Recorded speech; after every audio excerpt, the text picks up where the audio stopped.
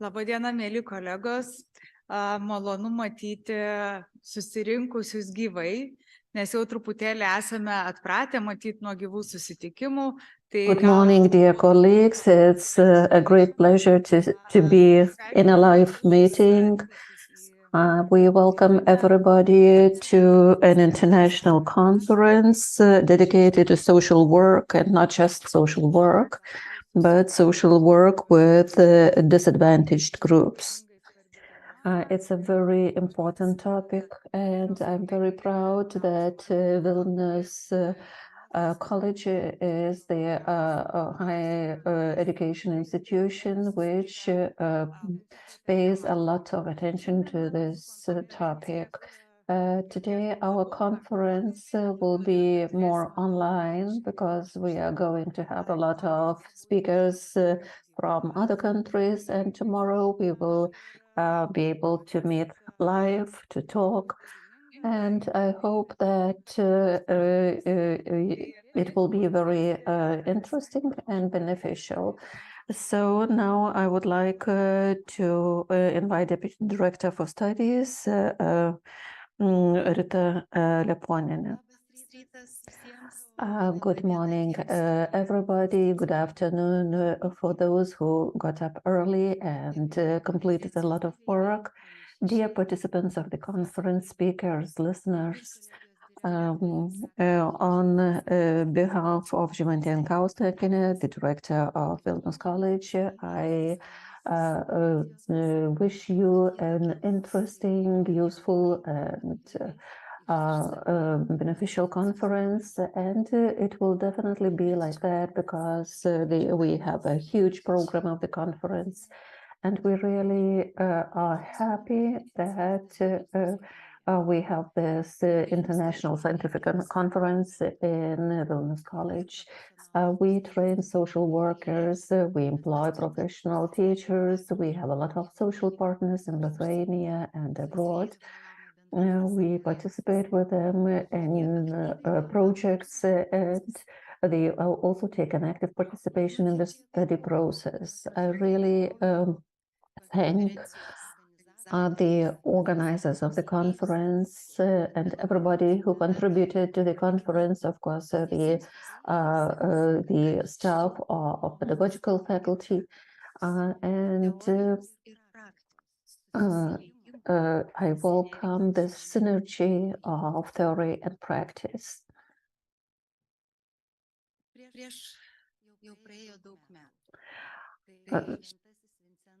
Saint Vincent Pauliettis, as the sources say, is the beginner of social work, and many years ago he spread his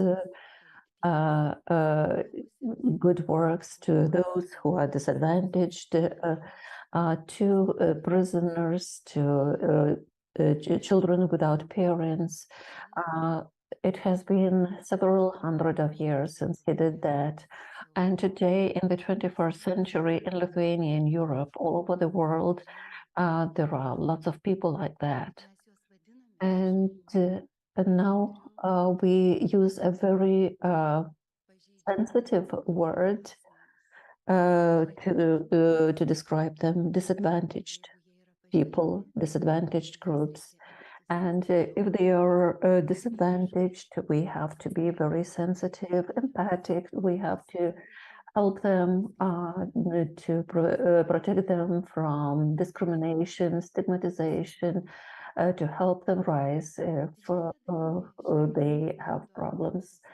Mainly social workers are those who perform this mission, and as they say themselves, our work is invisible. Very often we are the only ones, we are alone in this difficult work on this difficult road. But social work is not only a profession, that's the lifestyle very often, and therefore it is very important to have such conferences where knowledge, practice, insights, opinions are merged to make the work of the social worker easier, to send a message to the society, to the communities, and most importantly, to ease the life of the disadvantaged. I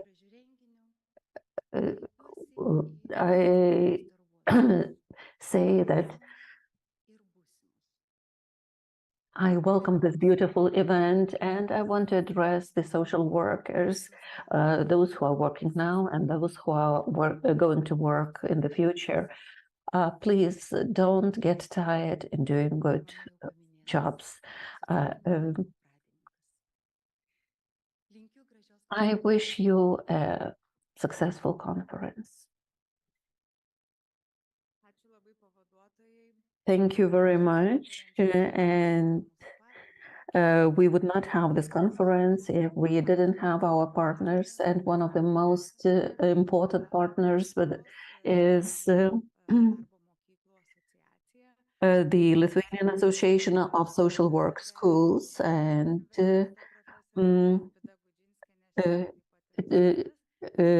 today, Professor Vida Gudzinskienė is with us, so the floor is yours. Good morning, everybody. I am concerned about two things. On one hand, it is a very sensitive topic which is relevant to each of us because probably there are no people who wouldn't know somebody from a disadvantaged group. And we are all here to put our efforts together, to discuss together, to talk, and to look for practical and theoretical ways to help disadvantaged people, disadvantaged groups. And when I was coming here, I was thinking that first of all, I have to thank the present social workers, all the professionals who help. Because when I said workers, I decided that I have to correct myself. We also always work in a team, a psychologist, a development specialist, a mobile team, which is always in the most important place. And it depends on those people, on their fast reaction, on the speed of the speed how the service is provided, and the success of the service depends particularly on that. We all here want to have less cases which are often discussed by the media, those terrible cases. So I would like to thank the Academic Society of Lithuania and other countries like Poland, Malta, Estonia,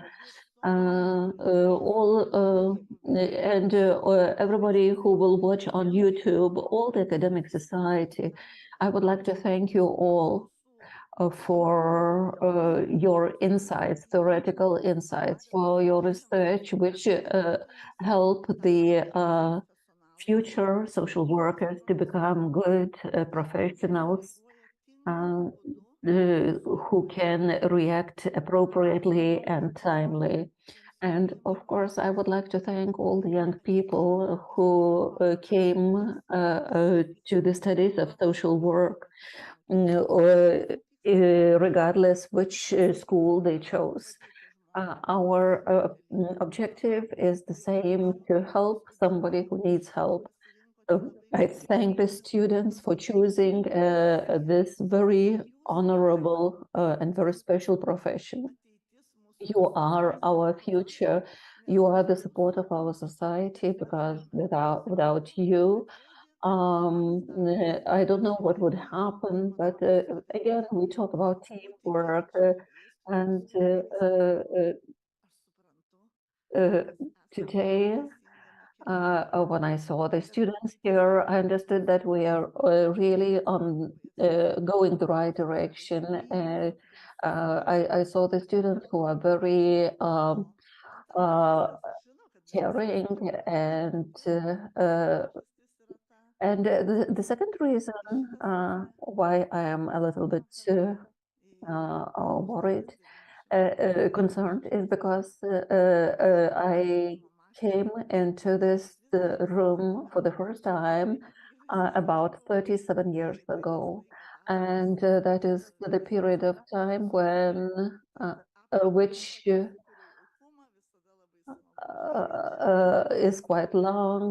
This environment is really very very cozy, very beautiful, and it really evokes a lot of emotion. I feel emotional about that. So let's hear the insights you will be provided by the speakers. And I wish you to find something good, not to try to judge, to say that I'm doing this myself. That's nothing new. But if that's the case, if you are doing something yourself, that means that you're going the right direction. So again, I thank the organizers for bringing us together, either live or online. I thank all the team, the organizational team. I know what it means to organize a conference. I have done that a lot of times. So thank you very much for everything you did.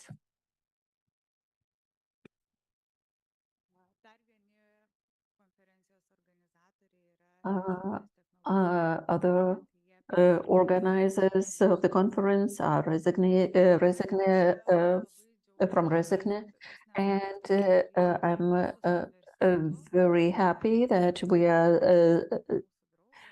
we have a very good relationship with Malta, University of Malta, and we have a friend, Professor Carmel Borg, who always joins us with the different activities and projects. And today, Professor Carmel will make a presentation, but first, as an organizer of the conference, he is invited to say a welcome speech. Sure. And I hope we will hear the translation. Yes. So thank you very much for the invitation. It's always a pleasure for me to either be physically present in Lithuania or to connect as we're doing today via online. Such a conference provides us with a golden opportunity to break with the routine and stop and reflect, because social workers are not simply workers or technicians. They are also thinkers. They are intellectuals who individually or collectively can read the world, can engage with the world critically while acting on it. So social workers are not only intellectuals, they are not any intellectuals. They are thinkers who ponder about the social world, a world that, as you know, is socially unjust, a world that is hierarchical and discriminates, a world that allows for different types of oppressions to flourish. It's a violent world, a world that can be antisocial, a world that, as you all know, is going through very troubling times. In this social world, the humanity capable of inflicting so much pain on vulnerable others has the knowledge, the capacity, and the resources to reverse the negative trends that plague multiple societies. So there is room for hope. There is space for hopeful social workers. So social problems are human problems. And because they are human, we have to believe as social workers that they can be reversed, that the dystopic world can change, thanks to our collective effort to reimagine a world that is not and to work towards a world that will be. So reclaiming utopia is therefore a social imperative and needs to be a central goal for social work worldwide. We cannot heal our societies unless we reimagine them differently. It is in this context of such persuasion that we can reverse the current social trends. The social worker has a big role to play in reversing such trends by combining critical reflection with collective action for change. We have to do away as social workers with the invisibility that the first speaker spoke about.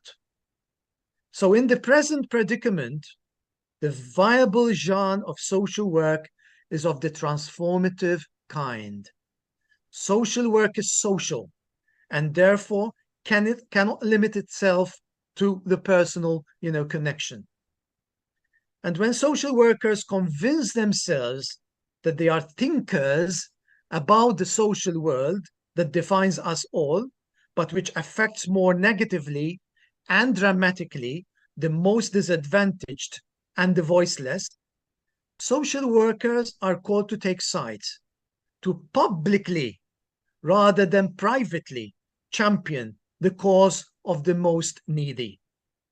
And in doing so, they are morally and ethically bound to provoke themselves and fellow workers to question taken for granted values, beliefs, and models of social work that view the most vulnerable as deficient rather than potential collaborators in our collective endeavor to heal ourselves and our societies. Social workers are by nature hopeful. They are resources of hope on a journey to create spaces of hope. This is not an abstract vision. This is a concrete possibility that can materialize through persuasion, commitment, and collective work. It is only through action that hope can be reclaimed.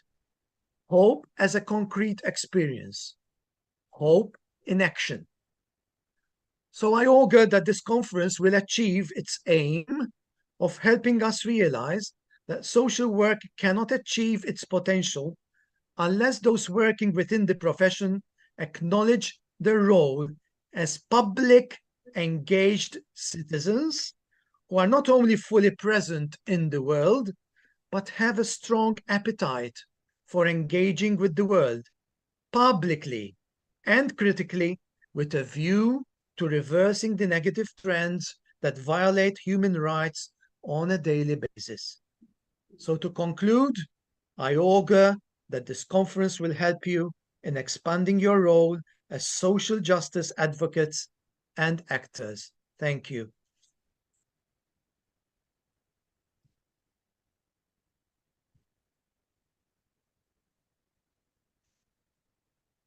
Ačiū profesoriui. Ačiū Thank visiems. you, Professor.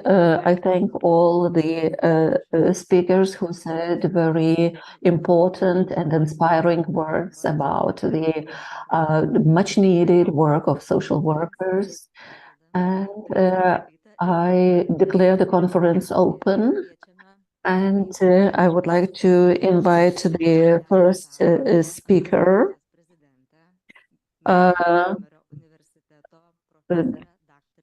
Professor Vida Bučinskienė from Mykolas Romeris University, and to speak about empowerment, the goal of social work. Sveiki dar kartą, tik tai matau, kad negaliu dabar prieiti prie pranešimo, kažkaip nustatom. Hello once again. I'm just noticing that I cannot access the presentation. Jis yra nuleistas žemyn, viską pasirašo, tik tai it just collapsed. So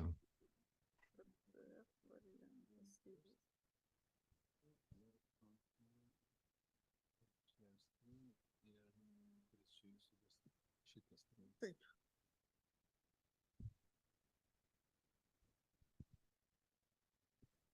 Pabandom padidint čia.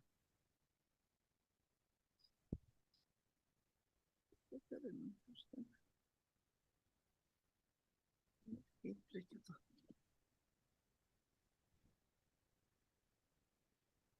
Oi. Tai sveiki dar kartą. so hello once again. It's a pleasure to talk on such a relevant topic.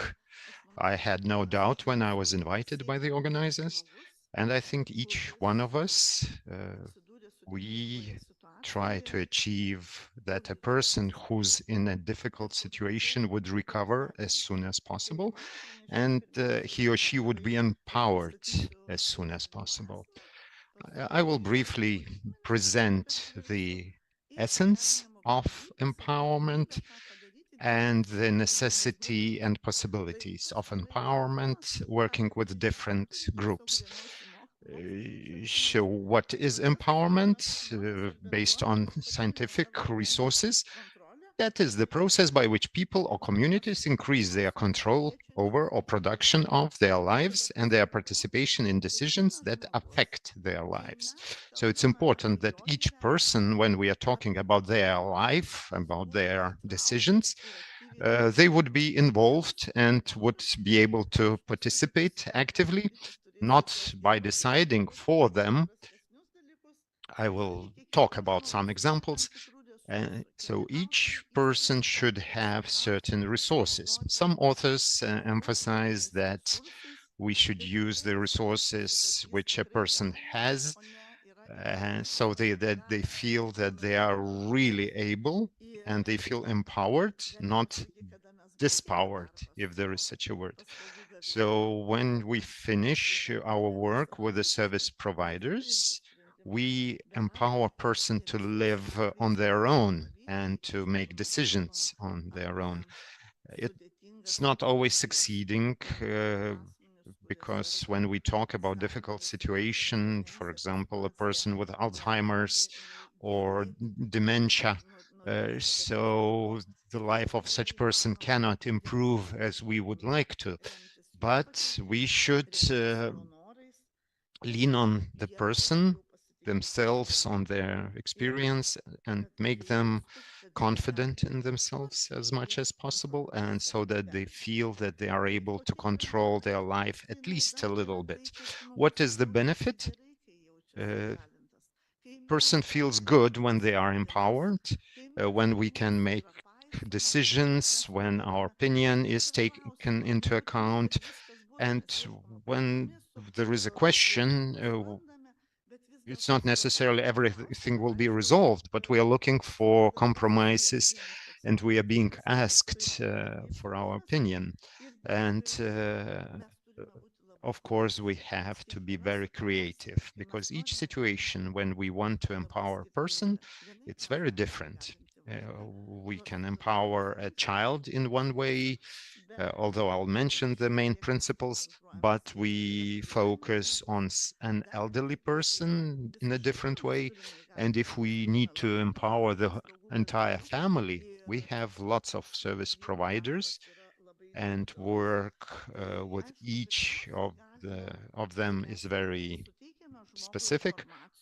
So what we can do, we provide information to a person and we educate the person.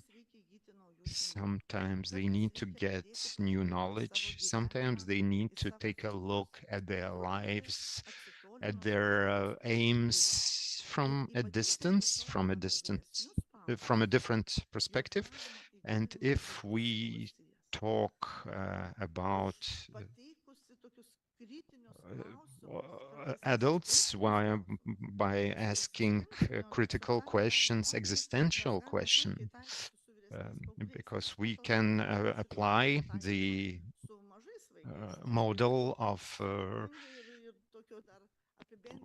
of such existential living with older adolescents, not with small children, but with older adolescents. We can help them becoming independent, self-sustained. And we as social workers, we as the mediators to ensure the social justice, because in most cases, those people from vulnerable groups who are faced with a difficult situation, they don't have anyone to turn to. So the social worker is their advocate, is their first point of contact. And what we can do is to establish good connection, and we are the mediators. We are guaranteeing the social equality, and we are the ones who help the person to ensure their psychological well-being, their quality of life. And of course, we are the ones who empower person and don't leave them. We are taking care of that person. We keep asking them questions, and that long-term empowerment is the goal for social workers. What are the general principles of empowerment? So first of all is to involve person into the process of empowerment. So we plan independent work, and of course we work together for that and evaluate that work. It's very important to hear out the opinion of the service provider.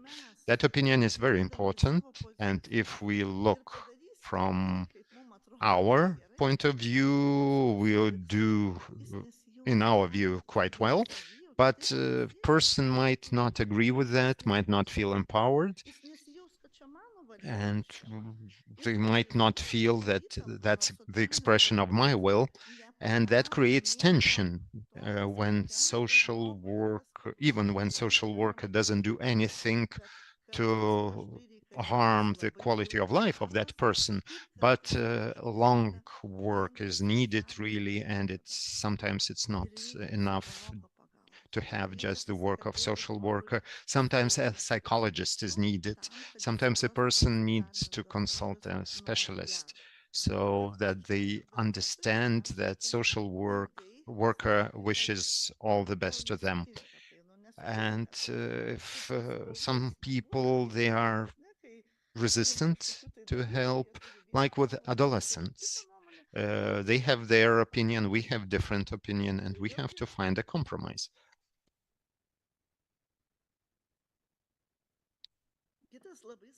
Another very important aspect, to use the connections as well as possible. We know the theory how to draw genograms, and we need to know the social ties of the person and what can help them the best. So we need to listen to that person and to hear what, in their opinion, is the help, who can help them. And we need to take into account all the tensions in their environment. Maybe they want their neighbor to come by and to have a chat. Sometimes when we talk to elderly people and they say, well, social worker just comes, brings some food. Of course, probably not the social workers are bringing the food, but that they are saying, I can ask my neighbor to provide food, but I wish the neighbor to stay longer so we can talk.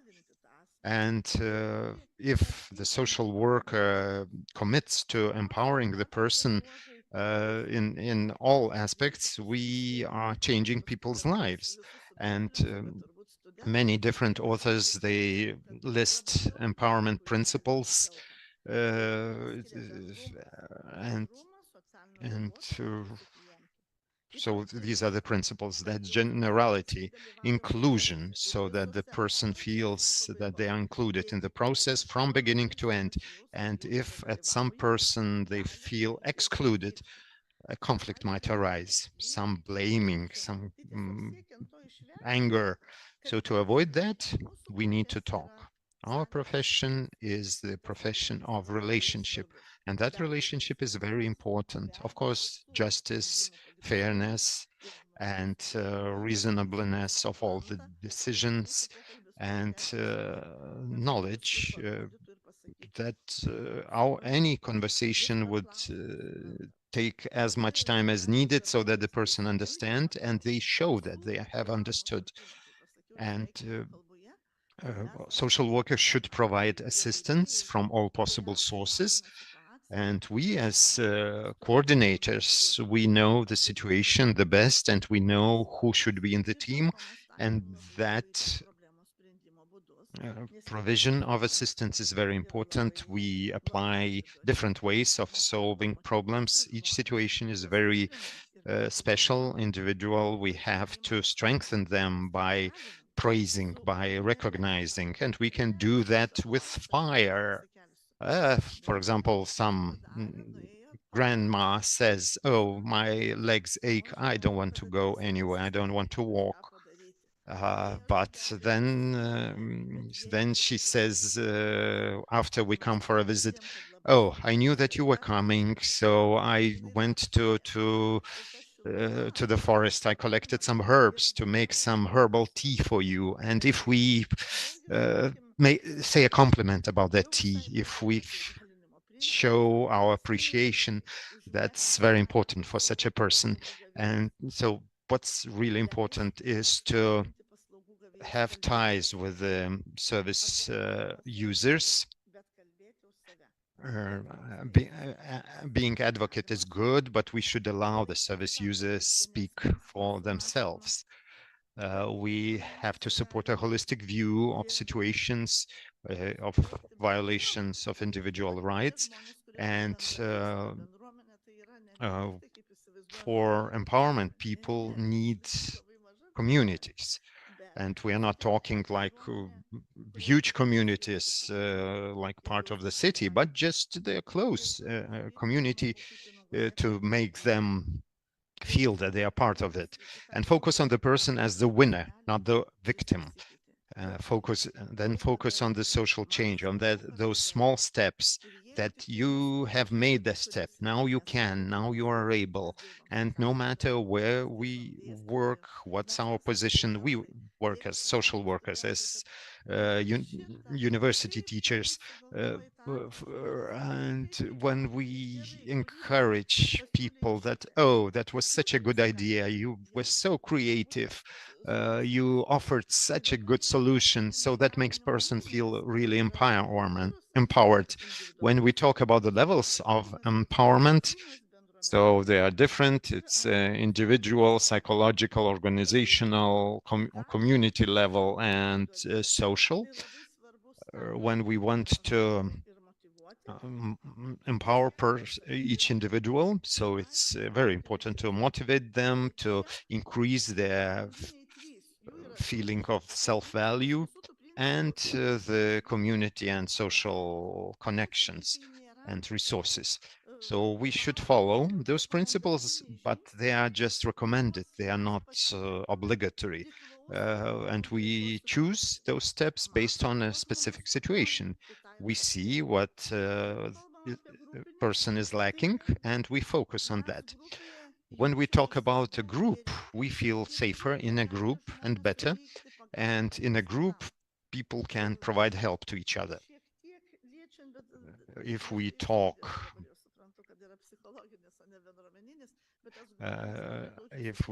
about the group empowerment, it's very closely connected to community empowerment. Community can do a lot. Person feels good in a community, and we have such a huge potential. Just a conversation can be not with a social worker, but conversation can be with a neighbor. And those contacts with neighbors, they can be very big. Most important is that people have their common goal. like community of knitters, community of grandmothers. They talk between themselves and they are not sitting each by themselves in their apartment, in their room, and they are not feeling that the life is boring. But instead, they have their common goal. For example, to knit a nice sweater, and I can do that thing and another thing. And if a social worker organizes an exhibition of their handwork, that's perfect empowerment. That makes person feel that they are important in the society, that they are powerful and they can do that. They can knit, and it's very important to have such things. If we talk about psychological empowerment, so of course, first of all, we analyze the situation in which person has found themselves. We evaluate it critically. We establish the contextual and personal aspects, and the factors can influencing that can be related to education, motivation, and each person needs different kind of motivation. If you as students would be praised with same words and same in the same manner, it wouldn't work equally for each. And of course, there's more of a context in a community group. And again, I'm saying that context has been changing. Now, social workers, they get to know children better. And earlier they said they have musical instruments, they have many toys and games and so on. And I'm talking to them and I say, maybe they need different kind of motivation. Maybe the best motivation would be if some person takes that child to go fishing. Maybe some member of community takes a child from child home and they go fishing because that child remembers how he used to fish with his or her dad. And for a child would be such a huge motivator, much bigger than a hi-fi center musical instrument or something. So what I'm saying, that material things are of course important, but we can achieve much more when we motivate a person based on their real needs. So that's the power, that's the empowerment. If we look at the organizational empowerment, so of course it needs main 6 components. That's leadership and organization. We as social workers, it's important for us as well. We're not doing that all according to the list, and if it's not according to the list, it's wrong. We need to be really sensitive and careful. Organization which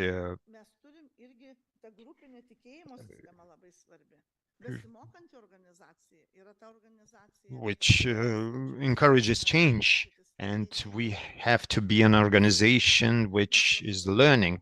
We can learn within us and from others. We learned a lot during the COVID period, and we worked with students, and maybe some teachers were better at, with IT, maybe others were not doing so well. But students encouraged us and they said, teacher, it's easy, just do it like this and that. And now we have new students who are coming, and I wanted to say, we have students who have less contact with IT technologies. So when they need to share a common document, for example, with master students, so it's hybrid education, some is online, some is live, and they need help sometimes. And if I, as a teacher, criticize them that, come on, you had 5 minutes and you couldn't send me a document, But no, we should be patient and ask if someone needs help, and encourage some groups who are knowledgeable in that area to consult the others. So not to dispower those who are not so good at IT. And if we don't motivate them, if we will not encourage them, they will have another problem. We just show different sources, and then I just joke that sorry for spending some time unplanned because you didn't do all the homework. So it's important to have a positive atmosphere so people don't feel alone, no matter who you are, a social work professional or a teacher or a student. For students, it's important. When you feel part of something bigger, you feel powerful. When we can take care of each other, when we can share things. And for me, this morning, it was I felt that I could feel the warmth from other people, and of course, we can take different roles on different levels, and the teachers of this institution, they showed that some students overslept a little bit, and teachers took care of the registration. When the students came, then they took over. And the same teachers, they switched to their tasks, like moderating and so on. And this is the way it should be in all organizations. So professional social workers and students and teachers we should be showing good example that we can be those who can help when it's needed. So it's usual that conference starts, but some students want to have a longer nap. And sometimes I was just, because my handwriting is quite well, I was writing handwritten certificates. And if someone asks me to do it, well, why not? I like writing. If I wouldn't, I wouldn't do that. But I mean, have certificates which are not printed. I like when there is some part handwritten. But the mechanism of how we solve problems, that's the most important. And I mentioned about the community empowerment. I will just mention 4 main indicators. That's collective reflection. So members of the community come together to reflect on issues that have been important to them over time. So if we have a problem, we have, let's say, Žvėrynas, part of the city community, and we have a Facebook group, and we can discuss that. Then social participation and political debate. These are the ways for communities to get into action and to acquire more power. You can influence politicians, you can influence certain decisions and act and have an impact on those decisions, which results in a better quality of life for all the members of the community. And of course, getting the right resources to improve community well-being and social justice. That's another indicator which shows if the community is empowered. Then social empowerment is when entire society is provided with the resources, and those resources are allocated fairly and efficiently. Of course, there are always discussion about that, especially when the election is approaching. Yesterday there was a TV show, especially lots of discussions about the real estate tax, which is now really hot topic. And if each member of the society can be can take care of themselves, and we as society can have an impact, and we can influence change, then everything is okay. We are empowered. But if we cannot do any influence and the decisions are taken for us, so we are dispowered. So I wish us to be always empowered, and we are on the first line, on the front line, to make sure that the society is empowered. If we talk about the models, how does the empowerment work?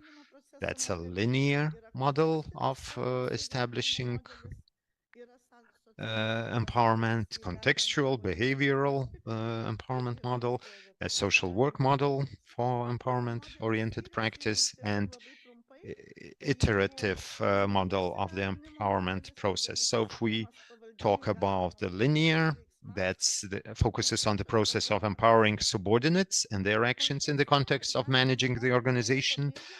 The contextual environment model emphasizes that the level of empowerment is due to the interaction between personal or group factors and environmental factors. As I mentioned in the beginning, we have to know that we always operate in certain contexts.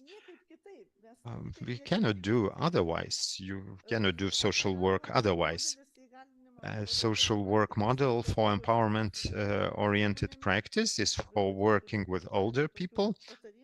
I have some advice as I see that the time is running out. And iterative empowerment process model defines empowerment as an iterative process in which a person who lacks power sets a personally meaningful goal for empowerment and takes action. So again, it has 6 main components. First of all, the empowerment has to be meaningful. So the self-efficacy, knowledge, competence, action, and impact are the most important factors, and relevant purpose. So social contact is the most important, is essential, and person has to raise really meaningful goals and tasks.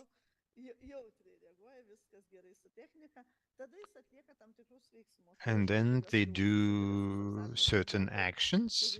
They talk to a social worker, they get empowered, and this circle starts running.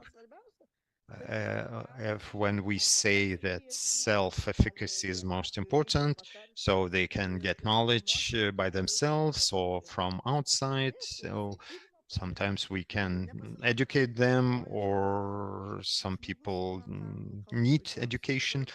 For example, unexpectedly, we have an older person who understands English perfectly. She's a former English teacher. So, and she says, I don't know how to cook. I cannot make food for myself. So I say, just look at YouTube videos. Everything is shown from A to Z. How to get products, how to dose them, how to mix them.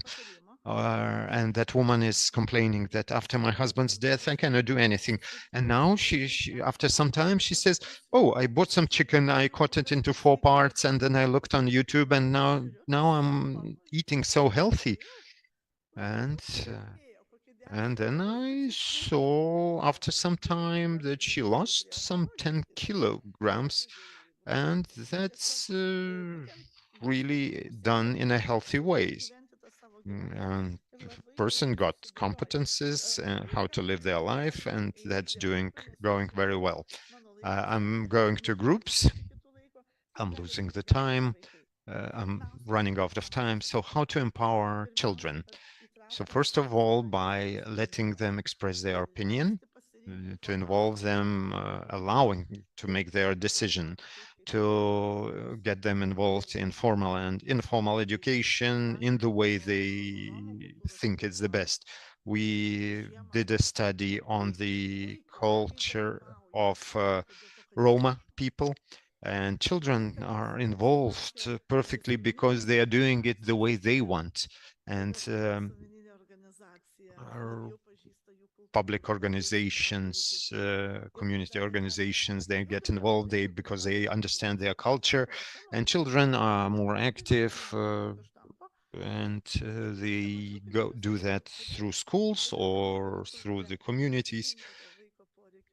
And sometimes the needs of the child are really seen, and their needs are assessed. Maybe they want to dance, to sing, and if yes, they get involved very, very nicely. If not, if they are not interested, so there's no force. And implementation of the right to participate for children. So what's the best practice? How do social workers empower children? So first of all is the respect to the right to participate of a child. It's from on behalf of the social worker. So when we ask for a child's opinion, if we ask for his or her opinion, it's such a powerful thing when a child wants to talk and they get the possibility to talk. When we hear out the opinion of a child and they say that it's good that they are asking us because they have experience when they were not asked. And then discussion of a child with adults and taking into account their opinion.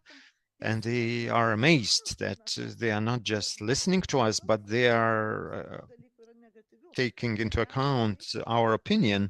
And then the motivation for child to take their independent decision.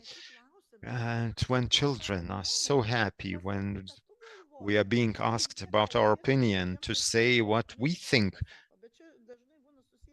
Not all children do that, but sometimes it depends not only on social worker. And then, as I say, that those everyday processes to empower children in their mundane, everyday things like the way they dress, the way they plan their leisure time. And if they say, if I'm going to sports, I am also organizing the activities for others, and they feel empowered. As I said, they choose leisure according their own hobbies. Some of them, they don't want to take responsibility, but social workers allow them to talk and to discuss. Sometimes we have longer meetings because we are allowed to talk there. So we shouldn't get angry that the meeting was very long. We should be happy about that, because that means that we were able to speak out and we don't carry that burden. And then when we meet the person and we can smile, because if I come with a burden on my shoulders, it's very difficult to talk openly. So what are the difficulties? What is the attitude of a social worker? Sometimes we have cases that this is a general principle and it always works. Sometimes it's just happens when they flow one from another. When the opinion of a child is not heard, and there's no consultation with the child, and when sometimes when a child says that their opinion has been suppressed, and how is it done? Social worker asked for my opinion. I said, And then social worker says their opinion and then presents it as our joint opinion. So then the children feel really neglected. Of course, it's results or is related to child's lack of self-confidence because of their trauma, and they feel that my opinion is doesn't interest anyone because that's what they're used to have at home or at school. So what we should do, we should organize curricula that encourage self-expression, problem solving, and critical thinking. We should involve young people in planning and decision-making processes related to their education and leisure, provide opportunities to participate in community projects and initiate their own projects. So what we should do is make them feel the meaning in it, in this, so that they feel that their opinion is heard, and we could involve those families with social problem. We should motivate families with social problems to participate. We should encourage them. And if there's adults with disability, if we talk about that today, we should establish networks which can, social support networks which can help, and community members can support each other. With elder people, we should encourage their activities and social interaction, and we should help them manage the technologies. If they cannot do that, they need help. They shouldn't feel neglected just because of that. But main stages of the empowerment in social work, that's the efforts of social work to create positive environment where a person feels safe and cozy, then support a person in finding their own strengths. And then the third important is to reduce their dependence on social workers and to encourage the independence of a client. And the more the student or recipient of services is more independent and empowered, the more our work is done. Right. Thank you very much, Professor. Does anyone have any questions or to comment? I see.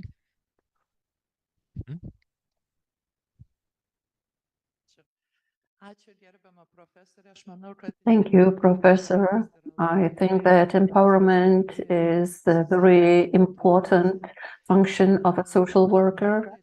But sometimes I think that the laws and instructions put a social worker into a certain frame, especially when we talk about the social groups which face social inequality.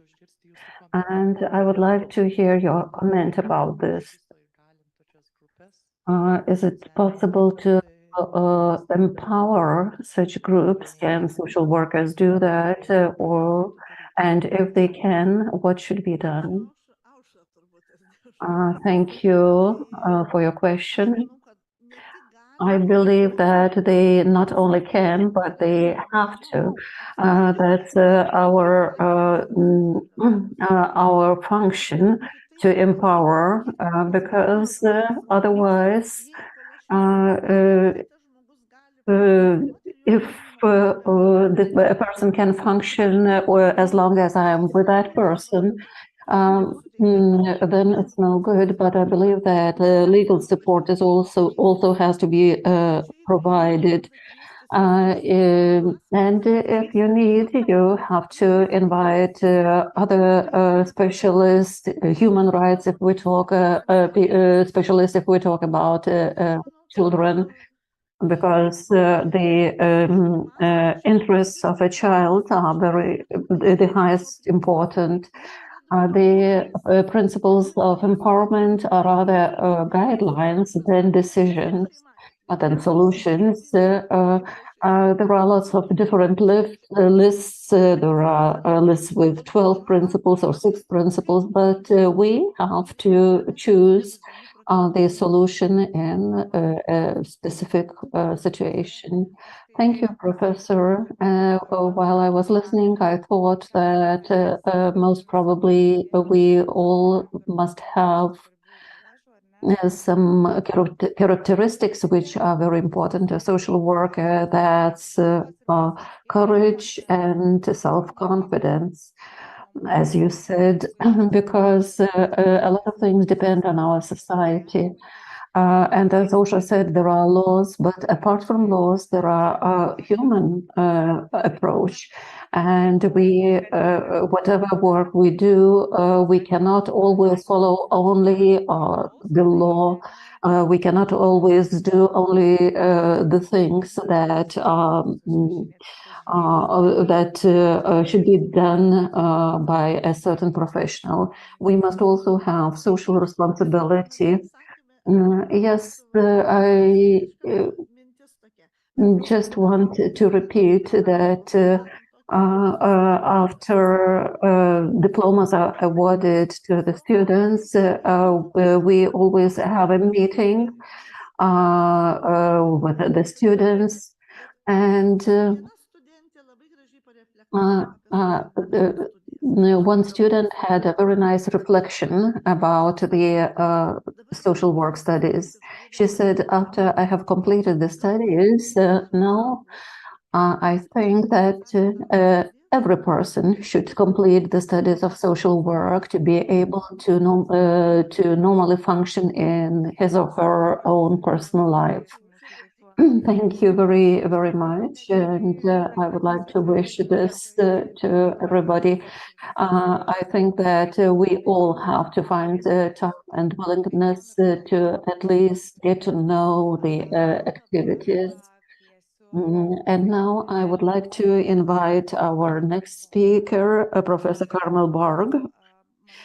I think that he will continue what was said by Professor Vida Guzhinskina about empowerment, because Professor will talk about empowerment of parents, probably, because parents are often those persons who are also in a way disadvantaged. Last year we had a conference on parenting, and we had people from a parent association, and they said that they also want to be heard. So Professor Carmel probably will talk about those things. The floor is yours. So thank you very much once again, and good morning once again. I'm really happy that I am following a presentation on empowerment, because of course my presentation will build on this concept of empowerment, and I will be looking at a particular model of social work, which is transformative social work, in the context of the relationship between social workers and of course parents. Let me start with a very concrete story from my country, because of course we will follow that story and keep that story in the background while I am presenting my thoughts on the concept of the transformative social worker. So my story has to do with domestic violence. For many, many years, the domestic violence was a private affair. So it was basically, an invisible issue, an invisible topic, an invisible story, in the public realm. Now, what made this story visible? What made this story public rather than remaining, private. So there were many factors that contributed to, putting domestic violence on the national agenda. But one of them was a story which has to do with transformative social work, a group of, women who suffered from domestic violence created a support group.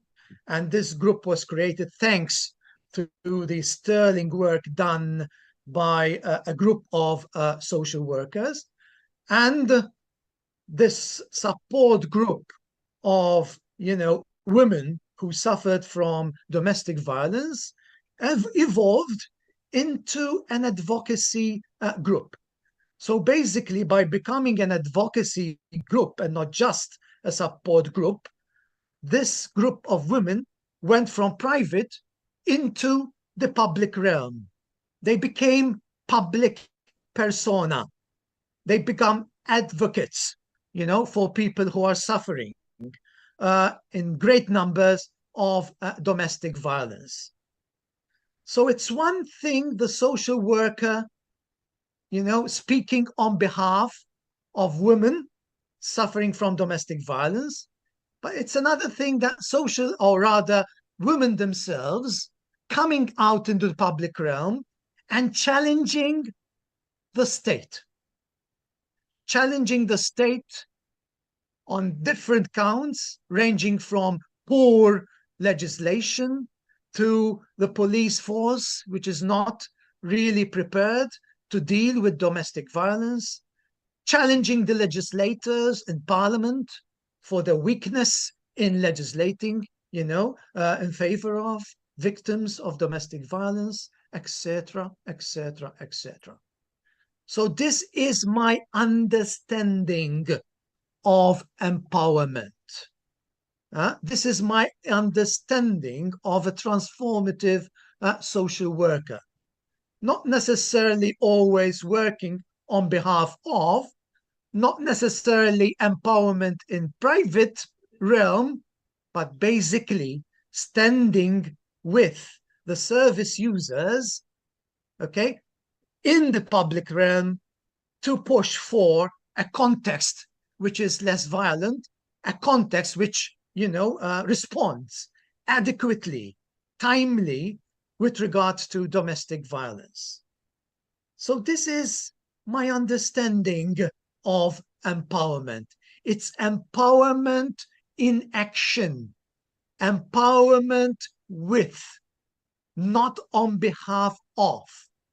And to get to that point, as we're going to see in my presentation, we have to see the other not as a deficient other, not as a broken other to be fixed, but as a true collaborator. And that's where the story, or rather my story, of the transformative, social worker starts. This idea of moving from an expert model into a collaborative model, where the service users, and that is the case with many cases, are seen as, able, enabling, empowering others rather than deficient others. So sometimes there is this possibility that we are for empowerment, but our mentality, our attitude, and our behavior with the others is anything but collaborative. And therefore we cannot achieve real empowerment as described in the story I started with, unless we interrogate, unless we ask, unless we challenge, unless we problematize our mentality, our attitude, and our behavior. So interrogation, or rather self-reflection, or rather critical self-reflection, is of the essence. Because many times we point fingers at everyone, the legislator, the politician, etc., but it's very rare that we stop and engage critically, not only with others, but also with our good self. So that is my challenge for you today in the very little presentation that I have prepared for today. So this is, for me, the concept of the transformative social worker. It's a model. It's not perhaps mainstream. It's still perhaps marginal, but this has been my agenda for the past decades.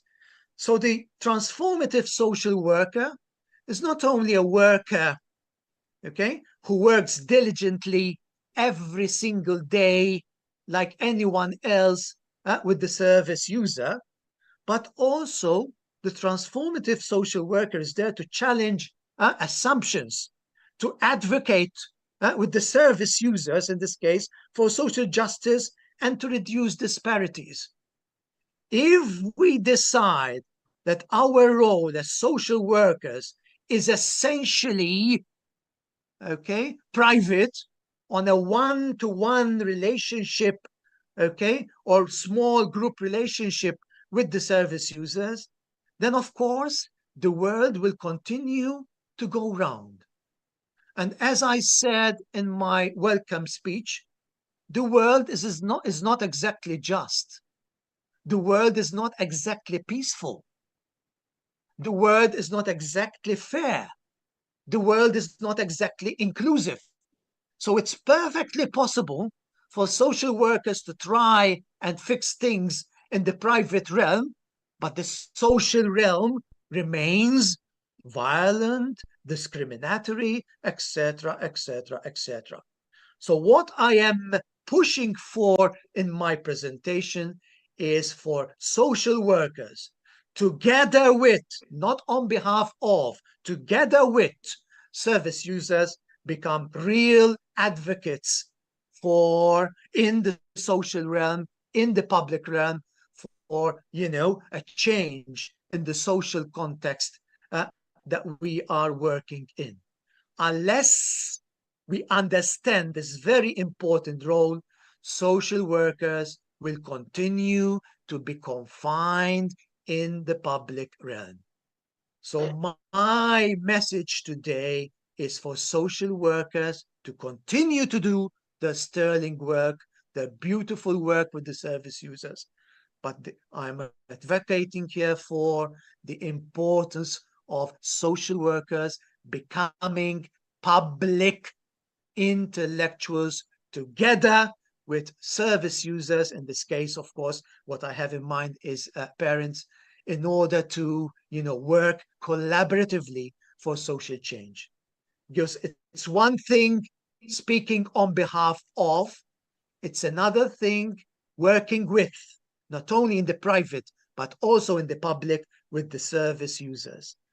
The emotional, impact of a poor person, the emotional impact of a violated woman in the public realm, side by side with the social worker, is 1,000,000 times as powerful than simply social workers either working in the private realm or social workers speaking on behalf of. So that is my vision, and that is my model for this concept of social workers as transformative social workers. So this is in a nutshell, when we melt the fat from that definition, this is the skeleton that we are left with. So the transformative social worker is an ethical social worker. In other words, the social worker is choosing what is right, what is true, what is fair, what is inclusive, etc. The social worker is critical. You cannot hope for a better world unless you understand critically and engage critically with the world as is. So we can imagine a better future by engaging critically with the present. And that is a fundamental role okay, that social workers are morally and ethically obliged to engage with as transformative social workers. Of course, you cannot consider yourself a transformative social worker unless you are socially committed. So social work is not about personal relationships. It's about personal relationships in social contexts. So by definition, you cannot claim social work unless you engage with the social. And the only way you can engage with the social in the transformative context is by engaging with the social in a critical way. Of course, when you understand your ethical position in the world, when you understand what your social commitment is, then of course, the ultimate goal is your work with collaborators for social justice. So these are the basic elements of a transformative social worker.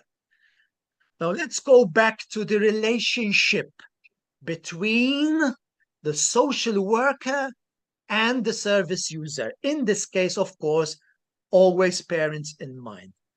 And the starting point of a productive, a real empowering relationship between the social worker and the parent is our view of knowledge.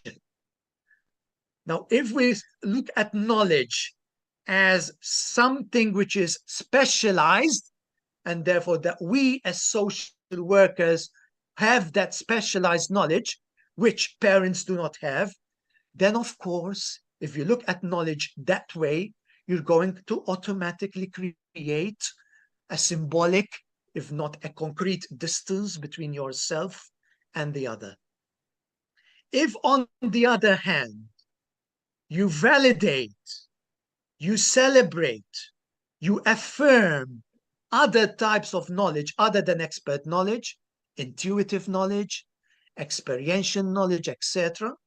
If you valorize that kind of knowledge, then there is this possibility that we can get closer to each other and collaborate with each other, and very importantly, empowering each other. This is the parting point from the transformative social worker as compared to other social workers. Empowerment in this context is mutual. Empowerment in this context is reciprocal. We do not empower parents. In a truly collaborative relationship, we empower each other.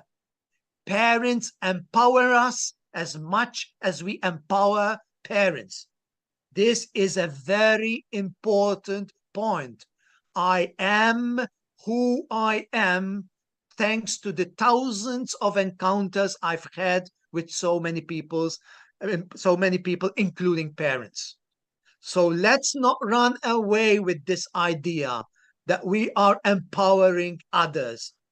If we see parents as social users, not as deficient others, but as true collaborators, then we start understanding the power of parental knowledge, the power of parental experiences, the lived experience of parents as knowledge, as powerful knowledge. So if I can, at least drum this idea today, I think I would be happy. This is not about empowering others. This is not about social workers empowering service users. This is about empowerment and therefore transformation as a mutual lived experience. So that is a very important message indeed. Now, when we talk about the transformative social worker, by implication, we could talk also about the oppressive social worker. Now, there are many of us who think that, they're doing good work, and I really want to believe that we are all doing good work, but if we want to stop and be honest with ourselves, and we do not have the time with me, okay, to do that, that takes a lot of time. There are different ways of meaning well as a social worker, but doing oppressive work with others. And these are some of the characteristics. I cannot go through them all, but let me pick on a few things. One of them is, I know best. Okay, you came in as a service user, and I am the expert, and I will save you. Playing the Messiah with the service users. The moment you think that you can fix the other is the moment where you're going to create a vertical relationship with the other. And that is oppressive. That is colonial. You cannot achieve collaboration.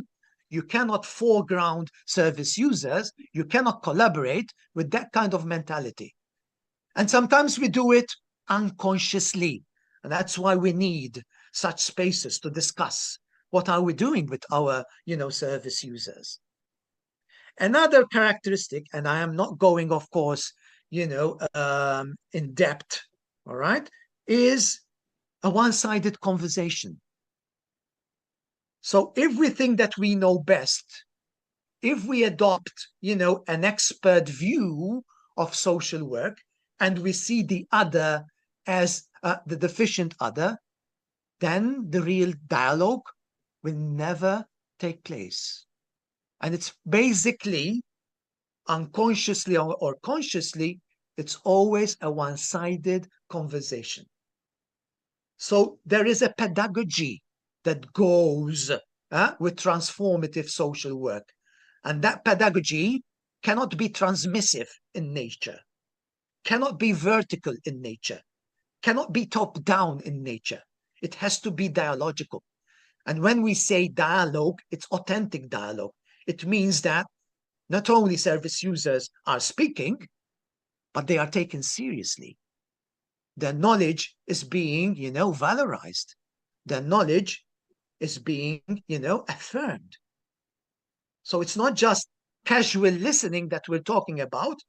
It's attentive listening and using that listening as knowledge for collaboration. So there are lots of benchmarks to be overcome before we can actually speak of a transformative social worker. I do not have the time. They are there, and I would be willing to share all these characteristics with you. Now, a transformative social worker cannot be a self-centered social worker. A transformative social worker has to melt in the conversation, in the dialogue. And these are characteristics of a self-centered social worker. And from my experience, I have met lots of professionals who think that they are collaborative, who think that they are open, but when I challenge them with each characteristic, unfortunately, they fail the test. And these are some of the characteristics that distinguish, the traditional self-centered, social worker from the actual transformative social worker that we're talking about. Deficit-oriented, opinionated, judgmental, prescriptive, unable to receive, good feedback, entrenched, culturally and socially biased, selectively empathic. When I have the time in seminars to train, actual professionals, a lot of material comes out. How can you expect, to be collaborative and dialogical and transformative when I challenge you, a lot of homophobic material comes out, a lot of racist material comes out, a lot of sexist material comes out. So there is always time for us to stop and reflect not only on society, but also reflect critically on ourselves, because we cannot engage collaboratively if there is a lot of problematic, unconscious material that is putting barriers between us, social workers, and of course, service users. And these are some of the qualities now of a transformative, social worker. Humility. I do not have the time to go through each and every characteristics. I will pick humility because that is a very important point. You cannot engage productively with the parent, with the service user, unless you approach the relationship in a humble way. In a humble way does not mean that you retire and just listen. No. Humble way means that you give time to the others, that you valorize the others, that you see the others as real, collaborators, as real people in dialogue. So you cannot engage in dialogue unless there is a high level of humility on your part as a social worker. Humility implies time for dialogue. Humility implies time for active listening, etc., etc. So the story of the transformative educator starts with this very important quality: humility, courage, and I will stop here with these qualities. Courage to stop and listen, courage to say that I have to learn from even the most broken person who comes into my space as a victim of domestic violence, courage to collaborate in public, to show your face, to engage in social justice, community-based engagement.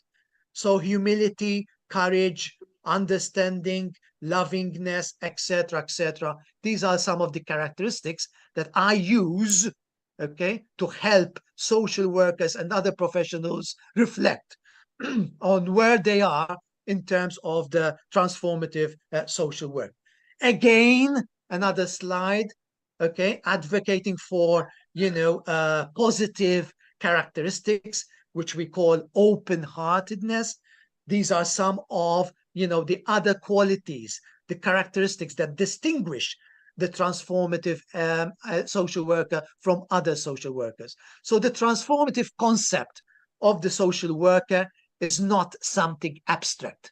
This is something that I work with, and can see it happening before my eyes, and it has happened for the past 30 years. So what I am proposing, is not an abstract idea. It's my lived experience in my engagement with multiple professionals and not just social workers. Now, we cannot speak of the transformative social worker unless, we face the issue of power. The relationship between a social worker and a parent is not a neutral relationship. It's a relationship with a lot of power in between. There's a power dynamic happening in that encounter between the social worker and the service user. And we need to spend time interrogating what kind of power dynamic are we developing with the service user. In a transmissive traditional approach, definitely the power is almost totally in the hands of the social worker, in the hands of the expert, in the hands of the professional. That will never lead to a collaborative relationship. So, because I do not have the time, but I just want to send this message. You are in a very powerful position as social workers. Don't think about yourself as being, powerless. You hold a lot of power. So you need to interrogate and challenge and problematize and ask questions on how you're sharing, that power. Concentration of power, like in government, is basically control. And when you decide to control the relationship, then it's no longer collaborative.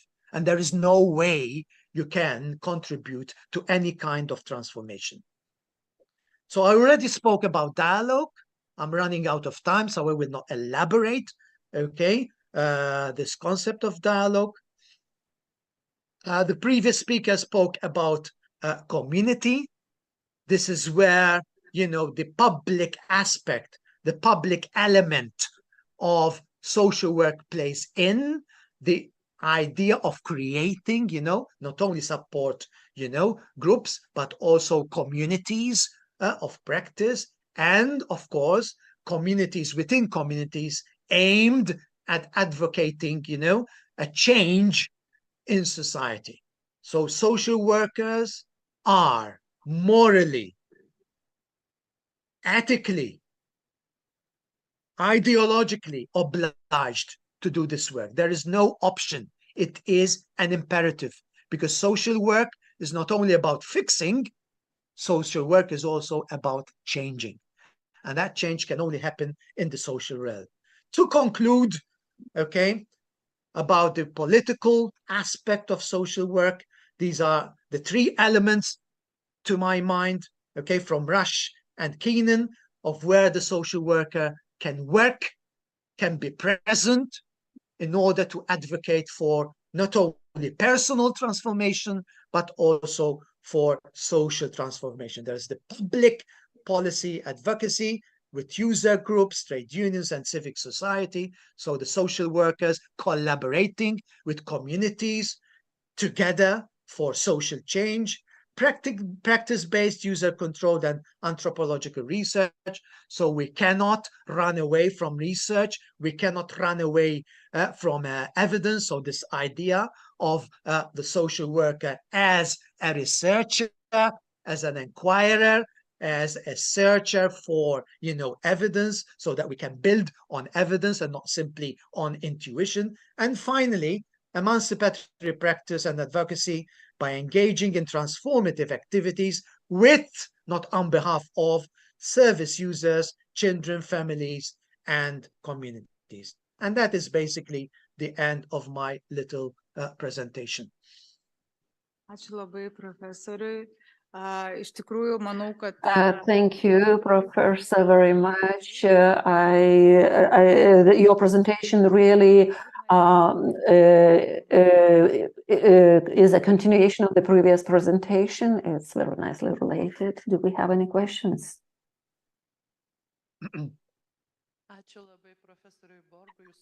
Thank you very much for your presentation, which really identified the priorities which we should bear in mind as the teachers of social workers. And you now we understand which competence development we should focus on. Now I just want to say what our students say. In the context of the current situation, political events, wars, society polarization, sometimes the students doubt whether we have power to change something. That's just a comment. Thank you. Thank you, Professor. Can you say that, yes, we have power? Yes, I mean, that has always been my agenda. As you know, I am very much aware that it is a cruel world, a discriminatory world, you know, an oppressive world at times. But, you know, as we say in politics, dominance, hegemony has its cracks. And as transformative social workers, we have to look at those cracks, because through those cracks, there is light. In my 30 years plus of work, I've seen so many agendas coming from going to, you know, the public realm, and changes happening. And it's by looking back that I remain hopeful, because throughout my 30-year plus experience, I've seen so many changes which did not come easy. They came through struggles. So there's always space, you know, for hope. Thank you, Professor. And Professor Vida wanted to say something. Thank you, Professor, for the nice presentation. And it was a good reminder to the students of the non-dominating model and its importance in social work, because we use the different models. And when I teach students, I have 2 hours at least, sometimes more. But especially when we want to get to know sensitive cultures, we have to use the non-dominative approach. We have to exchange roles. Sometimes we teach others, but we have to allow others to teach us. And only when we get to know the culture and when we understand why the people think one way or another, we can move forward, because we need that bridge. Otherwise, we can move forward. Yes, I totally agree. I always seen the space where, you know, the social worker is engaged with the other as a democratic space. So I think democracy is not limited to legislators, it's not limited to parliaments, it's not limited to elections. Each space has the potential to be a democratic space. So let's use it to obviously reinforce our culture of democracy. Thank you very much. Thank you for the questions. And I hope that in the future you will be more active, Professor. Thank you very much. Thank you for the inspiring presentation. It's always very good to hear you, and we really look forward to seeing you in Lithuania, because when we meet face to face, everything is even more active and more inspiring. Best regards to Malta, the University of Malta, and thank you for being our partners. Thank you. Thank you. Thank you. Thank you. And now we have our guest from Poland, and we'll have a online presentation by Ewelina Startek from the Probacja Association in Poland, and she will talk about the invisible children.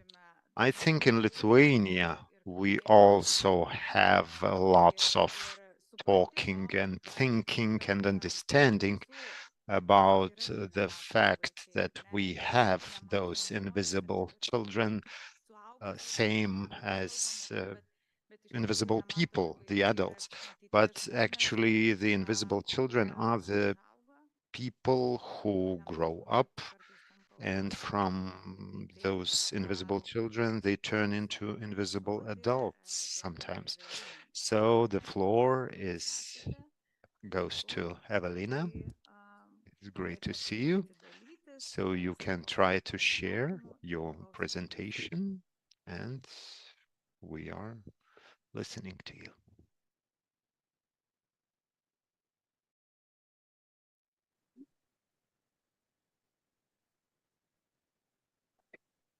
Laba diena, everyone. I think it's time for me to start speaking, even though I didn't understand what was being said. If it's my time, if I can take the floor now.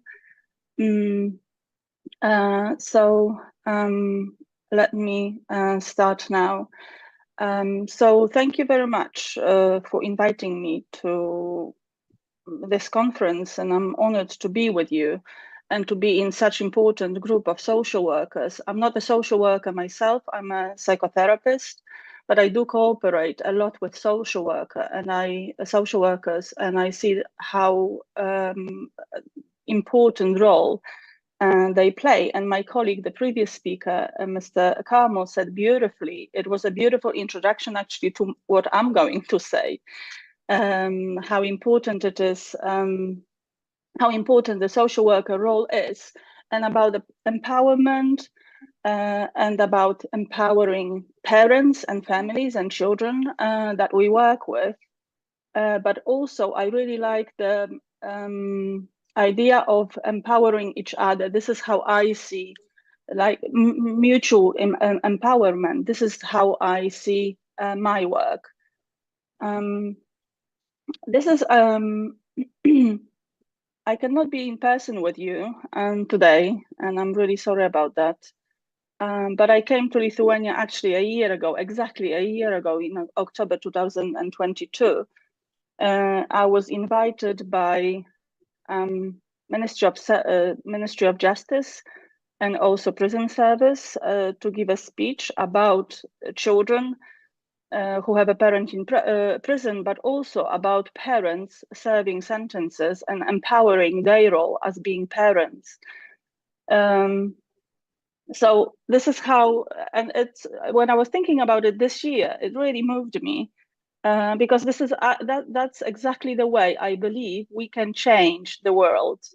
And I believe today's meeting, it is a little step to change the world for better, not just for us, for professionals, but for the families, children, and people that we work with. So I was invited to a roundtable actually in a prison service, and a lot of professionals came, and my colleague Edita, who is a social worker, a former student of this university, came, and that's how we met. And she was fascinated by the work I do in Poland. And we started talking, and then she asked me whether she could come to Poland to visit us and see how we work. And I said, of course, I invite everyone. And then, but you have such conversations every time you go to conference, but then nothing happens. But she did come.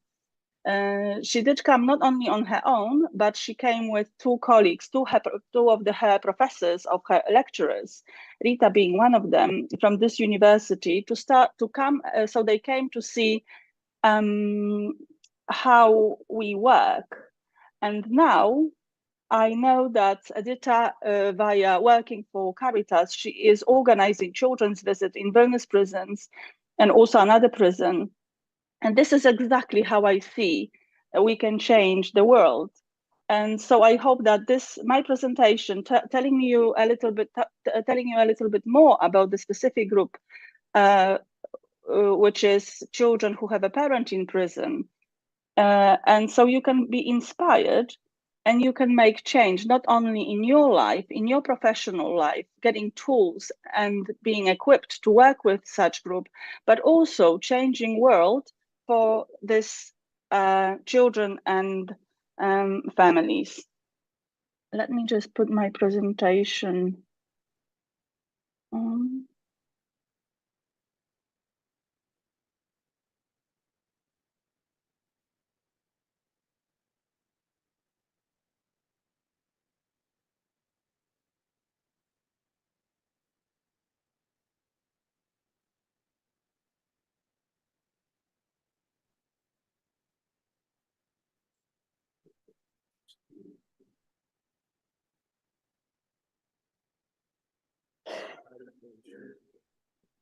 For some reason, I cannot share the screen.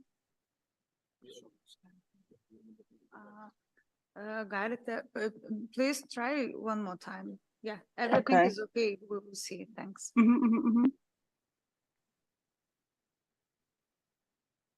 Well, I think it did happen.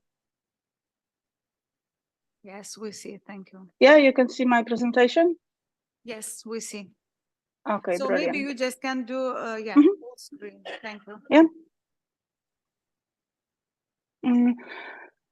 Okay, so today I'm going to tell you about invisible children, and this is the group I. Sorry, Evelina. Maybe you can share with this swap display, so we will see full screen. Now we see, yeah, this one. Yes. Oh, it's perfect. Thank you. Okay, great.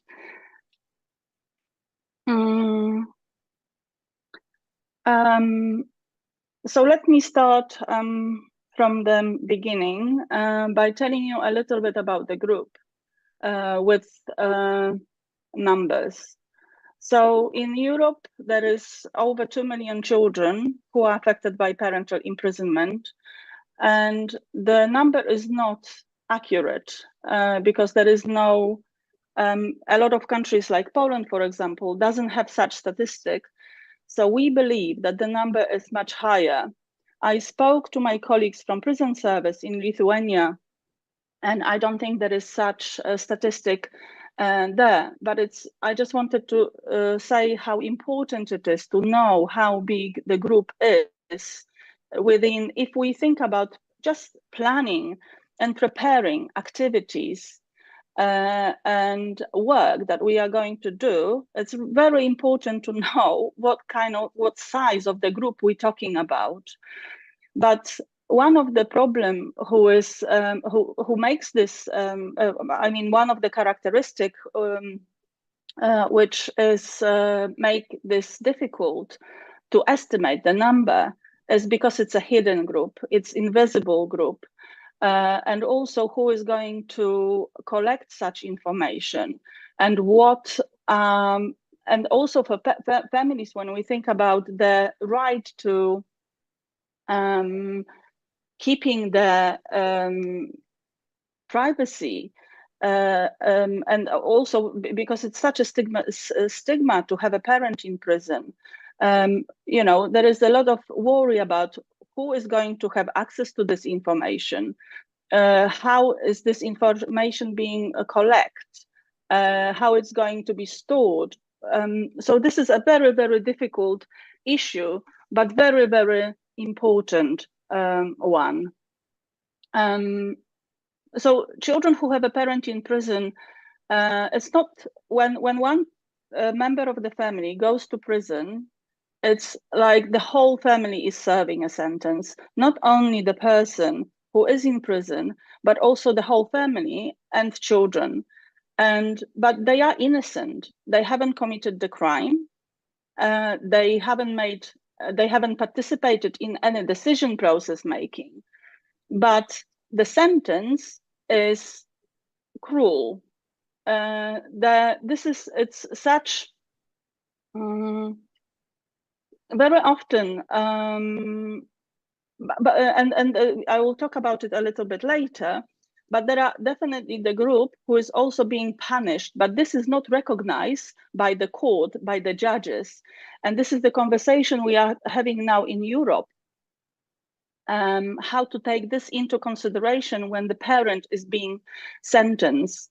How would they be, should they be any other matters used to sentence such a parent, such person, and also not to abuse the fact and not to make it as a tool to get a less sentence, but thinking about taking this into consideration, but he or she is someone's parents, and the punishment not only come to that person, but the child also be punished. When we talk about children, so there is a lot of emotions and feelings when the parent goes to prison. And so some of them, first is shock. No one prepared them for such event. Very often they are also the witness of the arrest. And so the police comes home. Very often there is a lot of aggression within such arrest, and children don't know what's happening, and other adults, other parents or carers don't know how to talk about it to children. So children are kind of left on their own when wondering, and very often, as children do, blaming themselves. Maybe this is something wrong they did. Maybe this is their fault. And this subject being such a secrecy, it's not, so the children don't have anyone to talk about it, no one to explain them what has happened.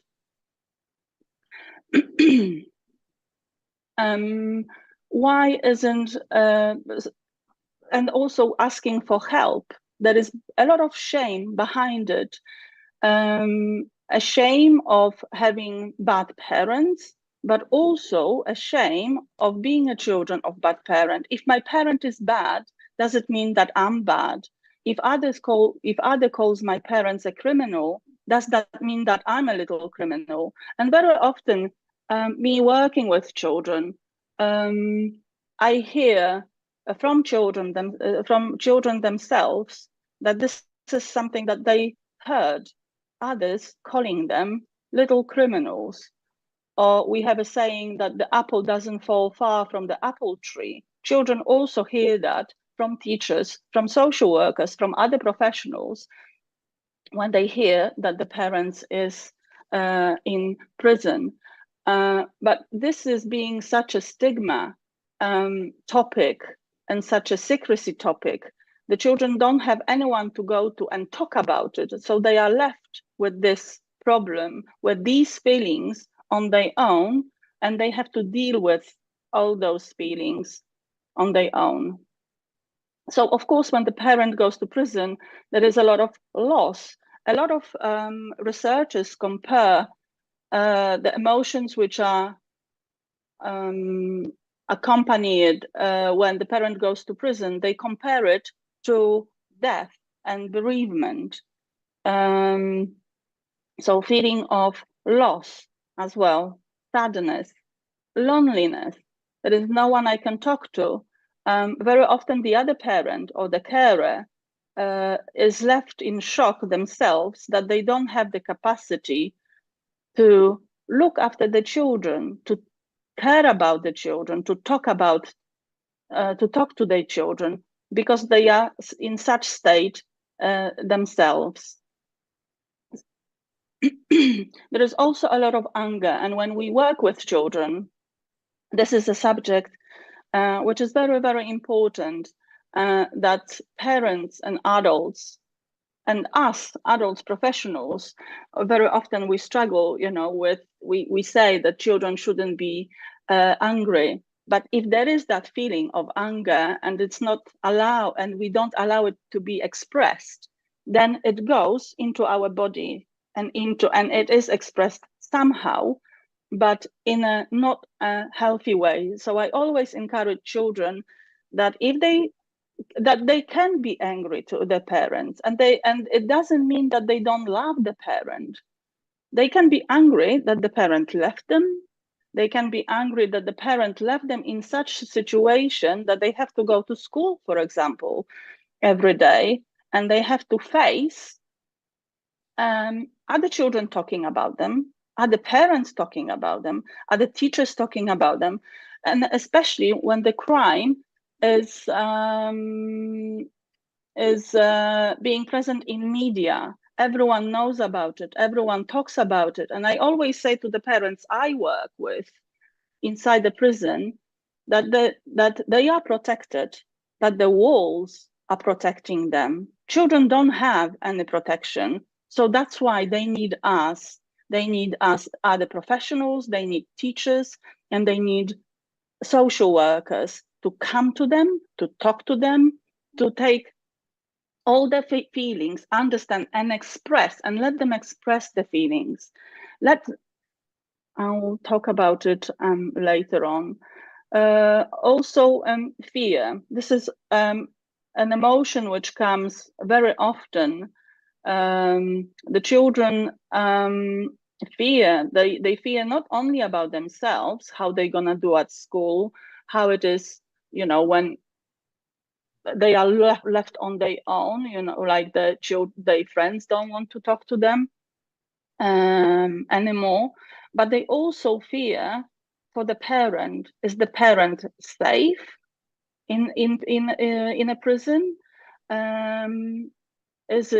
What is he or she doing inside the prison? Is it a place that the parent can be hurt? And knowing, we can do a little experiment actually now. What kind of picture comes to your head when you talk about prison? before I started working in prison, so please think about it. Before I started working in prison, I have this picture from the little children cartoon Daltons. I don't know in English, which it is an old cartoon. But the prisoners are in prison, go and with a very heavy metal ball attached to their leg, they wear special clothes, and it's not a nice and safe place. And very often children do have such pictures from films, from cartoons, from stories. We don't talk about prison being a nice place. When the subject of the prison appears, it is not a very nice place. So that's what the children worry about. I do have, when we work with children, we have a folder with pictures from inside different prisons, and I show the children, this is how the prison look like. This is the room or a cell, a bed, there is a library, because children need normalization, that there is a kind of normal life behind the prison. It's very, very important to them. So children, through no fault of their own, they are caught in the middle, and they are not quite sure what is going on, and they are having concerns and fears of their own. And they say that no one explained what had happened. I knew he was in prison, but I didn't know where. And the children are worried very often about the other parent who stayed with them, or about the other carer who stayed with them. And they don't dare to ask, because they can see that the other parent, the other carer, is in a state that it's not really, that they don't want to add more pressure, more worries. So they are staying with this subject, with those worries alone. I never talk about it at school. I'm scared. And that's what children tell us a lot,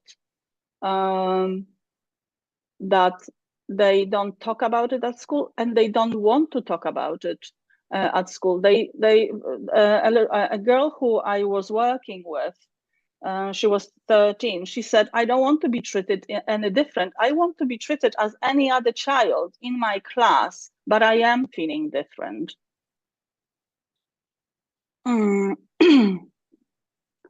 No one should have asked me what happened. No one asked me what happened at school.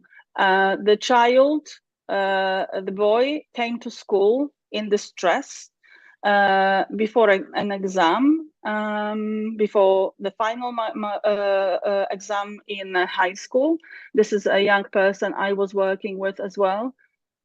He was in such distress that he couldn't concentrate on anything. He couldn't think about anything. He was just still thinking about his mother being arrested a night before. So he came to school. He didn't want to miss it, but he had to pretend that everything was normal, but it wasn't normal. His life collapsed on that night, and he couldn't talk about it. He couldn't share it with anyone. Very often in America, there is a lot of studies done just to show you how traumatic experience it is when the parent goes to prison. And it's listed. There are 10 adverse childhood experience called ACEs, and parent going to prison is one of them. Among divorce, among when the parents get ill, among death in the family, and even looking from the therapeutic point of view, we have support. We know how to talk about we know how to talk to children about those topics, but we don't know how to talk to children about when the parent goes to prison. And it is, as we saw previously before on previous slides, there are a lot of emotions attached to it, and it's such a traumatic situation that it leaves the children in a lot of stress, and then that has got an effect, especially on poor school performance. Then very often children drop out from schools, sometimes because they have to look after another parent. They do have to take this, they are put in the position of being the head of the house when the dad goes to prison. Sometimes they have to go to work, or they have to look after the other parent, the other carer who is left with them. Sometimes it can self-medication to ease the pain, drug abuse also to ease the pain, and within that situation. So when the parent goes to prison, that means that the child needs support. And I see it this way, that we should have, in the ideal world, there should be some kind of a lamp, and especially social workers should be connected to this lamp, that within the families, when the parent goes to prison, and of course, I'm talking about the parent who was safe. I'm not talking about abusive parents, because we have those as well. And then sometimes they are sentenced for the domestic violence. So I'm not talking about this kind of parents. I'm talking to the parents who were doing their role, who were good enough for the children. They were not a danger to the children. So the lamp should blink in red, and then all professionals, social workers, teachers, psychotherapists, everyone should stand up and be ready and go to that family and say and ask, how can I help you? Sometimes it is just listening. Sometimes it's giving the space to talk about the prison. So the prison word is allowed. We can say it out loud. This is what we do with children. It's not a taboo word, because this is the situation which happened in the situation. We cannot pretend that it didn't. So it's really important to think about it, that when someone goes to prison, a family member going to prison might change a child's relationship, but it doesn't stop them, dad being dad, mom being mom. And we have to remember about it, also working with parents who are serving sentence, because us as a society, it's very difficult for us to see, when we think about prisoner, it's really difficult. I do very often this experiment. It's really difficult to think about those people, that they had different roles before they went to prison. Very often they were moms or dads. And they were employers, they were someone's neighbors, they played different social roles. Some has to stop, but some should carry on. Not only should, but it's very important that they do carry on. But it comes with there is a lot of stigma about it, and a lot of shame, and I'll talk about it a little bit later. But they need us, they need professionals to strengthen their role, to come and see them and to say, hey, even though you are in prison, you can still be good enough mom.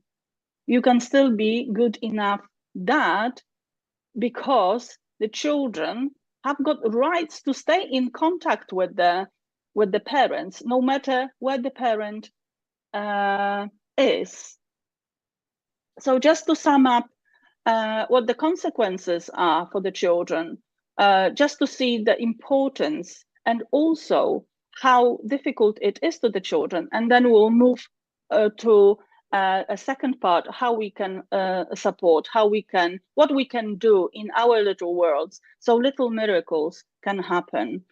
So children very often have to face change of guardian, especially when the mom is sent to prison. Then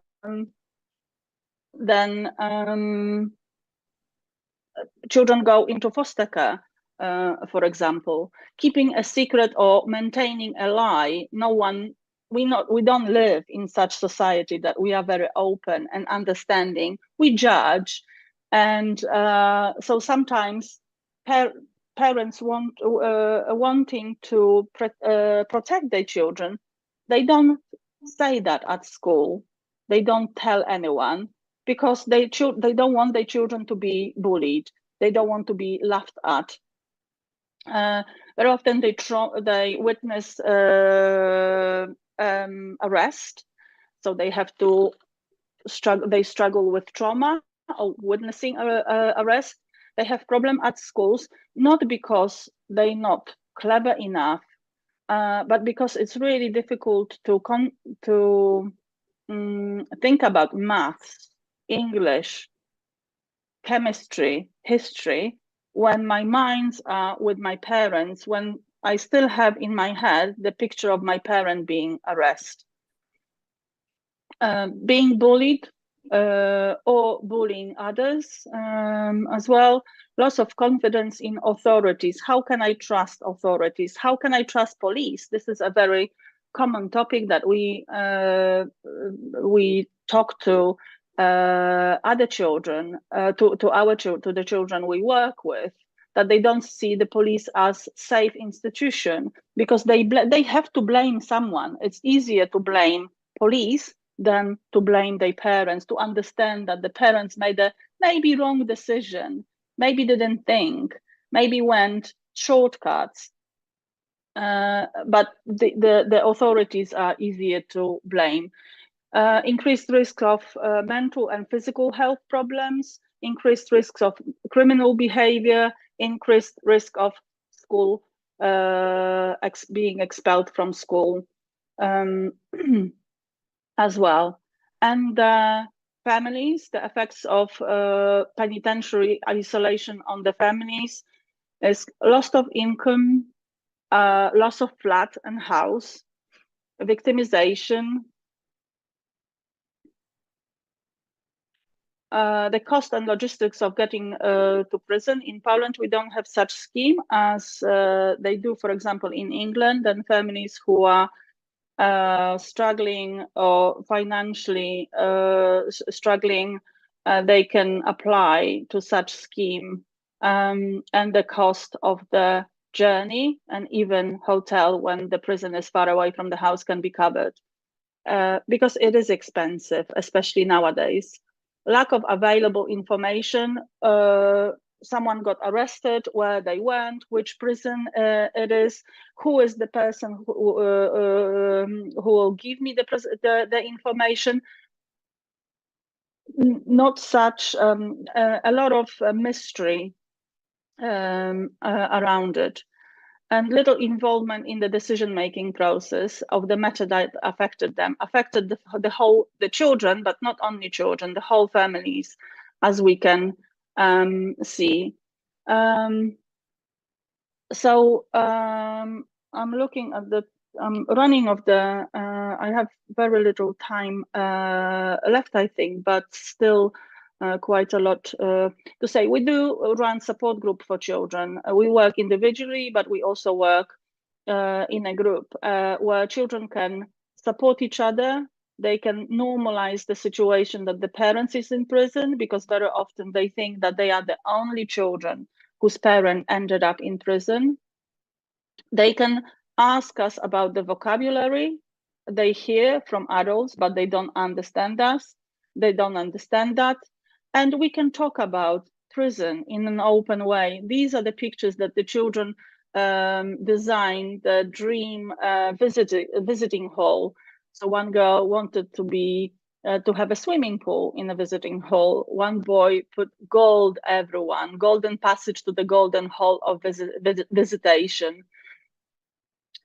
Because what I wanted to also to say that as adults, it's easy for us, and we have this temptation of making decisions to what's best for children, but very often we forget to ask them simply, what is it that you want in this situation?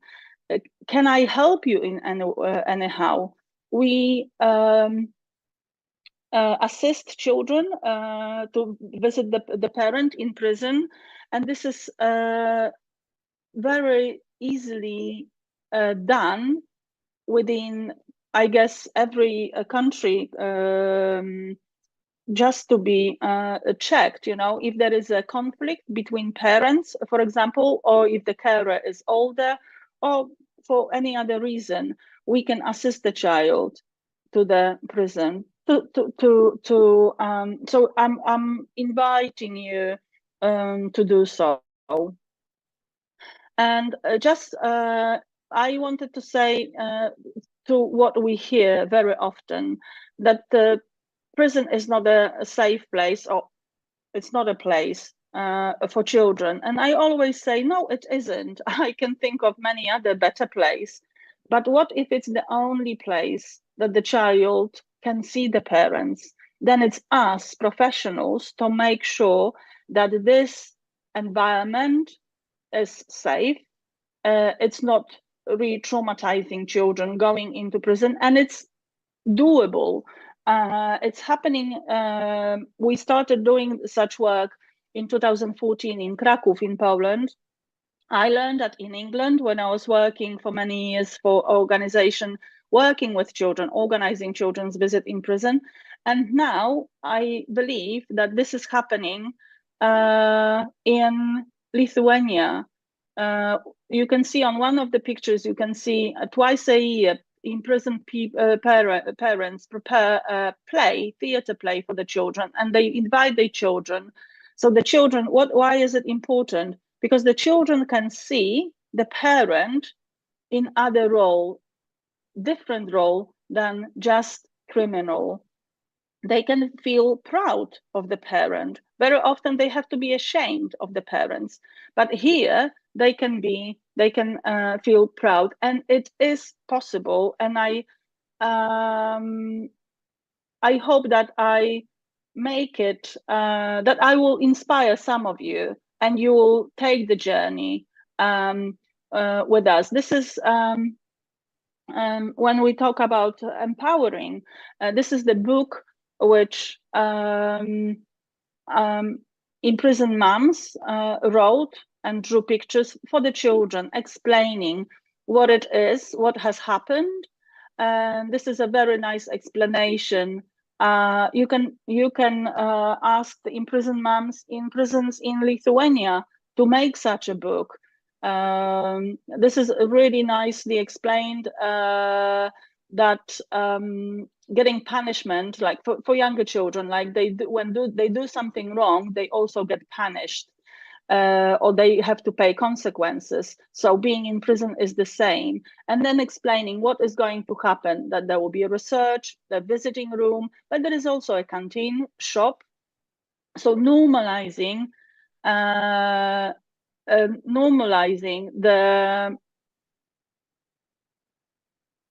the space and the concept of prison being maybe not the best place to meet, to see the parent, but being a place where I can hug my parent, where I can be close to my parent.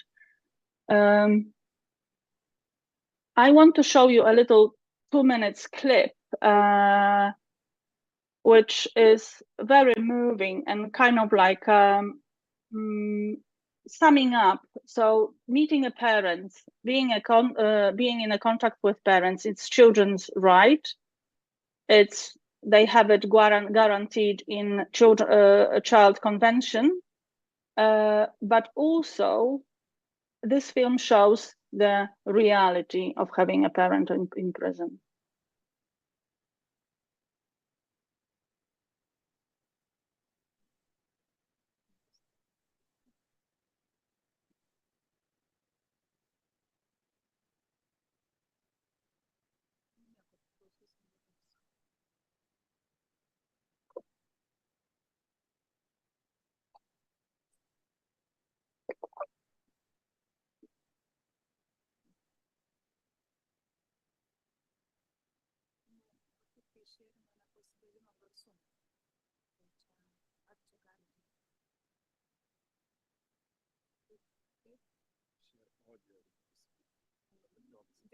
Evelina, can you turn share audio option because we didn't hear. Dabar Evelina, tai- Mhm.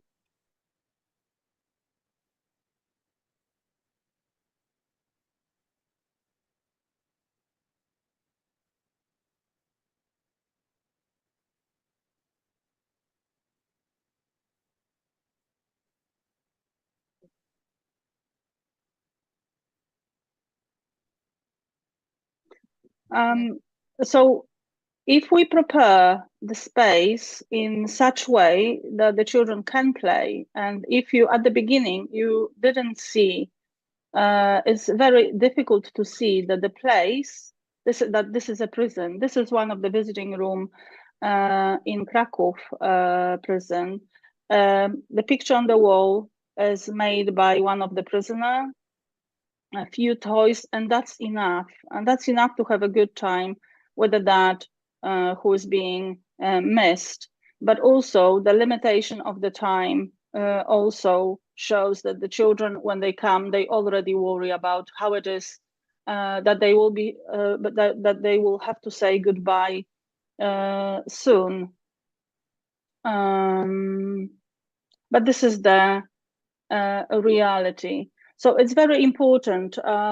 Just to sum up for the children, the support the children can get is support for imprisoned parent. So we can offer, you as social workers can offer support for professionals and NGOs. I recommend going on the website of Children of Prisoners Europe. You can find a lot of resources.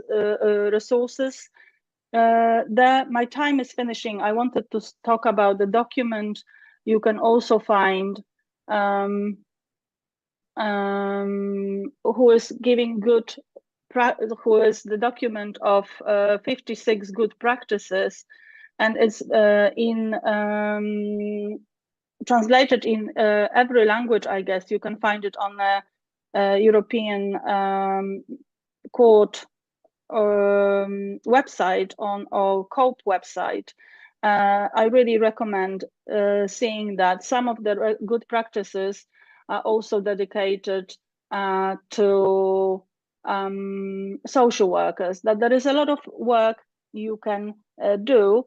And I hope my time is finishing. I haven't gone through many other slides.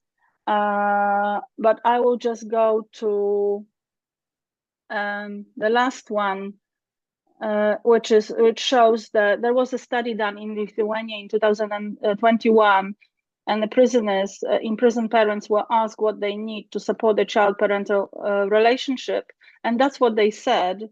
So you already asked them; they were already asked. And they told us what they want, what they need. So please go there and change the world, and change the world for a better place. Let the little miracles happen, so the children who have a parent in prison world can brighten a little. Thank you very much. Okay, thank you, Evelina. Do you hear us? Yep. Oh, it's perfect. If you turn to interpreting to English channel, you can hear what we're talking in Lithuanian, okay? Say it again. How do I do it? You can turn the interpretation, the English channel, so when we will talk in Lithuanian, you will hear in English. Okay, but I just don't know. It's in Zoom in your description. Interpretation. so please perfect. turn, Thank you. English channel. Thank you. Tai labai dėkoju. So thank you very much, dear Evelina.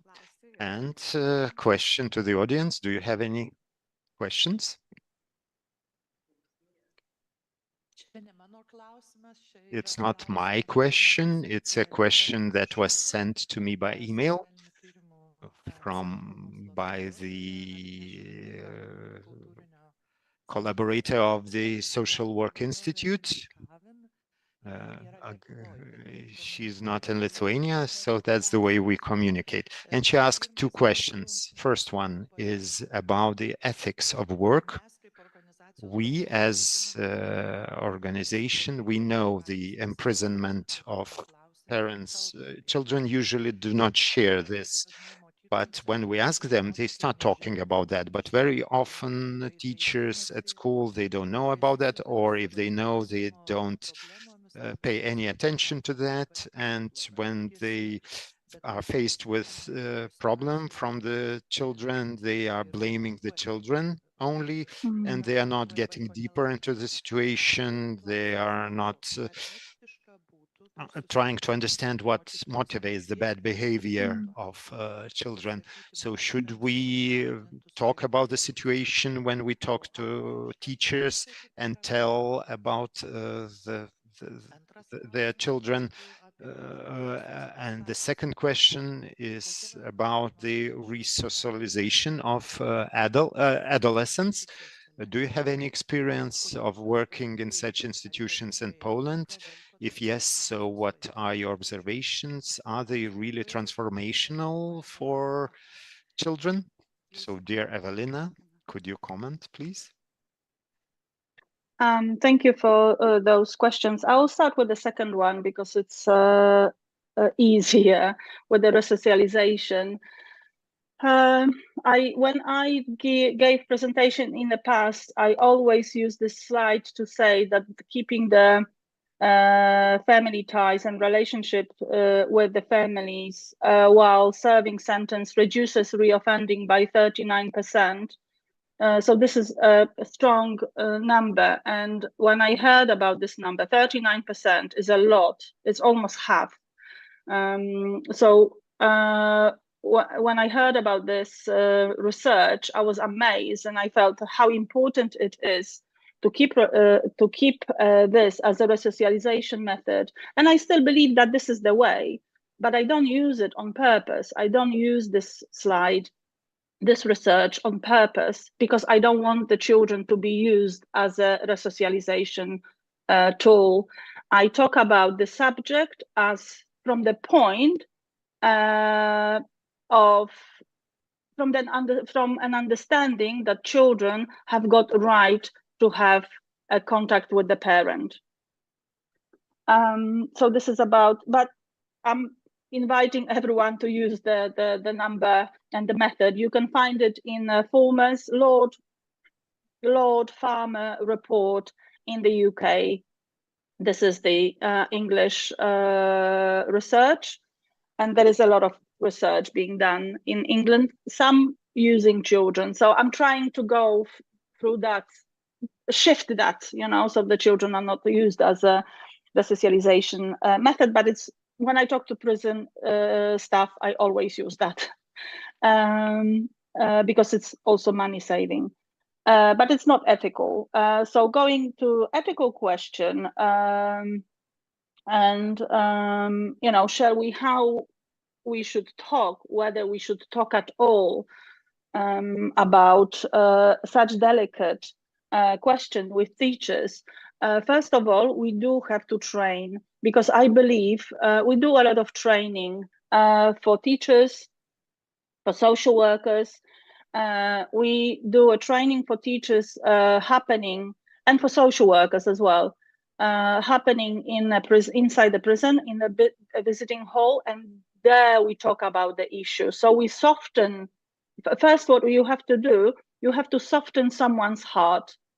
And when you soften their heart, then we can talk about an issue, okay? Because then they will want to talk to children. They will want to see the problem, not from the point of laughing at the children, judging the children through the parents, but because through their love and care and the necessity of seeing the problem being traumatic for children, and seeing the role to help, because the children's situation is not going to change. So when we work with children, when we invite children for our support group, for example, their situation doesn't change. You know, the parent is still in prison. They can only see the parent in a visiting hall. We don't take the parent.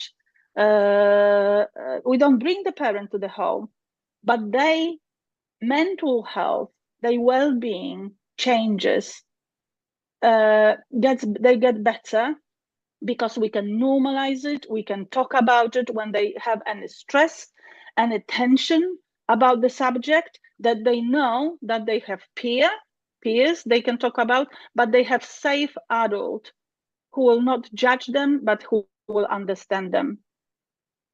I hope I answered your question. Ačiū labai, Evelina. Ar dar norėtumėt kas nors klausti? Dar yra, taip, sekundytę dar. Thank you, Evelina.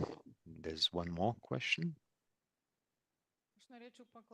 I would like to ask, should we strengthen this connection between a father who received a sentence for sexual crimes against children and their children?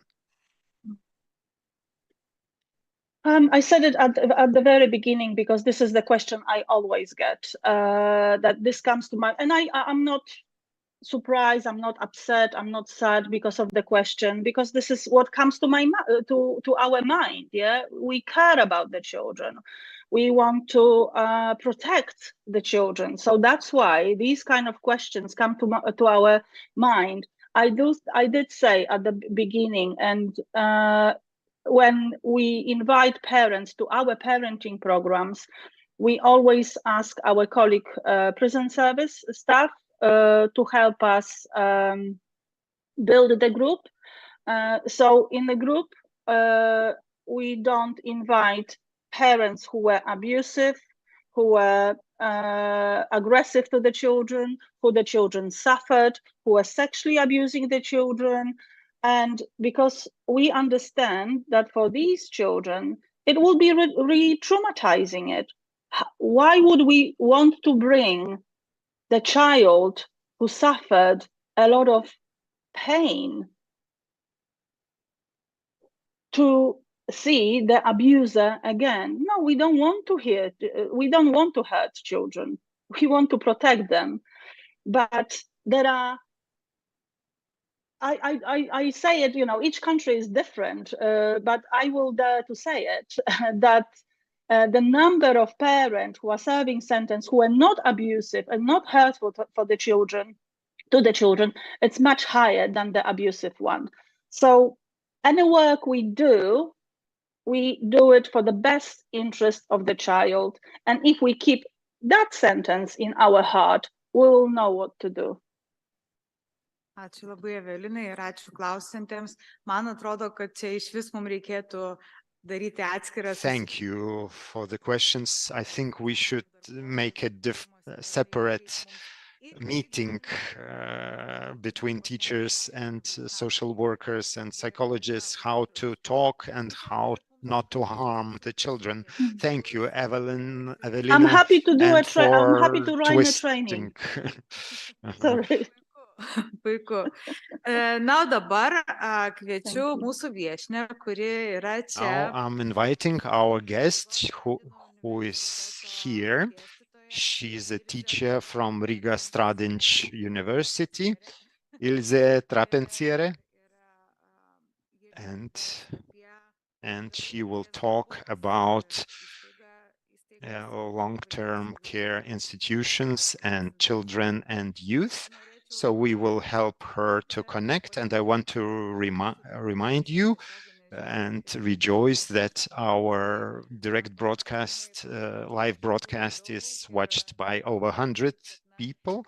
And this shows how important it is, what we are talking about, and you will have a possibility to come back and to rewatch it, because probably you have many thoughts about how and what is going on here. And another thing, I would like to encourage the viewers of YouTube channel and listeners to write your questions in the chat field under the YouTube broadcast, and we will try to read them out. Gerai, tai prašom. So the floor is yours.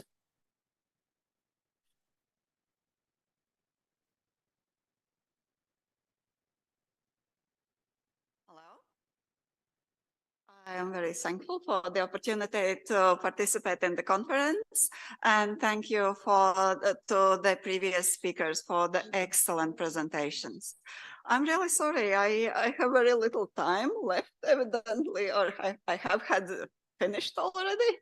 I will try to concentrate and probably skip some slides to be as fast as possible. So I'm going to speak about youth assessment of out-of-home care provision, and probably I will manage to speak about challenges faced by social workers in out-of-home care in Latvia. Oh, thank you. Okay, promising, very promising beginning. So as you know, my name is Ilse.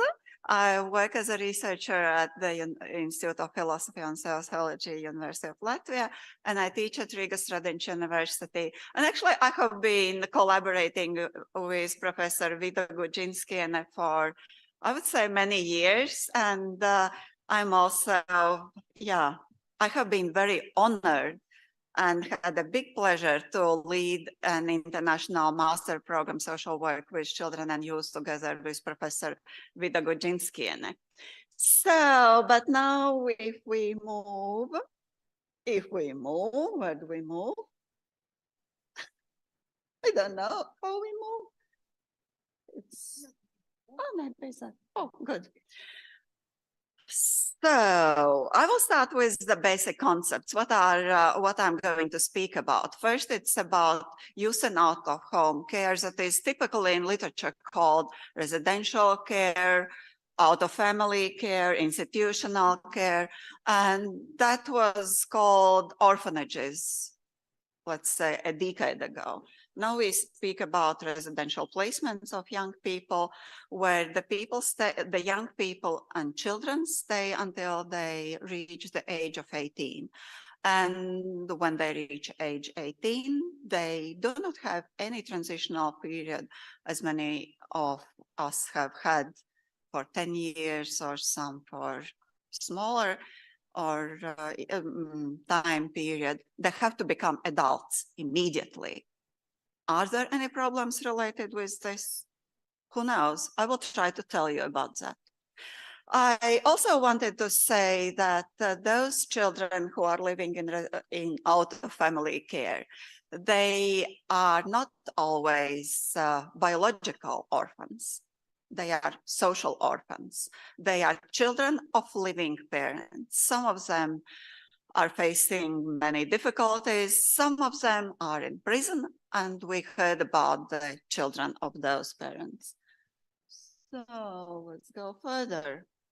And I will also speak about a new initiative that has started 2 years ago in Riga, and it's about Youth Support Center, which is specially designed for the preventive and social work with young people, starting from age 18 in the transitional period to adult status and independent living.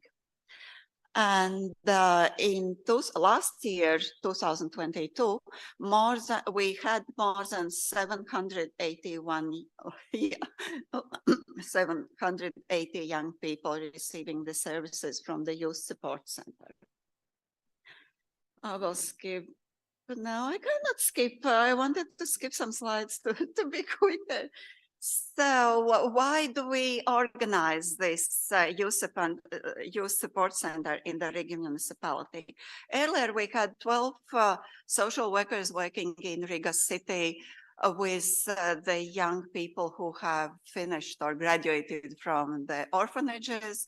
And they were going to 11 different social work or social services centers where they received basically financial support. And also some, yeah, I would say also some cases were established. But since we managed to organize the Youth Support Center, I will tell you about the research, what is standing behind this, this Youth Support Center. First, the legislation, Latvian legislation adopted already in the beginning of 2000 says that municipalities must provide individuals with an equal opportunity to receive social services and social assistance that meets their individual needs. Who knows what are the individual needs of the people, of the young people who are graduating or who have come to adult, beautiful life after the Rose Garden. I'm sorry, this picture probably is a little bit small, but anyway, I'm returning back to this first slide. In the corner, you see a beautiful picture of Rose Garden that I compare with childhood and with youthhood. It's a rose garden, it's blossoming, it's nice. The picture is small, but in the very corner, in the right corner, you see a sign, entrance forbidden. Oh, can that happen? And what we wanted to do, we wanted to try how young people can escape from this entrance forbidden. What does legislation do for the young people? This legislation was adopted quite recently, and in 2019, the Riga municipality is increasing the allowance for starting an independent life. They provide also one-time allowance for the purchase of household items and soft furnishings. I will not tell how much it is because I would say it's quite miserable. You can buy one sofa or one bed for this money. Of course, they receive also allowance for monthly expenses for those young people who are students. And it doesn't depend if they go to the evening school and try to graduate from the 10th grade or from the 9th grade, or they are already students of the university or a technical university, etc. And besides, and I would say this is a very huge success, they receive allowance for covering the apartment expenses. But I understand I have to be very quick. Now quickly about my study. I repeated the same study I did the first study on this in 2012. And I repeated it last year, 10 years later. And again, I did the system analysis as the first phase of the study. And I put the quantitative dimension, like I did the analysis of statistics. And I did also, of course, also the analysis of the system in terms of legislation and normative regulation changes. And I also interviewed two groups of professional social workers who are working with either with policy development on the municipality level or the directors of the orphanages and the social workers working with the orphans. And later we also did interviews with those social workers who were working with young people in the youth support centers and who were working in the previous social services centers. And on the second phase of my study, I did a study with families and young people who were in the orphanages and who have left the orphanages. Sorry, I'm using the word orphanages instead of out of home care because I think it's easier to say and easier to understand. On the second phase, when analyzing the families, the service users are divided in the families of the children who wanted to return back to their families. And we worked also with the young adults who have finished the orphanages. And with young people, we did interviews and focus groups. Why?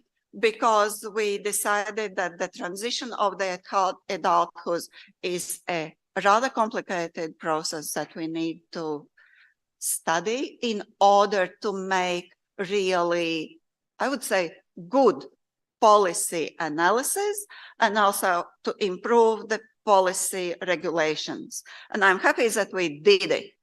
Yes, I'm really proud of it. So, but about the basic statistics, if comparing the data from the 2013 and the data from 2022, I am glad to say that the number of children in orphanages have decreased from 2,000 children to 546 at the end of last year. We have the country have decreased the number of orphanages from 60 in 2013 to 26 in 2023. And yeah, I can say we might be proud that the government has developed a policy for the development of foster families.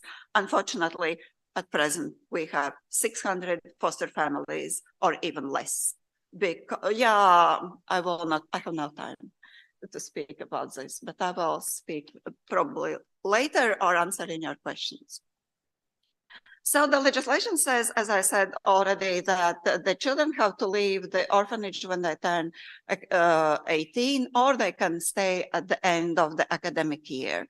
Starting from 2019, it is also possible in 2 orphanages in Riga that children can stay in the orphanage during their studies until they graduate from their studies.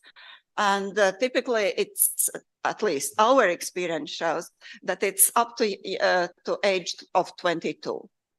And leaving the care, again, if returning back, if we speak about the youthhood and becoming an adolescent, becoming to a young adult, there are at least 3 phases. We have to do, the orphans have to do that in one phase and immediately.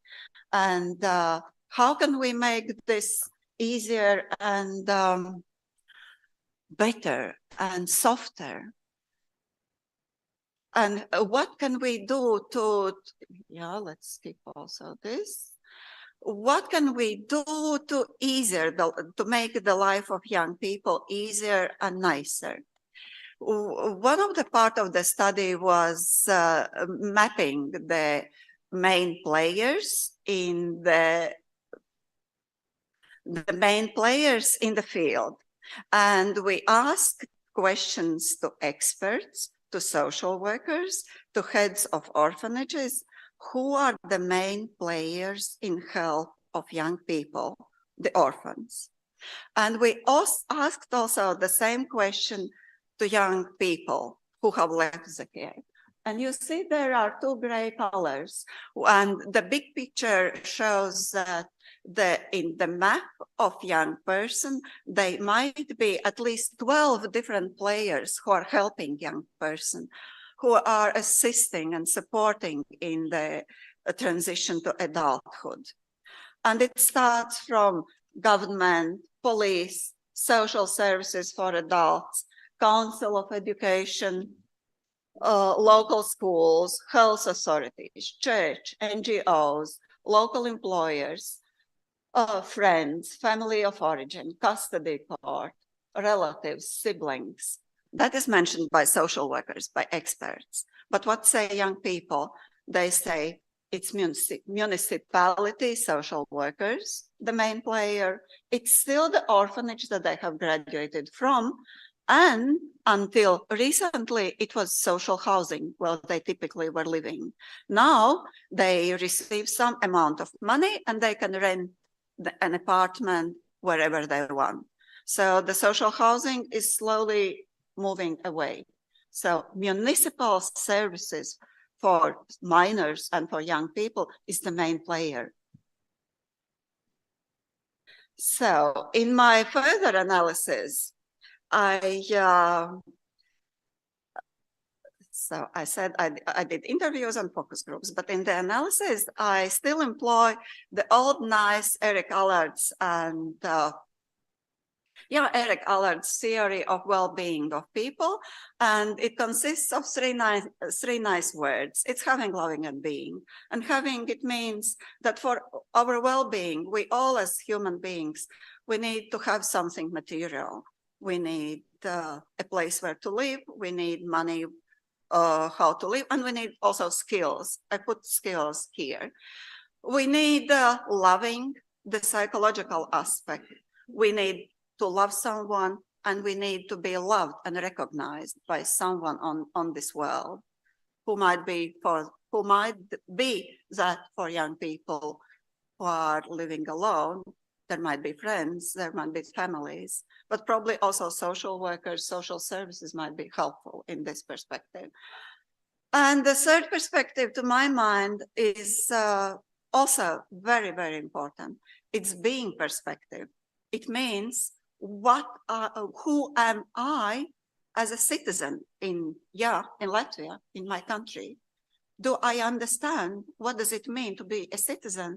And do I understand what is my country for? How is it supporting me?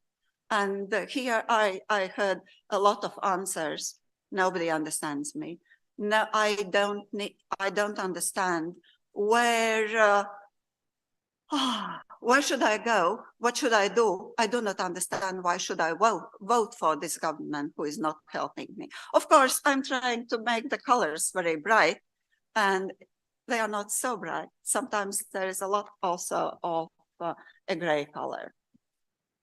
Here, due to lack of time, I decided to stop only on one dimension, and not one, basically on the loving dimension. And this is from the interviews with children. And it shows that the child needs this love so much, and he needs also the social workers who work with them while he is still in the orphanage. And the girl she's speaking about, her situation when she entered the orphanage at the age of 5, and she remembers the child is scared like a bird in a cage. Who cares about the child now? Nobody works with him. He gets food, clothes, he's alive, and that's it. But who takes care? What is inside him? Very strong dimension to my mind. We had interview also. No, this was part of the text from the focus group discussion. And he says that social workers, they need not only to work with the children in the orphanages, but they need also to work with the family of origin, so the child could return back to the family. And he says, as a young adult, it is necessary to work more with children. If parents were not able to do that, educate the child or upbring, they should look into child's soul, his world, develop his interests. Normal families support their children, but those parents are not like that. I have heard that taking a child away from parents can be helpful. Okay, it may take 3-5 years, but then the social worker should support or has to support parents to become better. Yeah. What do they want to those young people? They want stable home, human relations with adult. He must move to a different orphanage with better living conditions. And also the staff is better there. He feels quite okay. He's successful at school. He's good in chemistry. This excerpt of the interview is related to one part of the focus group discussions. And sorry, I have scripted several slides and now realize that they have been very essential. Do I have 2 more minutes to tell about this? Okay, sorry, I forgot. I skipped that slide, making it short. Yeah. In my methodology about concerning the focus group discussion, I used 3 simple sets of questions. The first set of questions that was discussed here was about early childhood. And the question is, so imagine that there is a boy whose name is Andres, and he's an orphanage. He's at the age of 5. How do you think? Why is he there in the orphanage? First set of questions. And there you see in these excerpts what they say. The second set of questions was, the boy is 15 years old now. He's in orphanage. Can you describe how is his life now? And these are the sentences, what the boy says. And the third set of questions was, he's 22. The boy is 22. He is a young adult now. And what is happening to him? And I would say we heard a lot of different, I would say, fairy tales about their imaginations, what is and what should be a part of a young person's life, although he is living in the orphanage and after the orphanage. And then there comes the quotation that I started to quote, and it says that by the age of 15, he has changed to orphan houses, and he hates the life there. The life is not good there, and the staff is miserable. They yell all the time. And yeah, basically that's what the boys, especially what the boys said, escape from the orphanage. Actually, when we were speaking to young people this year, with those young people whom we not these young people who participated in those focus groups 2 years ago, but with those young people who graduated from the orphanage last year and who are participating in the youth support center, they are not so negative any longer. They are much more positive than those young people were times ago, so 2 or 3 years ago. But anyway, when and maybe just one sentence about those hopes and dreams for the young people when they are 22. Yes, they all are well off financially. So material or having dimension is very important. They all have their girlfriends or their boyfriends. They are in stable relationships, and they have relationships also with their siblings and with their families. Unfortunately, it's just a dream. Some of them are single mothers in reality. Some of them have already 2 or 3 children when they are turning 18. And some of them have children at the age of 17 when they are still in the orphanage. This material dimension is very important. The loving dimension is very important. And to my mind, what I noticed this February when speaking to one of the young men who comes to Youth Support Center also on Sundays to discuss different issues, he said, I want to give more emphasis on social policy, and I want to give more emphasis on youth policy. And I think that this is also a very good outcome of the work that is done by the Youth Support Center, and that is continuing to be done by the Youth Support Center, by social pedagogues, by social workers, and by the staff, all the staff of the Youth Support Center. And at the end, I also wanted some slides that on the basis of the study, we have made some conclusions about the need for policy of social inclusion and social integration for care leavers. And we try to organize a tool, what we have, what are the problems, and what should be done. Here, I will show you only about 2 examples, and both examples are related to education. And for example, we see that there are many school dropouts caused by the ending of the care. So they reach age of 18, they are bad at school, they drop out of school, they cannot graduate. But then there are warnings. They are not able to enter the labor market because they do not have adequate training. They cannot, implement their ambitions and their talents. And what should be the policy reaction? The policy reaction that there should be funding for the extension of the care. It shouldn't finish at the age of 18.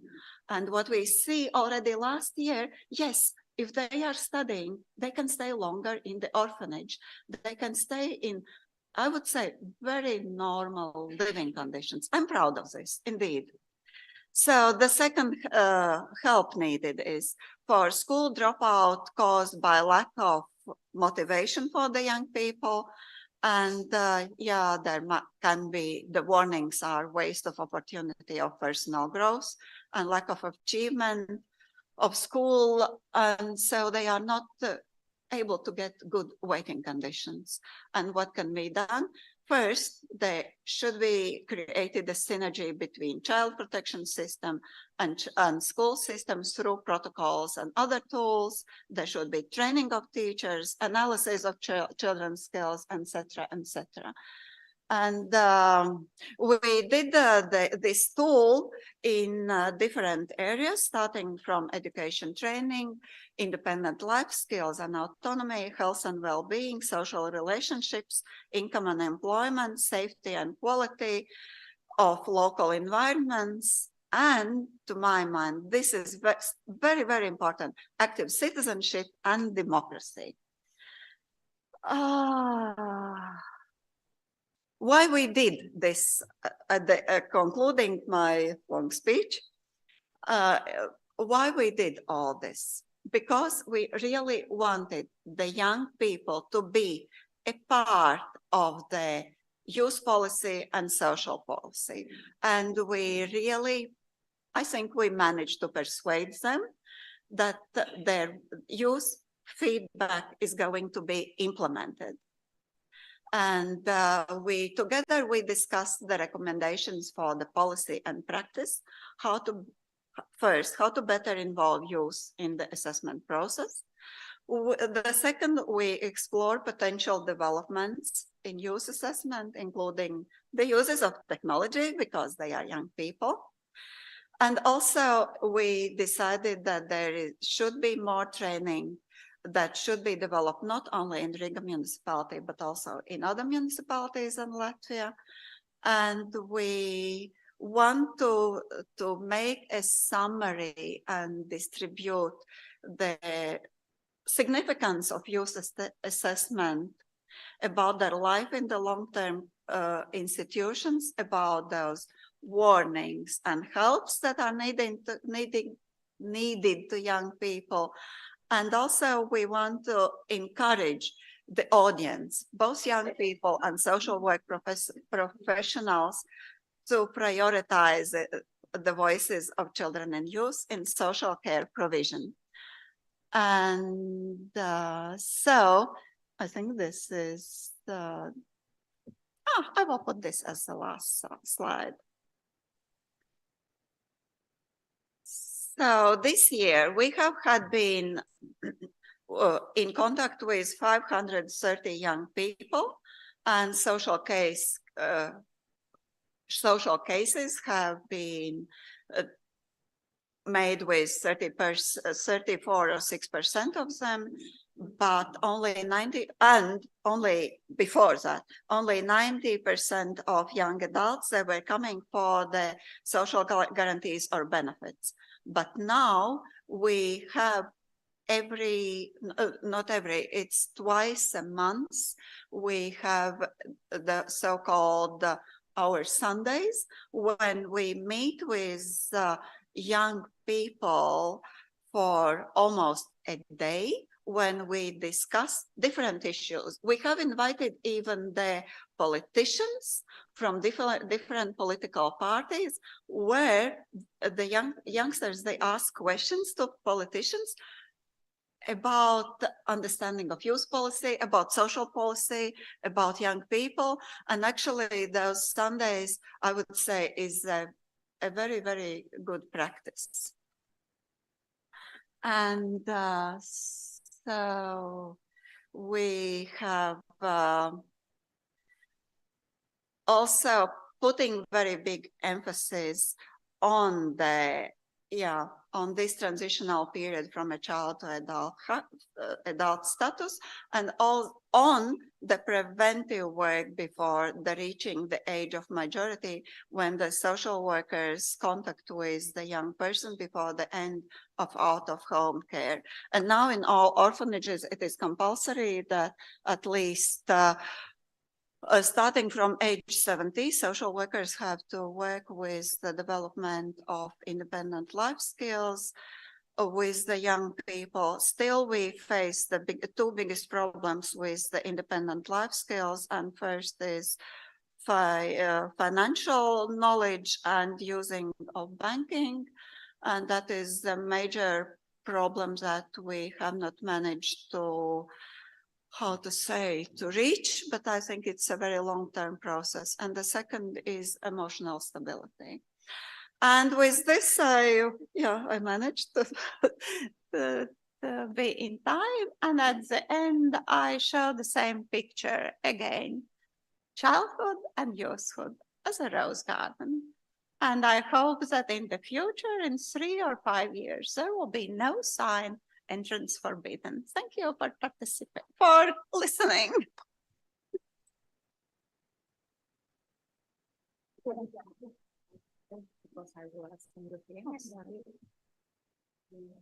Thank you very much. It's a really interesting presentation.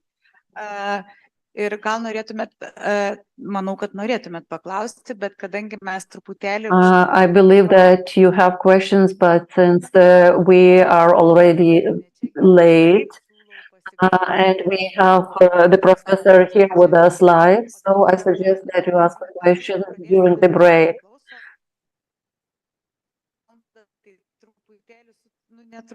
Šiek tiek gerokai. So the break will be much shorter. We have a canteen. You can go there on the second floor. So we are coming back at 1:30.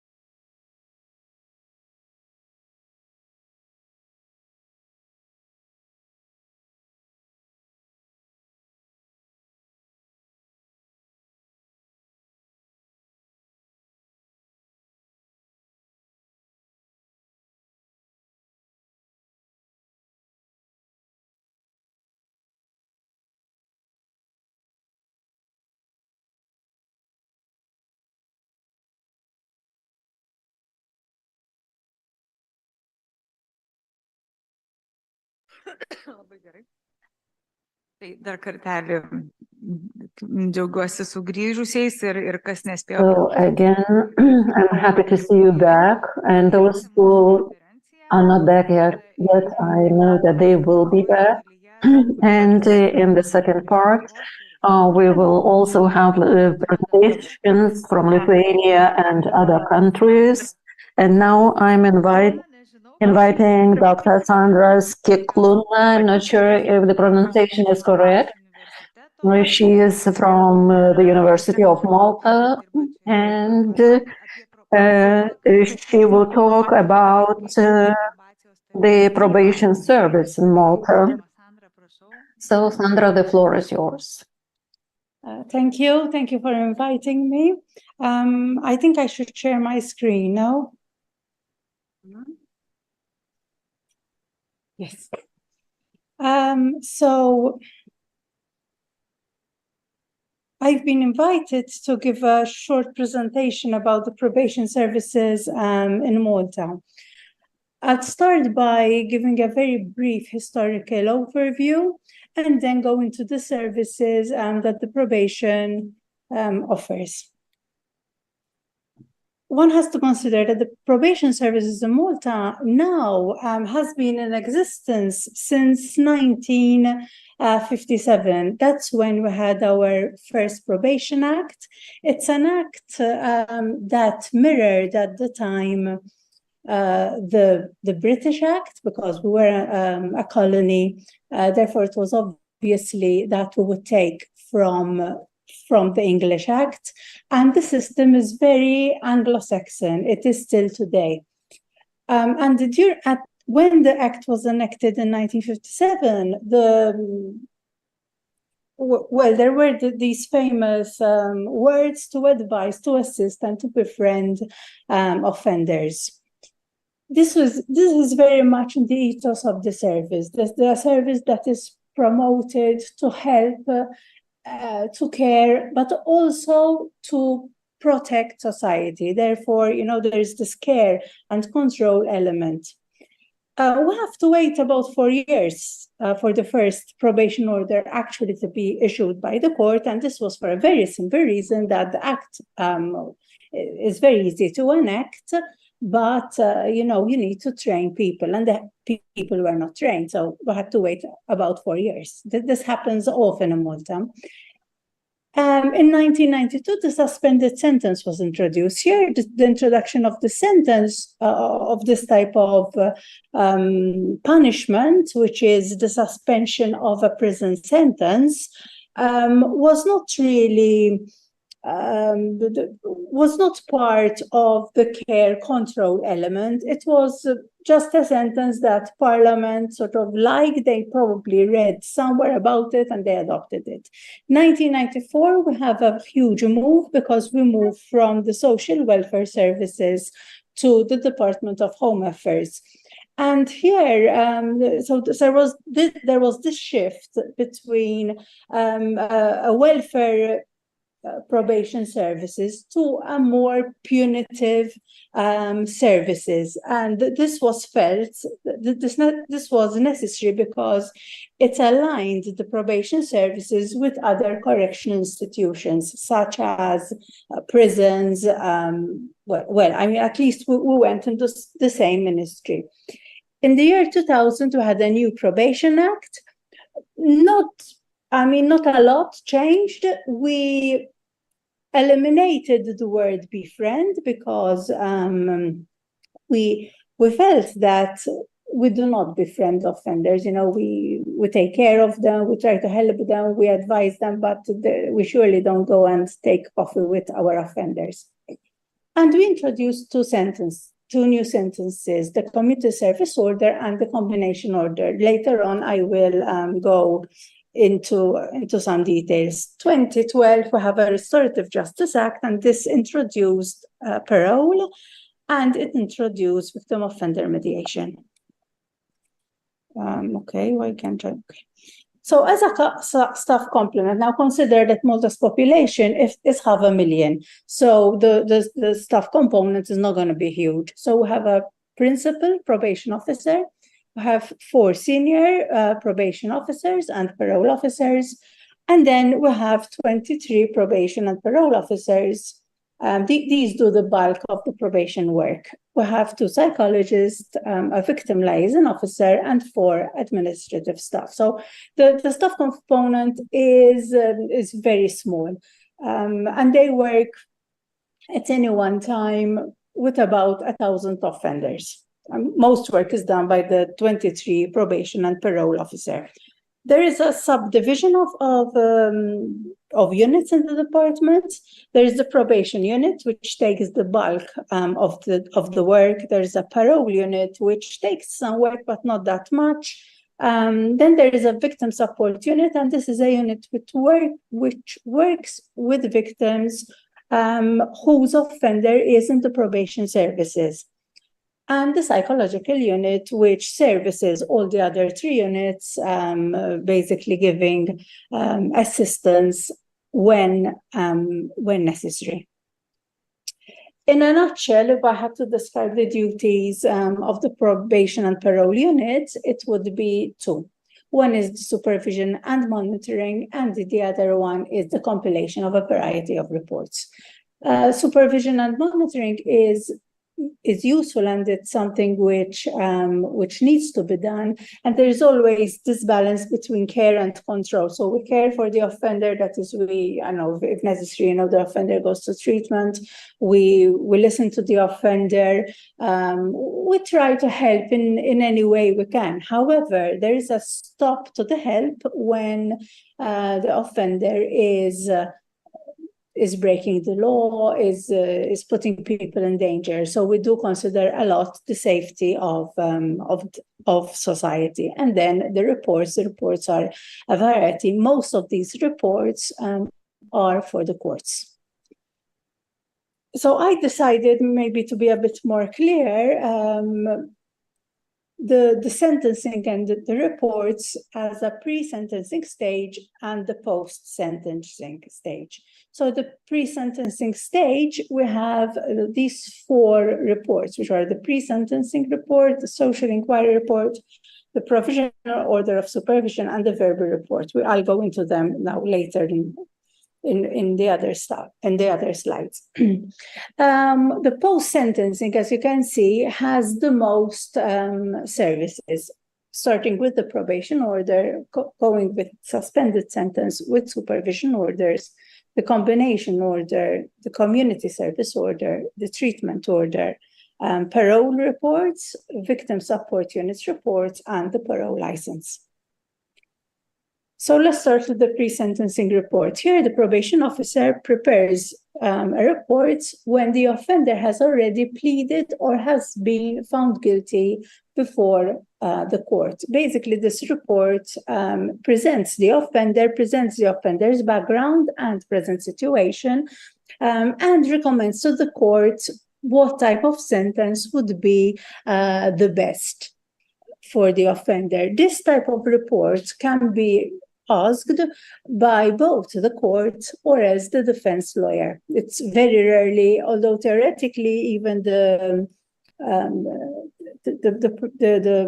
state could ask for it, it's very rarely done. The social inquiry report is in a way a bit similar to the pre-sentencing report. The only thing is that the social inquiry reports are requested by the courts at any phase during the criminal proceedings and before guilt is established. So here we cannot in any way ask the offender if they have committed the crime or what they have to say about the crime, because as you know, you're innocent until proven guilty. This report is useful to the court if the court is thinking about granting bail and maybe they have some difficulties, they want to know a bit more about the offender. The provisional order of supervision is when the court thinks that when the offender is on bail, the offender needs some form of supervision, some form of help. It could also be, something like he needs to be encouraged to go to treatment or has to be supported during treatment. So this is, in a way, it's a bail condition where the offender has a probation officer, looking after him or her. Then there are the verbal reports. These are reports. They're not written. They're usually short reports, and they're done before the person goes to perform community work. It's requested always by the court, and it is compiled by a probation officer. The aim here is to assess whether it is safe enough for an offender to work in close contact with the community. So people who are almost always excluded from community service would be people who are active drug users, people who are very violent, people who pose a risk to society.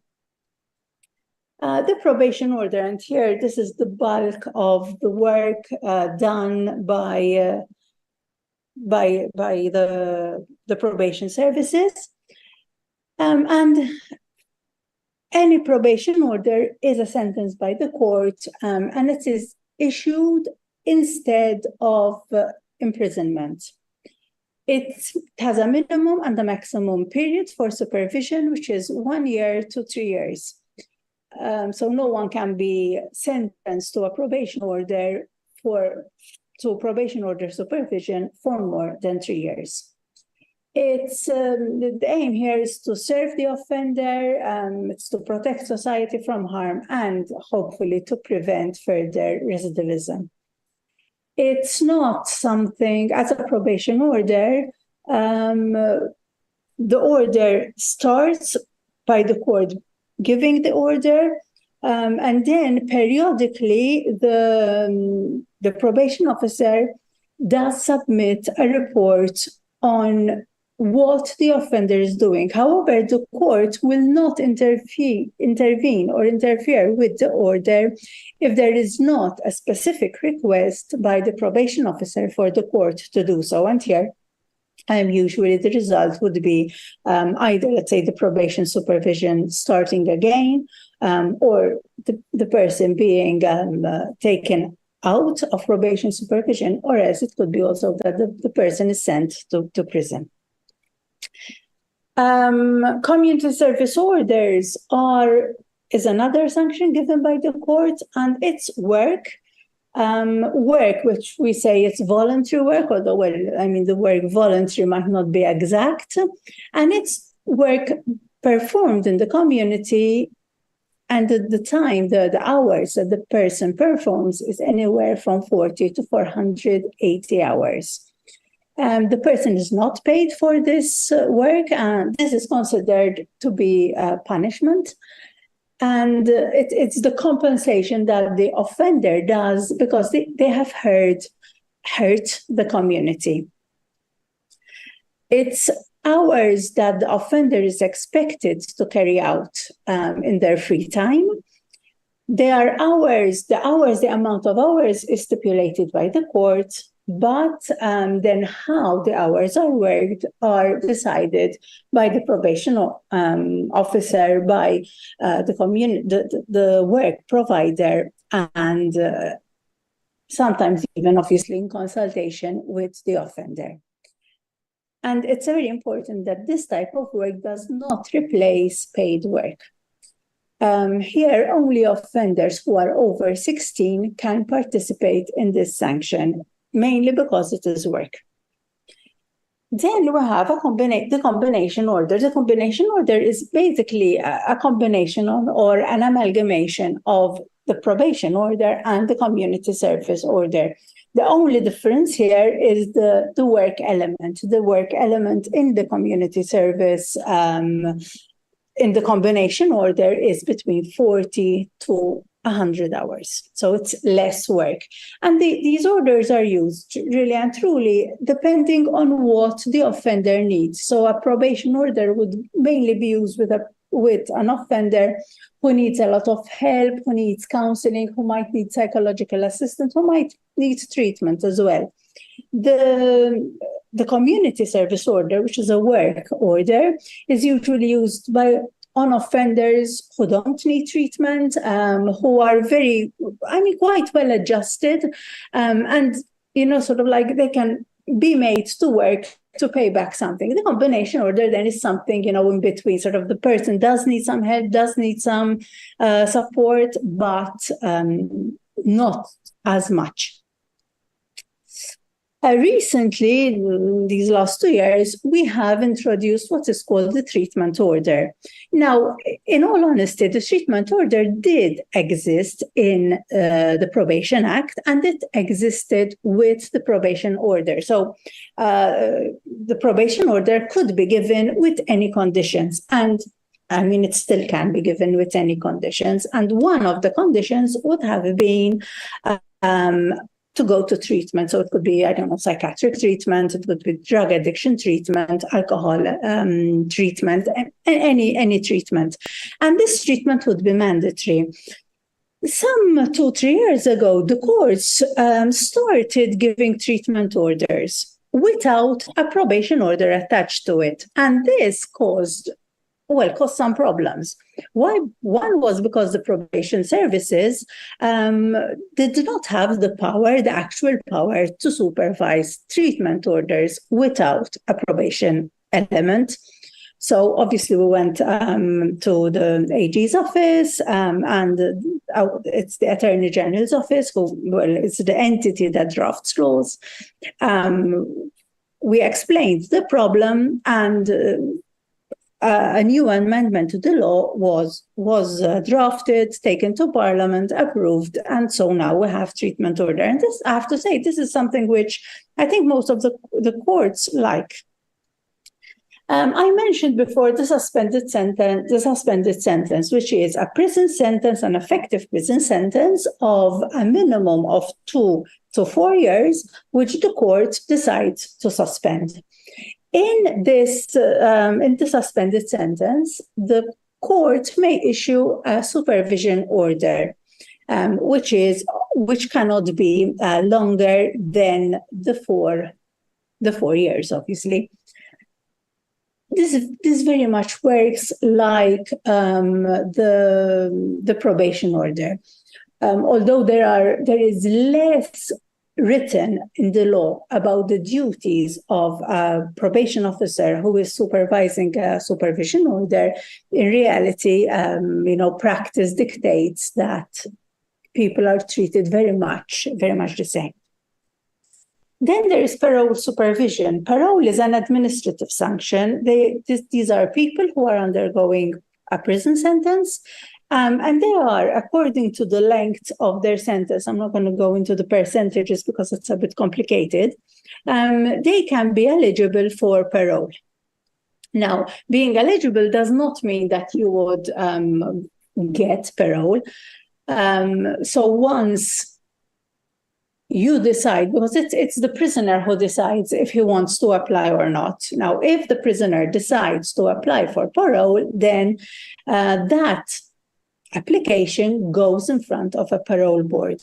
The parole board will ask for reports from the probation services, from the victim support services, and they will assess if the person is eligible or could potentially be under the supervision of a parole officer for the rest of their sentence. This is one of the reasons why not all prisoners apply for parole, because some would decide that it is better for them to stay in prison, do their sentence, be forgiven, what we call remission, which is, forgiving of the sentence for good behavior, and then get out of prison without any other conditions. While parole, yes, with parole you get out before. However, you have this problem of the parole officer always, being under supervision and risking that you would actually get back to prison. Again, the offenders are referred, as I said, to the department by the court. In the cases of probation, or the parole board in the cases of parole. Sessions take place according to the nature and severity of the case. Usually we start with a 1 weekly session in the beginning, mainly to establish a bit the rapport, to establish what the offender needs. And then there's always this equilibrium between care and control. During the initial sessions, you have an assessment is carried out of the offender, and a care plan is set up. The care plan is periodically revised to see where we're going with it. We adopt as much as possible a multidisciplinary approach, especially when you have an offender who has multiple needs and problems. We work with the family where possible, because we know that the family, especially if it's a stable family, it has a very good influence on the offenders. And we liaise with other professionals such as police officers, social workers, drug agencies, psychologists, guidance teachers, psychiatric doctors, etc. And these are important because they've got information on the clients and their background. So we need to have those. Case reviews are often conducted among all professionals involved in the case, especially if the case is a complicated one. The parole report is carried out to assess an inmate's eligibility for parole. I've mentioned the parole report.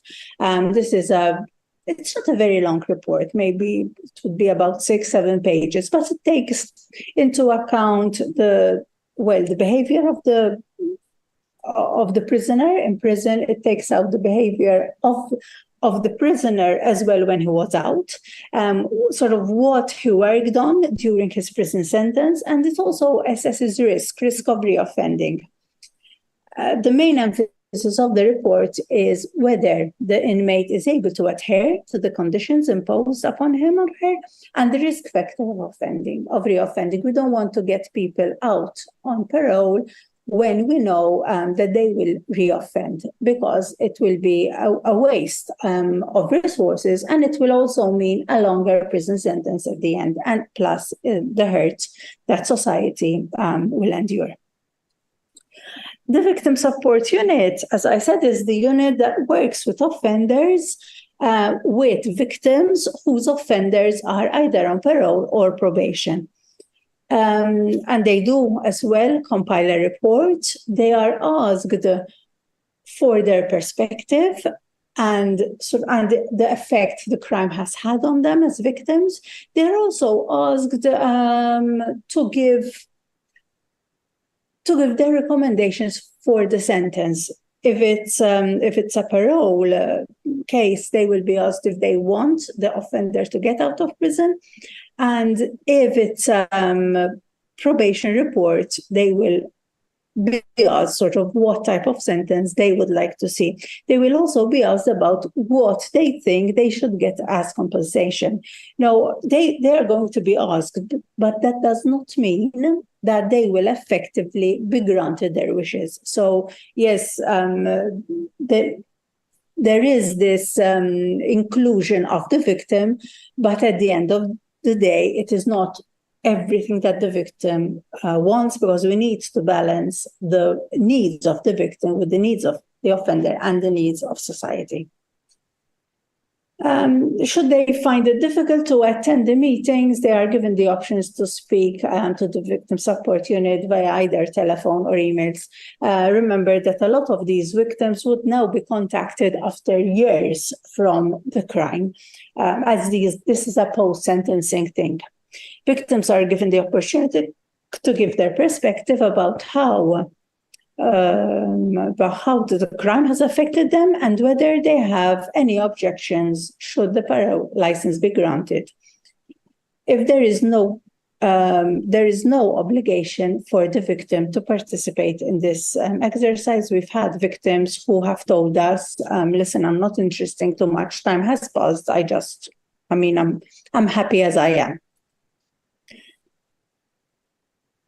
The Victim Support Unit compiles a report on the information gathered, and this may include the proposed conditions by the victims which may include no contact with the victim and their family. This is usually adhered to. If this is something which the victim wants, it's usually included. Compensation for damages or losses, as much as possible, we do include compensation. And then the report is presented to the parole clerk together with the parole report.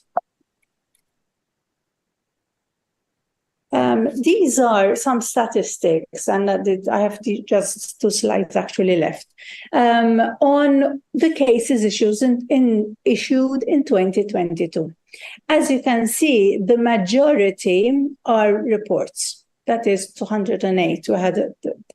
So these are not the cases that are in the probation services, because parole licenses, the supervision orders, the probation orders, they're longer than a year. So, I mean, probation orders, most of them would be at least 3 years.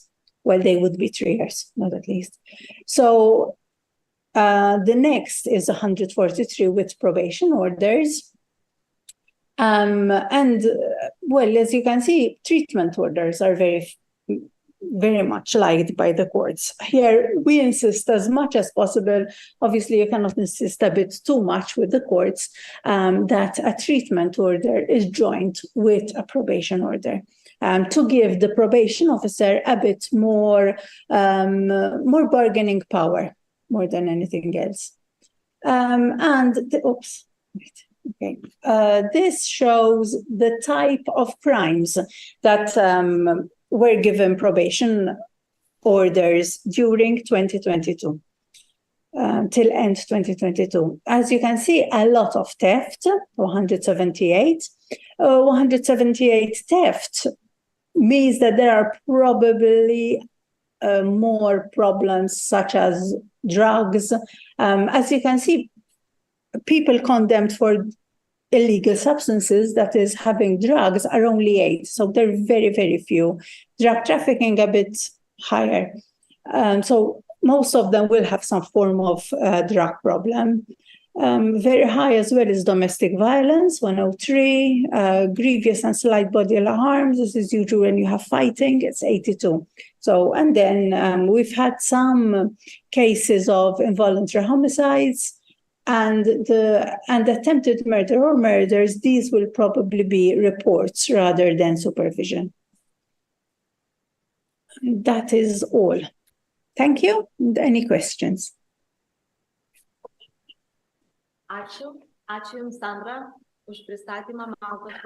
Thank you, Sandra, for presenting the probation service in Malta. Welcome. Does anybody have any questions?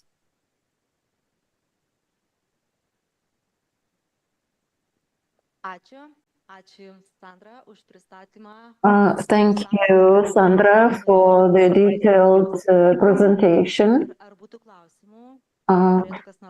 Would anybody like to ask something?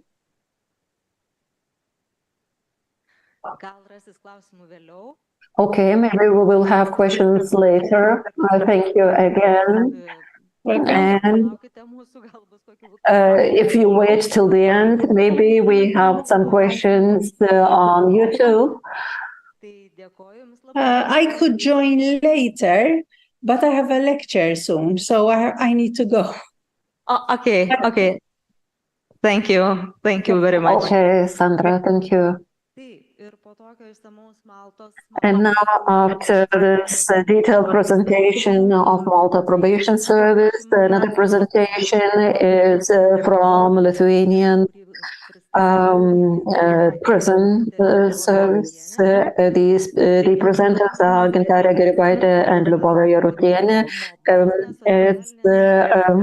The presentation is professional perspective on the social rehabilitation persons serving a sentence in a half house. Are the speakers with us already?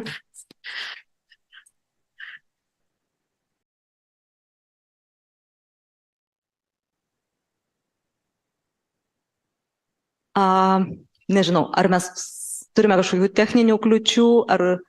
I don't know. Are we facing some technical difficulties?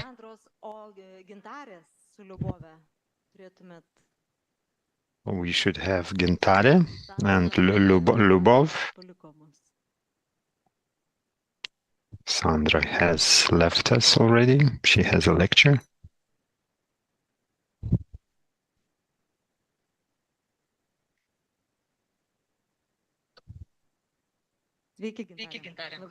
Hello, Gintare. Good to see you. I don't see my colleague. Is Lubove connecting on some other channel? She should connect. She will share the presentation. So we will connect her soon.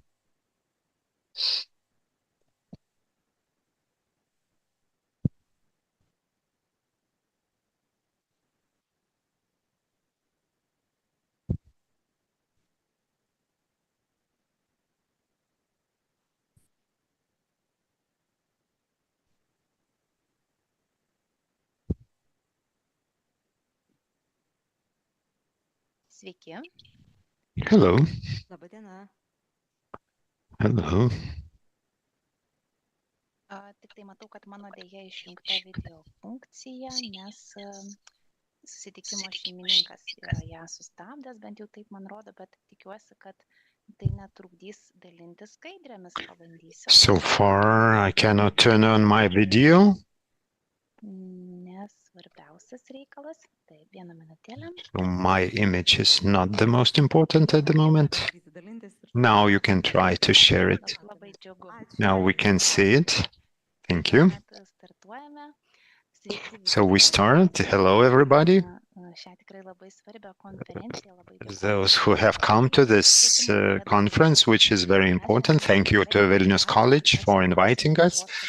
And we will be presenting the Department of Resocialization Coordination of the Lithuanian Prison Service. And we will talk how we are doing social rehabilitation for prisoners in the halfway houses from the perspective of staff working there.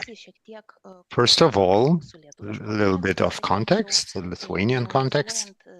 So analyzing the statistical data, we can notice that Lithuania, among other European countries, it's ranked 4th in the European Union in terms of number of convicted persons serving their sentence in correctional institutions per 100,000 inhabitants.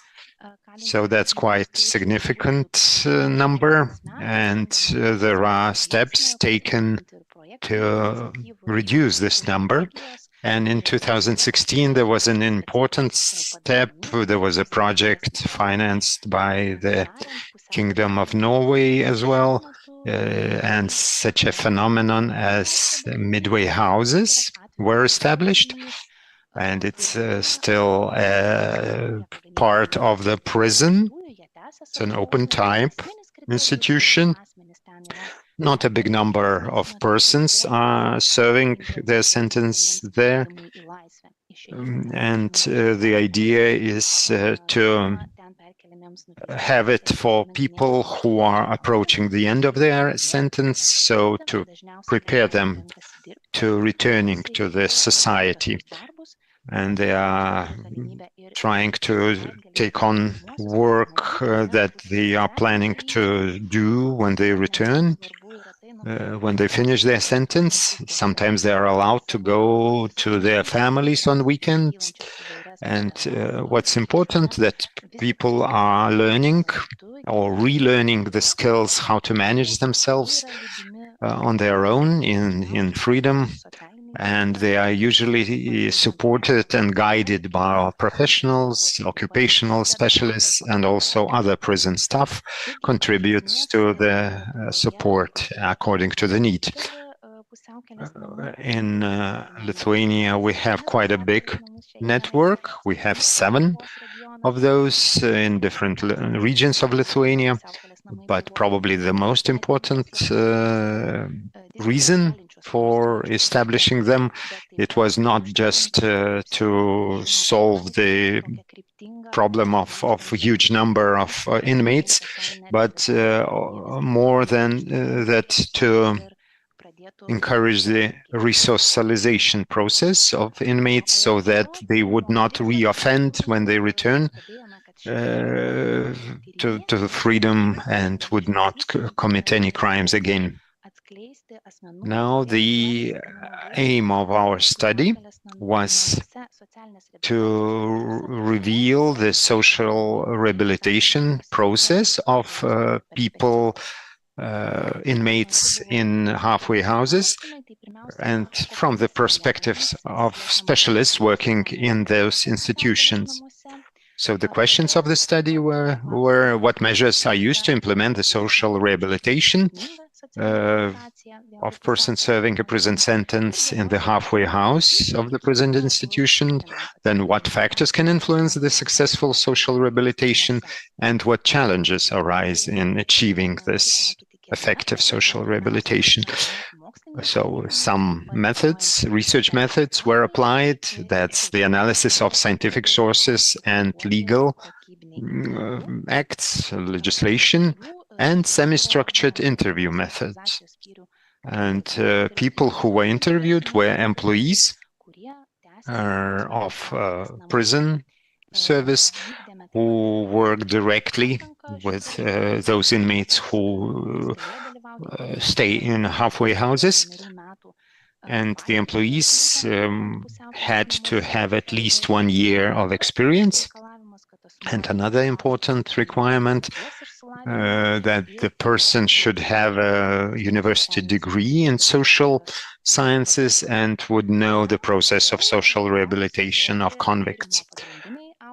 And now I will pass the floor to Gintarė, who was the main author of this study, of this research. So it's a pleasure to be with you all, even if online. So I'll jump to the main topic, that is the result of the study. So those persons who are working directly with the convicts, those specialists, they have very important role. And in the slide you see the roles identified according to the professional functions, and you see those professional roles show that implementing the social rehabilitation, it is important that team would include social worker who would be able to evaluate the social needs of the person in question, and for the implementing those roles is really needed. And to ensure maximum quality, those specialists, they have to have competences which really correspond to this requirement of halfway houses. So now let's go to the results of the study results. So the analysis, the aim was to fully meet the needs of persons serving prison sentences, and to the staff wants to satisfy the needs of those persons, and not only preventive but interventive measures were applied. And so that's the preventive, and interventive, that's the, for example, when we work in the intervention plane, we work with the drug and alcohol use and development of social skills. But of course, this work will present the tools, the preventive and interventive, but it's very important the attitude of those people working with those inmates, and also direct involvement of external organization to supporting the persons, and of course continuity of those services after they leave. So next slide. Also, during our study, we were trying to establish what factors help convicts prepare for re-entry into society, and we identified 4 such angles. So first is the group of internal resources. They reveal importance of motivation to get involved in the social rehabilitation process. If a person is not motivated, even the motivated staff and the plan and other tools might not help. And also we should really need reinforcement from the staff to motivate those inmates. And to motivate others, we need to be motivated ourselves. So to have proper education and professional motivation. And this is ensured by the satisfaction of the staff in their work. It's very important to communicate with stakeholders, that is to communicate with people outside the prison environment. Of course, we understand the importance of family ties for inmates, and that's one of the protective factors. But I would also like to stress the importance of positive connection between the inmate and the staff. The close contact is very much influenced by judgment and stereotypes. So we must say that in those halfway houses, the staff is really educated, and they are trusting the inmates, and that empowers them to be involved in the project, in the process. The third group of factors, that's empowerment. That's the importance of financial well-being and employment and non-formal education. That is by encouraging the importance of education, and also by receiving payment for their work that helps to reduce their debts and maybe contribute to the well-being of their families. And that sometimes it's important that persons start to evaluate the value of the money hard-earned. The fourth factor is the conditions of serving this sentence. It's related to the living conditions and rights of convicts. I must say that the living conditions are much more open and more favorable to integration.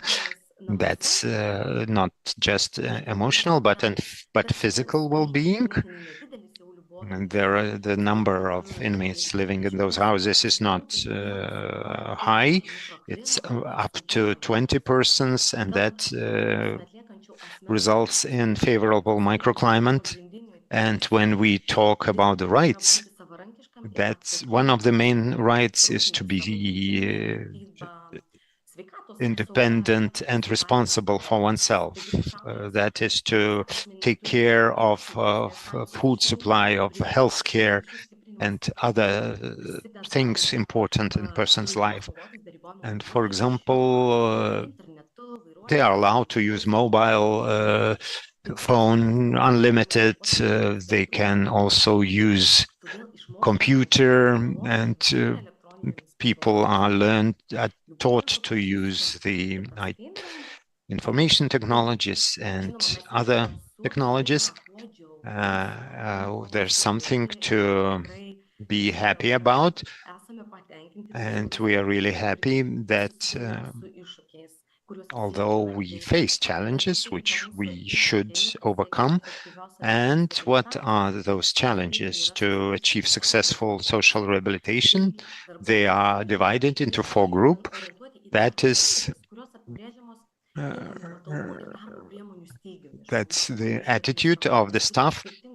This is lack of staff when specialists of some fields are not sufficient, and sometimes problems appear because of the prison infrastructure, which is not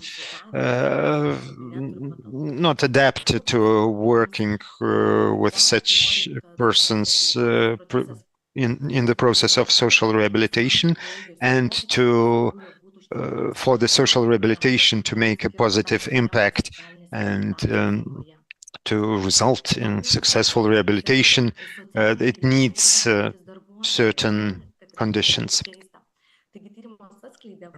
So the study revealed for proactive work, it is necessary to ensure availability of different specialists whose task would be related to only to social rehabilitation aims. It's important that social work would be done by a social worker, psychologist, psychological help would be provided by psychologists, and so on. The description of job functions and differentiation would allow the amount, the scope of work adequate, and also it would help to maintain the motivation of those employees. And one would expect that the turnover of staff would be diminished. And sometimes staff doesn't have enough time to do all what's necessary, or they have to work overtime. And the other area which poses most of challenges is that it's necessary to involve work with the person and their family in the process of social rehabilitation.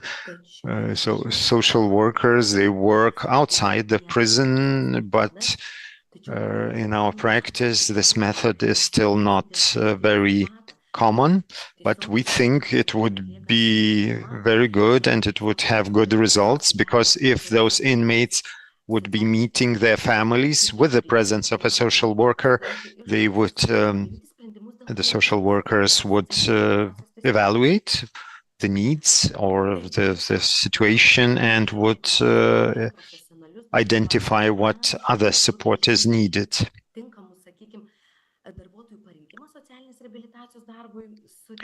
And then social rehabilitation and its employees, that's related to the development of competences for those employees.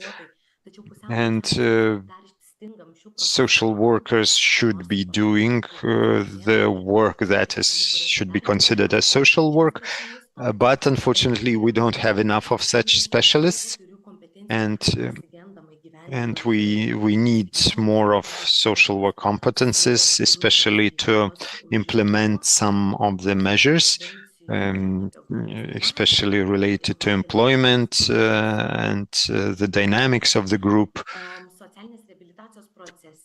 So in the process of social rehabilitation, one of the most important methods is the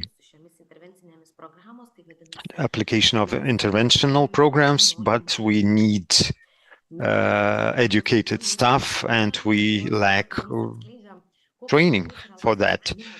And also how important is the number of the convicts, and that they should be differentiated in order to manage this process properly and to implement all the necessary measures. And the contact between the staff members and inmates is very important when we are preparing people intensively for their return to freedom. So the number of inmates should not be high, maximum 20 inmates. and in order to provide proper services. And when we talk about the distribution of the inmates,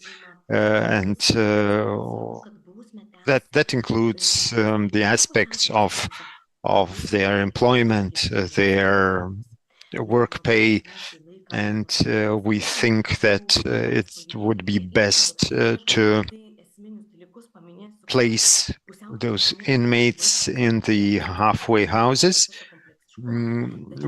which live close to that halfway house. Now our conclusions that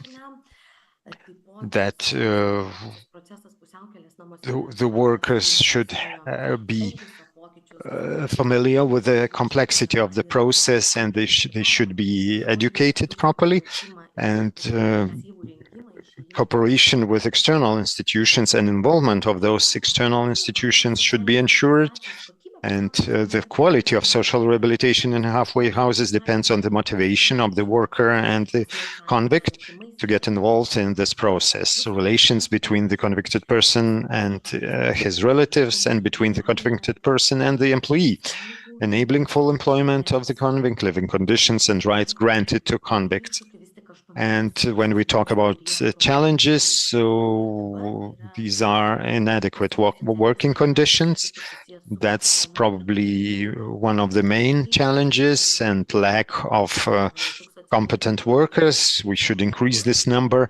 And I'm not talking only about social workers, but also psychologists, also employment consultants, and also the focus should be on keeping the number of inmates quite low. In the halfway houses, the number of inmates should not exceed 20. So thank you for listening to our presentation. I hope you are interested in the social work in Lithuanian prisons. So we wish you a very successful continuation of the conference. Thank you, Gintarė and Liubovė. Thank you for presentation of interesting study. Does the audience have any questions? Do we have? Yes, audience has one question.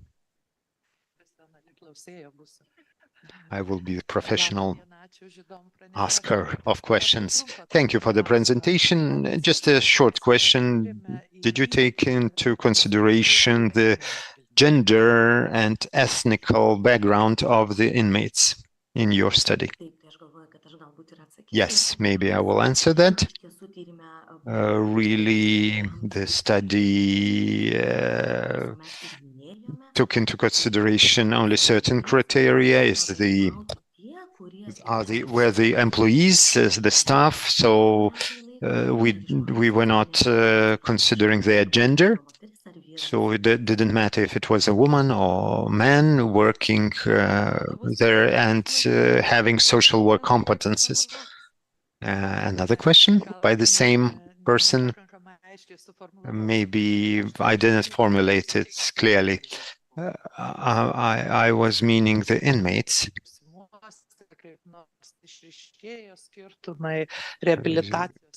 Do you see any differences in the success of the resocialization? This based on, well, were there different success cases in resocialization among men and women and different ethnic backgrounds? Did you take into consideration the sex, the gender, and the ethnic background of the inmates? Sorry, there were interruptions, so I couldn't hear. So we will use another microphone to ask the question.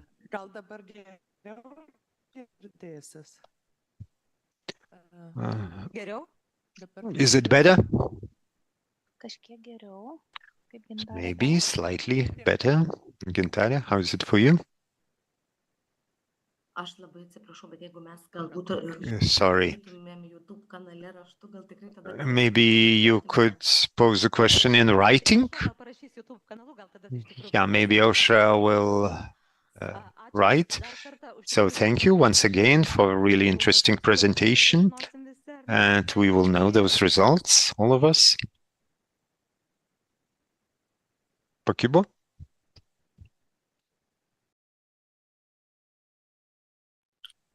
Tikriausiai aš suprantu, mums laikas atsijungti, nes nieko nebegirdžiu.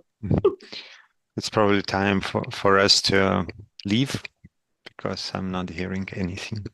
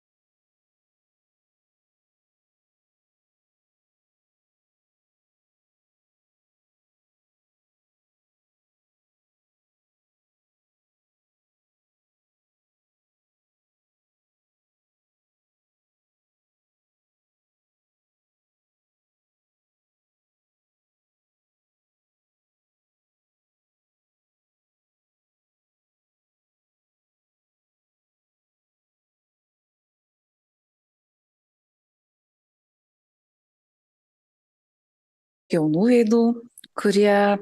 afternoon. I'm happy to see so many young faces who want new knowledge. So I was introduced. I work in the Alytus prison and also in Vilnius College. I teach law psychology, and during my work practice,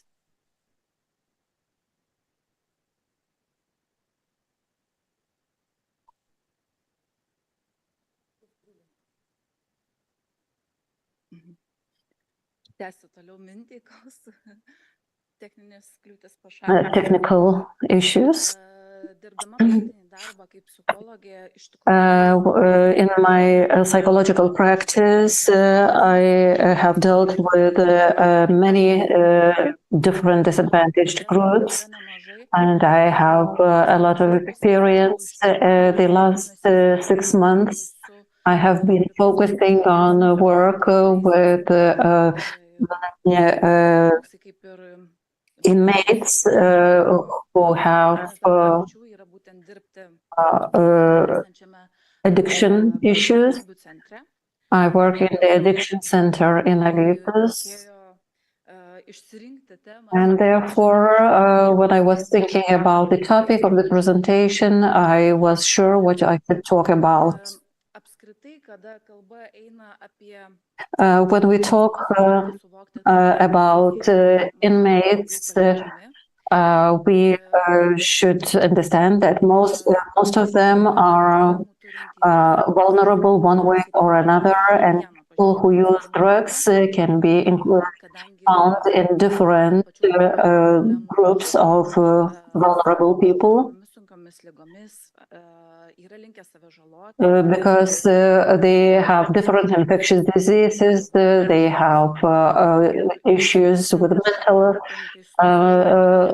health, and this group of people really require a lot of attention. Imprisonment means a lot of challenges and problems, social, psychological, economic, and spiritual issues. And when we work with such people, it is very important to take into consideration each individual case, to listen to the needs of each person, because the story of each person is different.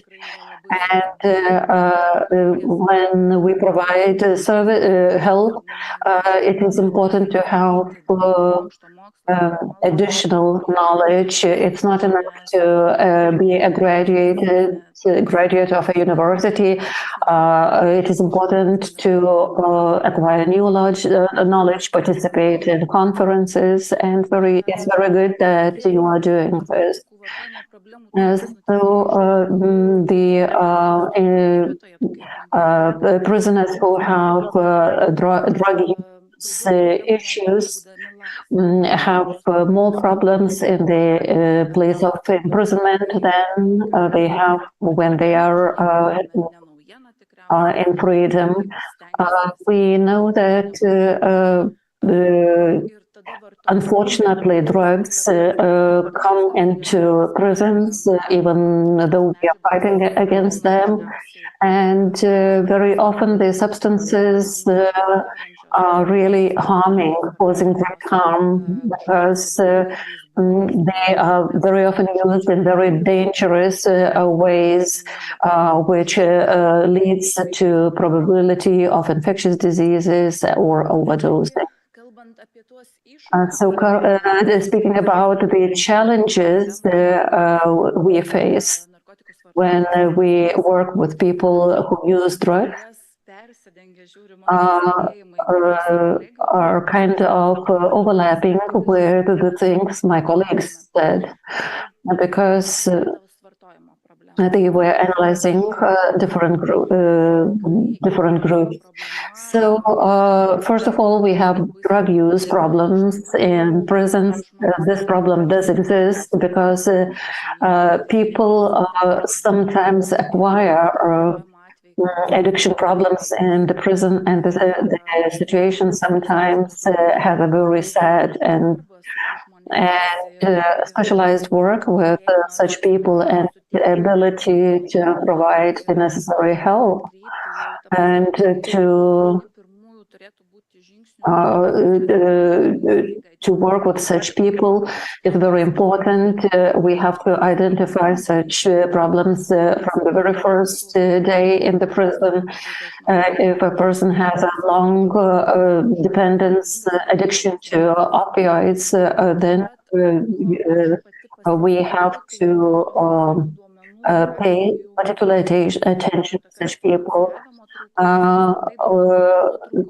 Then what I noticed that there is a lack of official data and case differentiation. It is a very important job because the society has to know about the problems, has to see the numbers, because numbers can tell us a lot. We can see whether the problem is really big or small. And the scientific community also has to know the numbers, because they do research. And they have to take to see where the problems exist and where they are really big. Talking about differentiation, there is a problem related to the fact that very often the boundaries between addiction and abuse is not very clear, because abuse is not addiction. not always addiction, and those who work with people using drugs know the difference. But sometimes the recommendations which are provided for probation, and there is a treatment order, this treatment order is not always necessary because the person may not have addiction. People who get methadone therapy, they live with other people who do not use or do not get therapy. And then we say, who can ensure that the substance will not be used by somebody who should not? Actually, a person who is addicted usually is fighting inside to use or not to use. And if a person is in some environment where he can see, he cannot close his eyes, he lives in the same room with other people, such person has a dilemma how to survive. That is why I'm talking about the differentiation between people who get treatment and who do not get treatment. If we give treatment, motivation is here also very important, because nobody can force a person use treatment if a person doesn't want. And as my colleagues said, what we actually see today is a lack of resources, both human and material resources. There is a lack of workers, although there are quite a lot of social workers, but we do not have enough psychologists in prisons. It's difficult to say why. Maybe people are just afraid to come to work to such a place. Maybe the working conditions are not competitive, and also the material resources, which are very important. The development of the infrastructure, high quality working tools, good trainings for the specialists, everything depends on resources. This problem should be dealt with by our government, who assigns funds, and I hope that somebody might hear what I'm saying and think about this. Another thing I really miss is a holistic approach. Very often when we talk about addiction, alcohol or drug addiction, we understand that as issues which are related to healthcare. And if we look at the measures which are applied, usually the measures are from this field, from this area. But it's the same as taking painkillers without identifying the causes for the pain. So it is very important to understand what are the roots of the addiction, and the involvement of specialists from different areas is very important, so that we could meet the needs of that person who has chosen to run away from himself and the reality. And another thing which has already been mentioned is work with families and relatives. We don't do that very much because, as I said, we have a lack of resources. And when we talk about addicted persons, work with their relatives and families is very important because we have to identify the roots for the addiction. Sometimes maybe a person is manipulating his family members, say that I have a problem and that they need money for that problem, and the family members believe and give money, and which is used for drugs. And sometimes it even happens that family members bring drugs to prisons without knowing what they bring, because if you don't use, maybe you don't need that it's fentanyl. How can you know if you have never used it? So the education of family members is very important. It is important to teach them, to inform about addiction. And also it is very important to restore close relations, to increase the motivation of a healing person, because imprisonment has a very big effect on the relations. We know that long sentence is sometimes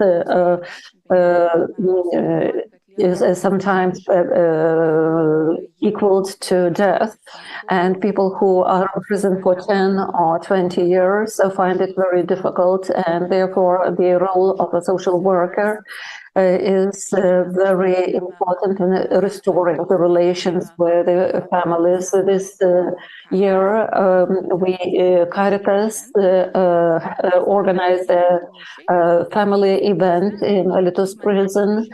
The family members were invited to a separate room, and the feedback we got showed that the imprisoned persons are very happy with such events.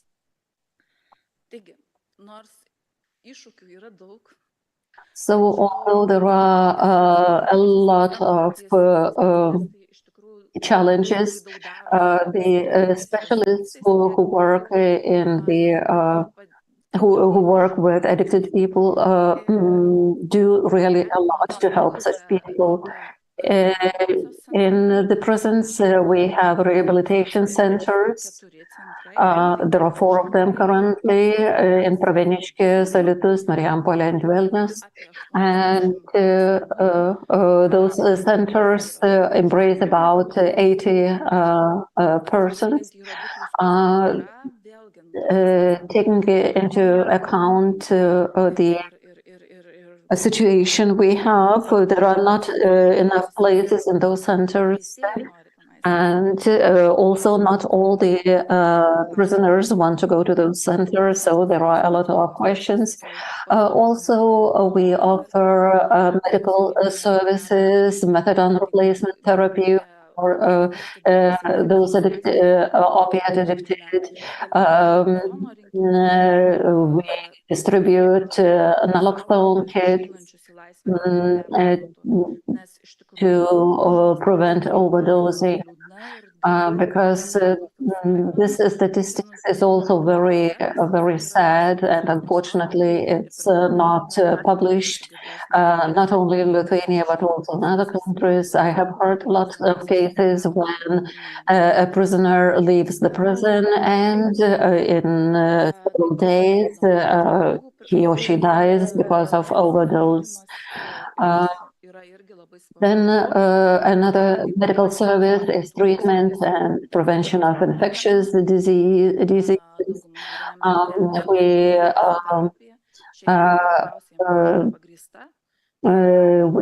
We also offer accredited intervention programs, behavioral correction programs, and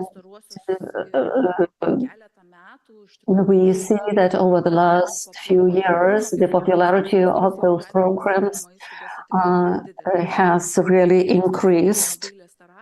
It's from art therapy to individual therapy when only one risk factor is addressed. Also, it is very important that there is interinstitutional cooperation, and this cooperation has to involve NGOs as much as possible. And currently,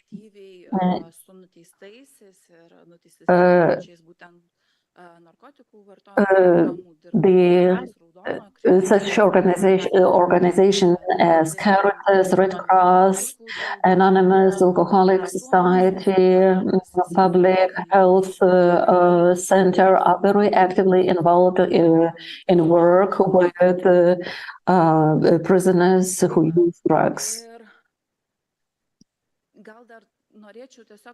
And I can say that I would really like to believe that in the future there will be more focus on the differences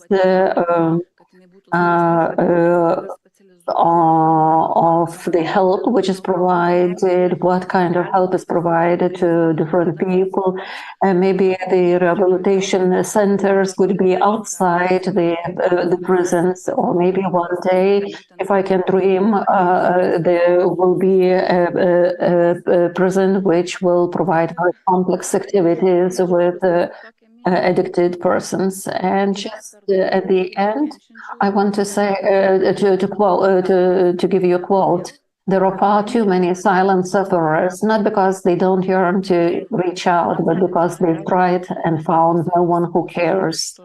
I hope that you will think about those words, because irrespective of the tools or interventions you use, there will be no good result without empathy.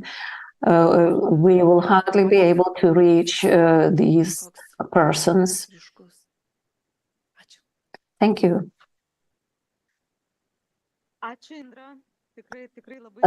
Thank you, Indra. It was a very interesting presentation. It's important that you talked not only about challenges, but also about the perspective. And we just need people who are able to make this connection, people who are empathic. I can see that there are some questions. And I would like to ask, could well-being consultants work instead of a psychologist with you? We do not have such a position, but I think that it is a good perspective, because the competences they have would be really useful. Several years ago, we didn't have social workers in prisons, but now we do have. So I think that it is important to think about that. Prisons do not have psychotherapists, although foreign practice shows that if there is methadone treatment, psychotherapy is vital, because otherwise it is just another legal way of getting a drug. So I really want to hope that we will have well-being consultants, psychotherapists, because we really need them. Sometimes when I watch my colleagues, I see that they have a lot of bureaucratic work to do. And what I really want to see is deeper analysis of each case.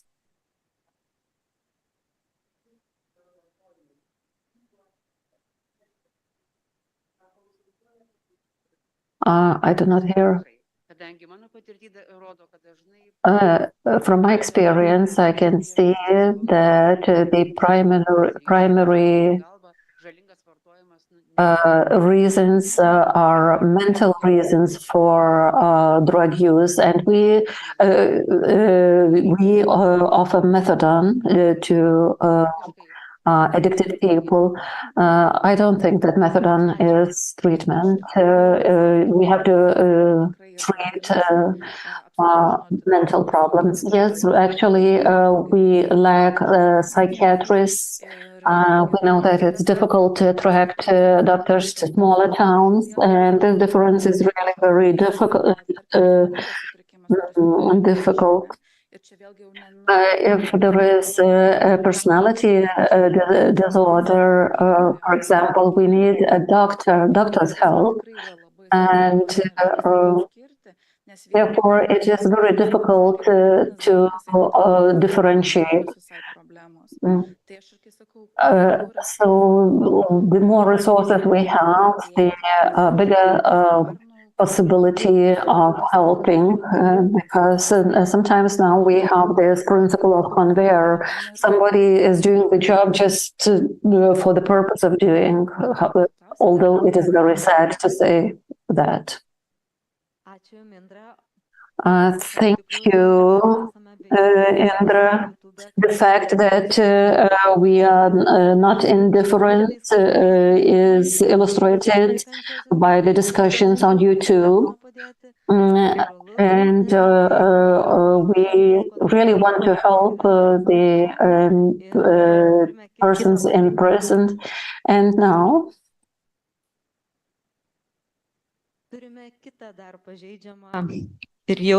we have another vulnerable group, that is the refugees, and now about the integration of Afghan refugees in Poland will be presented by Beata Pietkiewicz-Parek from the University of Wrocław.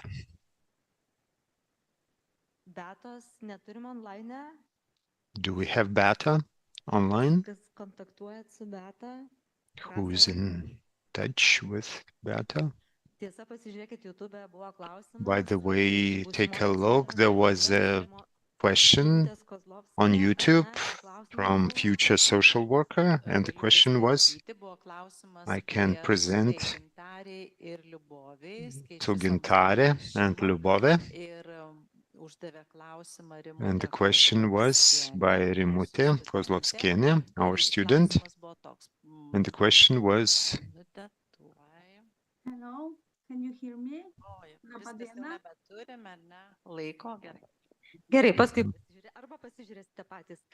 Yes, we can hear you. Yes, thank you. But I don't know how to add my presentation. You should what? Press green button. Ah, yes, we can see. Okay, I see. Okay. Hello. Hello. My presentation, okay.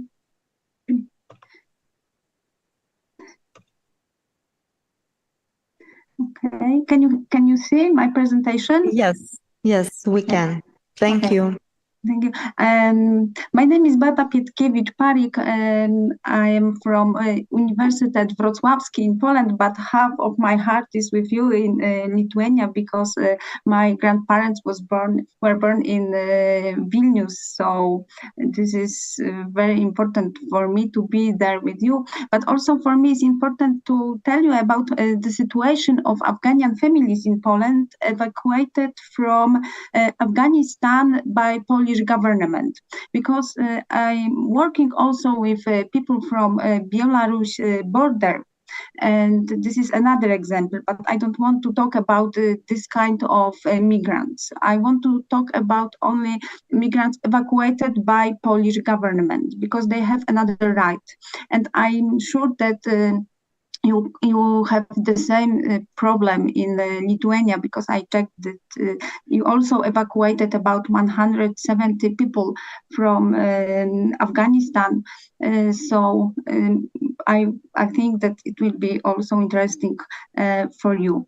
My methodology: from December to October, I conducted a series of interviews with refugees who left Afghanistan during evacuation, and now they are living in Poland. This is also for them some problem, because they really don't want to stay in Poland. Believe me, they want to go to Germany, to France, to UK, but they are in cage because of the European law.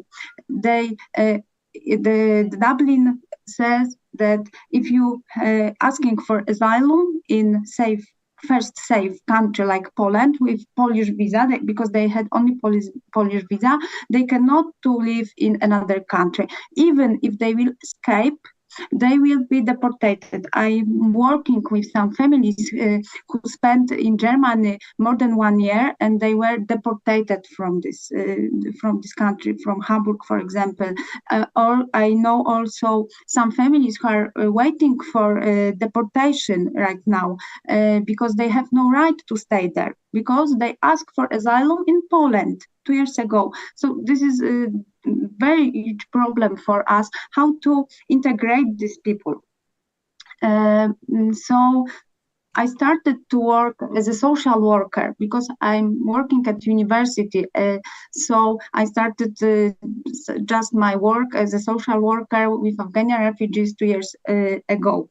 I'm working, as I said, with another type of migrants, like refugees from Ukraine, for example, but this is another type of refugees. So their integration is really good. It's not like Afghani families. I teach them Polish language face-to-face or online. I cooperate with EMIC Foundation in Toruń as an intercultural guardian of refugees. So in Toruń, with my family, is only one social worker, and it's me. I am like a volunteer. They don't pay me. And I don't have the time, so I don't want to talk more, but I think that the most important for me in my theory is the pedagogy of asylum of Levinas, who was born in Lithuania, of course. But I have no time for talk about this. And another one theory is Emily Keyes described the stages of refugee experience. First is perception of danger and decision to flee. What is important in Afghanistan? We know about Kabul and we know about Taliban, and we think that the Taliban take Kabul in September or in August, but it's not true, because they started to conquer Afghanistan before March. So Pashtuns, for example, from the border with Pakistan, they had to escape from their homes in March 2021. It's not in the same time that they have taken Kabul. So they had to live in a basement, for example, in Kabul, because they received the letter that the Taliban will kill them. So this is another decision to fly first to Kabul, because nobody expected that Kabul will be taken by Taliban and the US troops will go to their homes.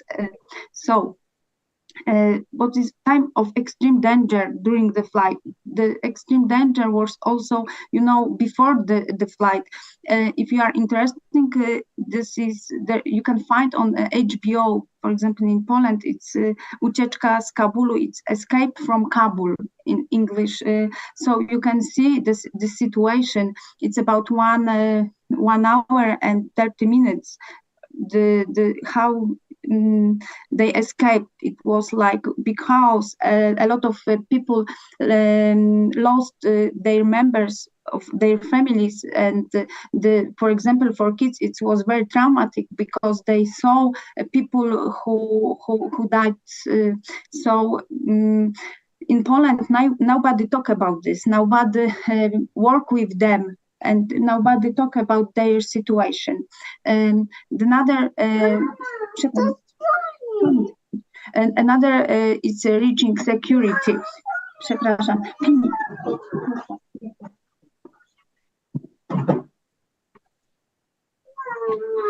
Another is reaching security. If you want that Afghani family is reaching security in Poland, it's not true, because that time when they came, they had to go to the closed camp for coronavirus quarantine. So they spent about 2 weeks without contact with anybody.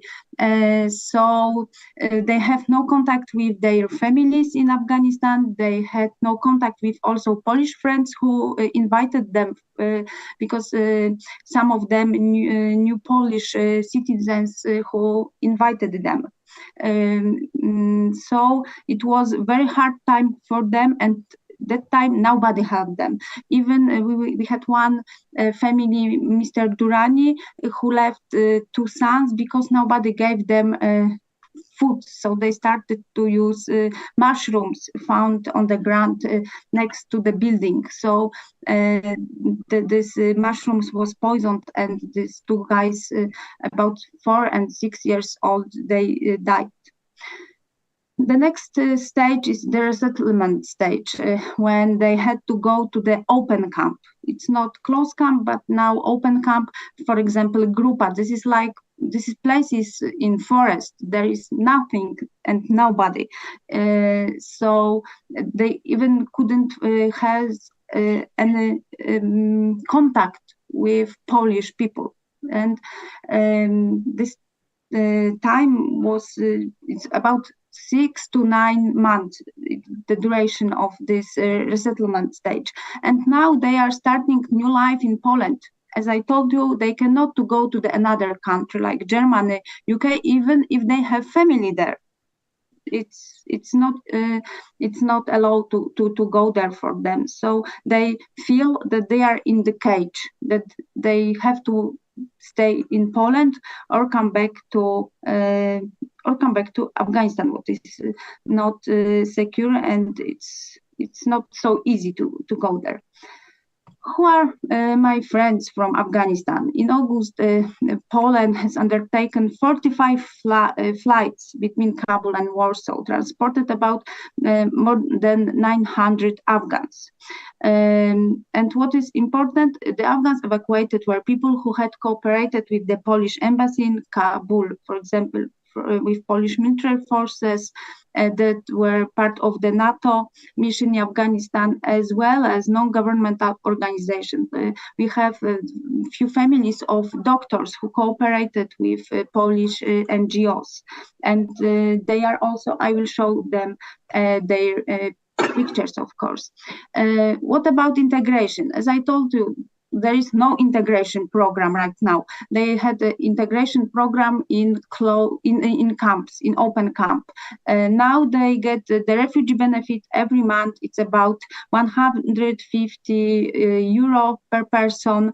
And as you know, they cannot to even rent a flat for from this money. Sometimes they have flat for free from Polish government, but most of them have to rent this flat. For example, small flat, the smallest in Warsaw is about 1,000 euro. So even if you have a whole family with you and you have 150 euro per month, it's not enough. And they have the permit for work and free education. Some study Polish at the university, but what is important that they have no recognition of their diploma. So they were, for example, doctors, lawyers, and now they have to start their new life in a very simple level. Like they are working with rubbish factories. They are selecting rubbish. So for them, this is something really terrible. And they didn't expect that in Poland they will start their new life like this. They said that if somebody could tell them that they will be like they use this rubbish word that they will be excuse me, that they will be in Poland like nobody. They prefer to stay in Afghanistan. Where is the problem? The process of preparing for life in Poland should, by definition, begin during the stay at a residence center, like closed camp or open camp for foreigners. But living in the center more than once causes learn helplessness. They ask for everything. For example, they couldn't fill the documents. Everybody should help them. People who decided to live outside the center have more autonomy and contact with the Poles. But of course, they should find somebody who will sponsor them, because most of them lost their money. From the adult perspective, the time spent in the center is quite monotonous. Each subsequent day is not much different from the previous one. The day-to-day tasks of women usually include housekeeping and caring for children. And experience of isolation are often exacerbated by socioeconomic deprivation. Excuse me. Nie mam nic na ciebie, idź kochani. So I have no time, so I want to show you my families. Most of them are people from the intellectual, politicians, journalists, doctors. Unfortunately, they do not have the right to practice in Poland. Therefore, they usually work below their qualification in factories. And what is important, at the same time, they are the only breadwinners of their family left in Afghanistan and are starving because of the humanitarian crisis. A few days ago, there were some earthquakes, so this family need a lot of money to rebuild their buildings. They sent me some pictures, and their roof collapsed and they cannot to stay in their homes. So it's really in Herat province, for example, it's really dangerous for them to stay in their homes. And what about integration? The best solution is to speed up their integration, because most of the refugees have no contact with Poles. They are without a job, with no hope for future. And refugees do not benefit, but they don't need benefits, but a permit to work in accordance with their education. They don't want to be second-class citizens. And I want to show my families from Afghanistan pictures too, because I think that if you will see their faces, you will feel the emotion, and I hope you will be much easier to feel the empathy with them. This is my Afghani families from Warsaw. For example, this is Salim. He's a doctor, and all his family was in Kabul airport, but only Salim could enter the airplane. So this family was in airplane for a few days, and they decided to come back to their homes. And Salim, unfortunately, he's the only breadwinner, and he has to send them about 1,000 euro because his family is living in the basement, because Taliban started to kill the members of his family. This is Eliasi family. They are doctors. They worked in Afghanistan as a doctor, and now they have to study one more time in Poland. This is the same family, and this is with my kids. This is the same Spuzma and their kids. As you can see, they are conservative, so nobody from Polish people want to talk to them because they are afraid of them. But they are really, really nice people. And this is my Persian teacher. This is in Warsaw. He's working there, and this is his brother Murtaza. Unfortunately, he's in Tehran right now because embassy didn't want to allow him to go to Poland. And I think that this is everything what I wanted to tell you. And thank you so much for being here with me and hear what I wanted to tell you. Thank you so much. Thank you, Beata. Thank you. Ar yra norinčių paklausti Do we pranešėją? have any questions to the presenter? It seems that we don't have questions, Thank you Beata. for presentation. Was very interesting.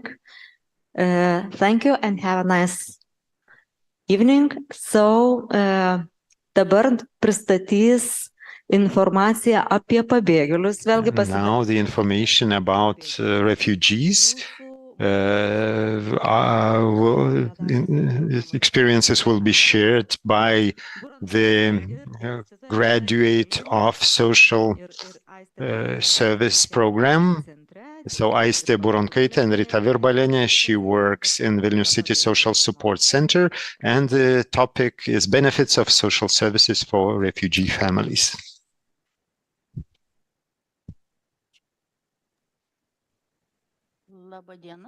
Good afternoon. I would like to introduce Aiste again. She is really interested in the topic of refugees, and after studies in our college, we keep digging into this topic. Beata talked about the experience of refugees from Afghanistan. We are talking about refugees from Iraq and Syria.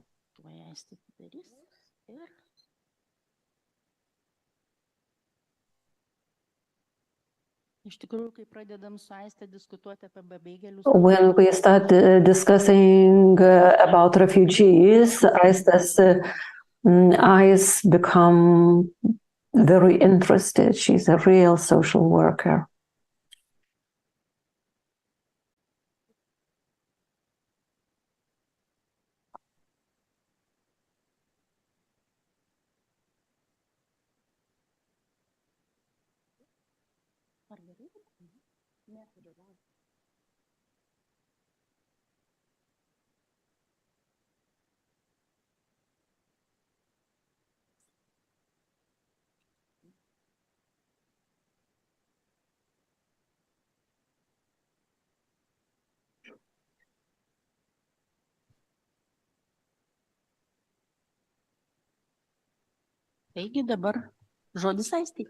So now Aiste has the floor. Hi, everybody. It's a big pleasure to come back to this alma mater. And I have been researching this topic for several years. I have seen the experience of refugees in everyday life. They do not know about social services they can get. They do not know that they can ask for help related to compensation, maybe help about some EU tools. So I think that it's very important to inform them to make sure that they can access all those services. Mostly I dealt with refugees from Syria and Iran. And it was a very special feeling to listen to their stories, because very often we do not even think about things that happen around us until the problem touches us personally. We do not think about it much. But in the present world, we should start thinking about how people live who had to leave their homes, who had no choices, and the only thing they want to be safe in their homes. We had a very interesting story. It's Rodzin's story. I didn't want the young woman didn't want us to use her photo, but the experience was very exceptional. At the refugee camp, she experienced anxiety and depression because she didn't feel safe.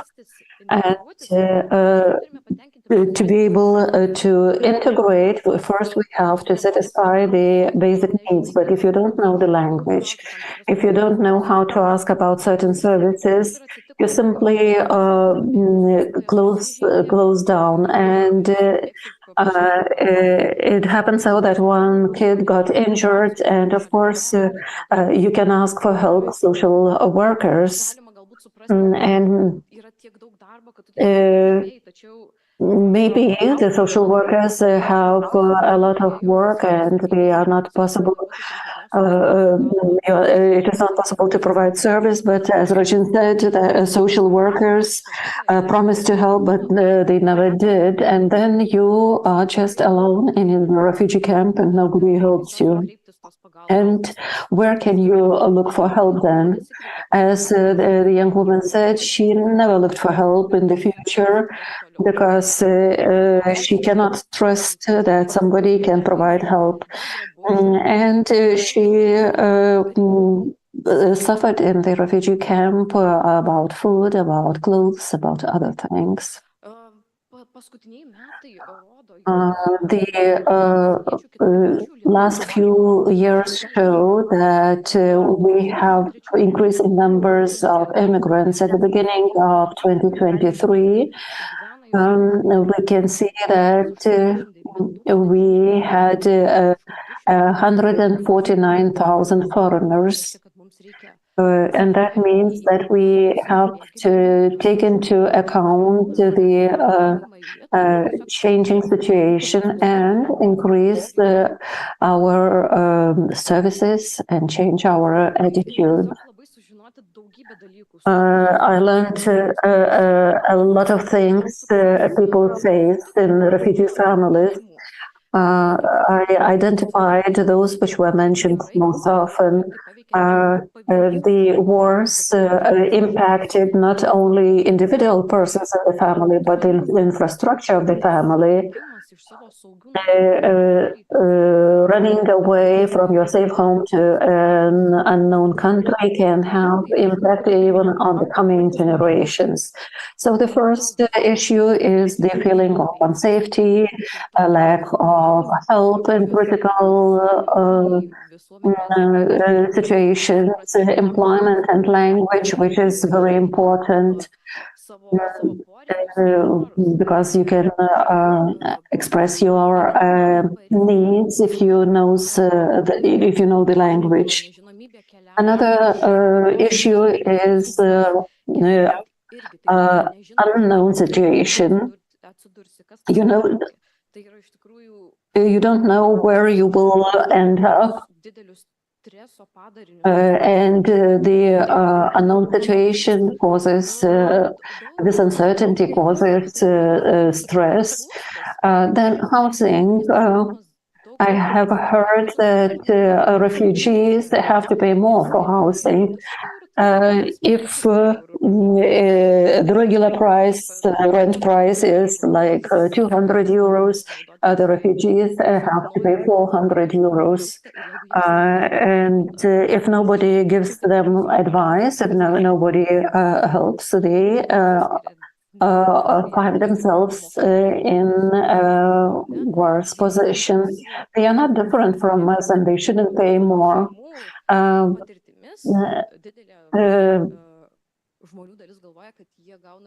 But the situation is that a lot of people think that they get huge money, thousands of euros, which we give them. But that's a stereotype. And the last issue is the approach of the public. Because we can find a lot of information about Muslim religion, about refugees who are just people who are trying to find some benefits for themselves. And those stereotypes impact the employability of people or the results of children at school. But why don't we talk about the cultural differences? Say there is a student at school who doesn't eat during Ramadan, and we don't understand why this person is doing this. Don't try to find information. And sometimes this can lead to very difficult consequences. A big problem which I can see is that initially what you need is not to leave a person alone, because institutions do not always cooperate with each other, like healthcare institutions do not cooperate with social workers. Of course, we understand that it's data protection and other reasons, but in this case, it's important not to leave people alone. We have to go together with them to a healthcare institution, for example. And there was a case when a person was wrongly diagnosed because an interpreter didn't turn up. The person had to suffer for 3 years until he learned the language and could explain the doctor himself what the matter was. We also have to think about financing, because we can say that NGOs do not have sufficient resources.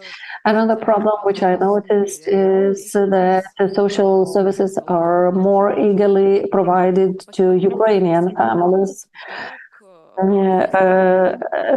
Ukrainians have greater possibilities to get a job compared to refugees from Iran or Syria. So the refugees from Iran and Syria say, nobody needs me, I don't know the language, I don't know another language people know in Lithuania. The refugees felt that they were rejected, like the quotes on the screen illustrate. And when you try to get social services, you might need information where I can deal with my passport, where can I get a social benefit or something. And asking for those services is also hard work, because they are in a situation as they are. One quote says that the social workers were answering in a way which showed that they don't want to talk to me, which demonstrate that the distance between the refugees and social workers sometimes is very big. And as it was said today, cooperation between two parties is very important. It's not enough for a refugee to ask for help, but the social worker has to create a situation where to create a very safe environment.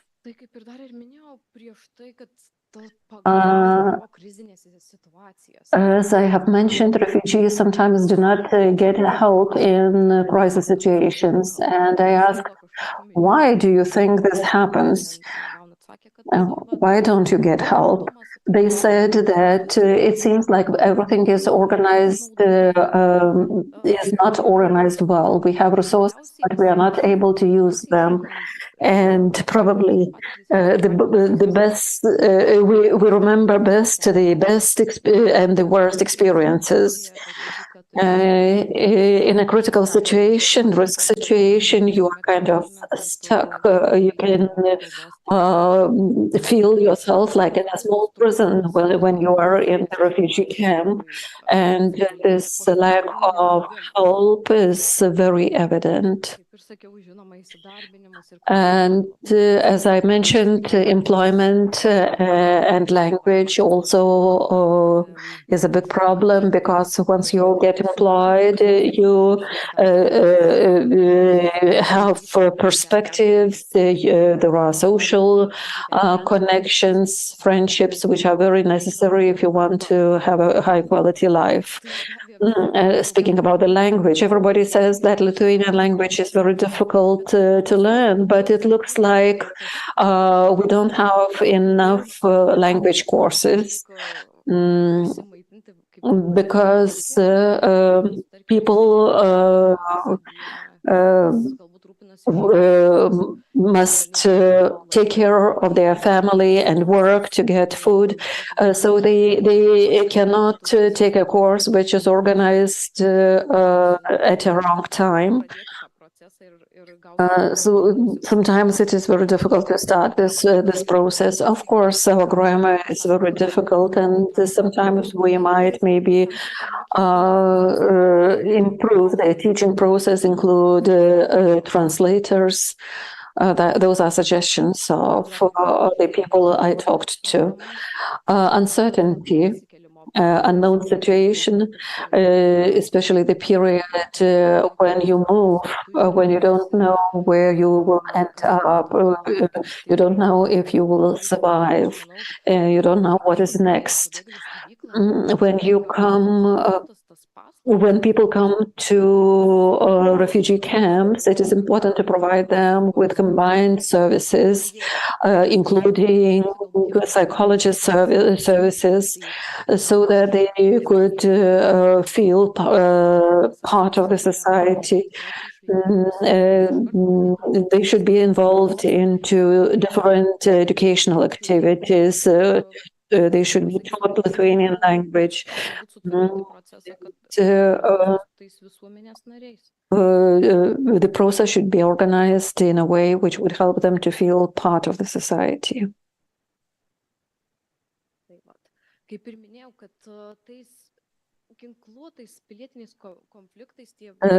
In case of armed military conflicts, when the situation in the country did not guarantee safe life, the harm caused to the infrastructure, health systems, civilians,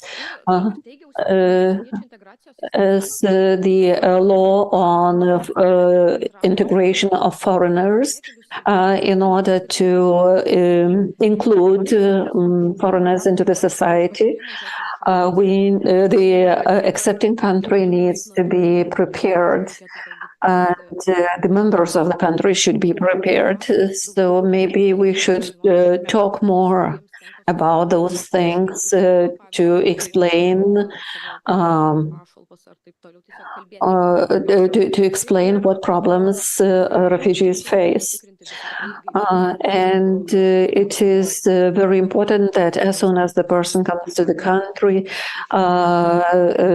it is important to ensure access to all basic services. Research shows that those who gets social services achieves better results in the labor market. And a very interesting aspect is support. We have to support each other. We have to understand the situation the refugees are in. The more support they get,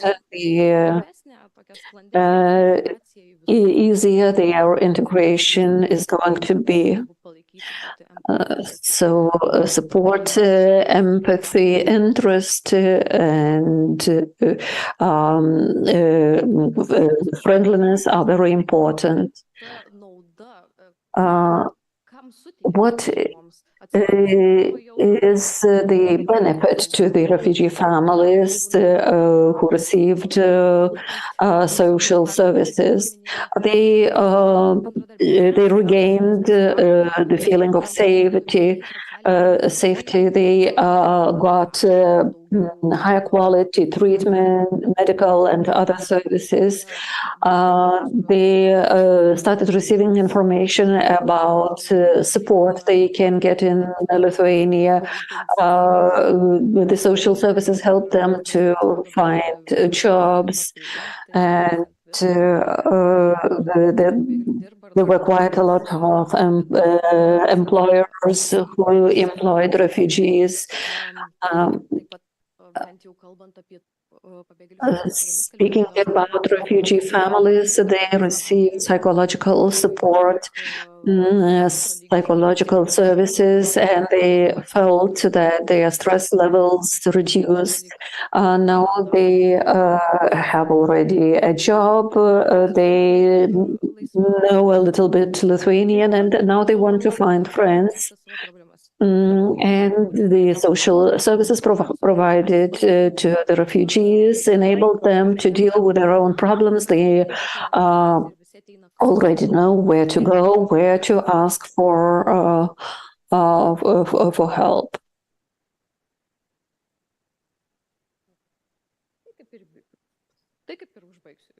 So I will probably finish here. Thank you very much. I believe that after the shock Lithuania experienced, we will keep going deeper into this topic, because over the last 2 years, we could see that the things refugees say changed. And I believe that we will keep working in this field, and the refugees will receive more and more services. I wish every success to everybody. Thank you.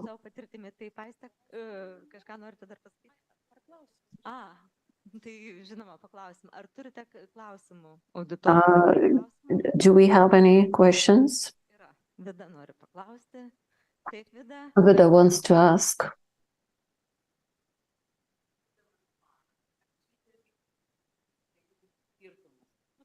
Maisto paketuose kiauliena nebūna, pavyzdžiui, musulmonų ar ne, pavyzdžiui.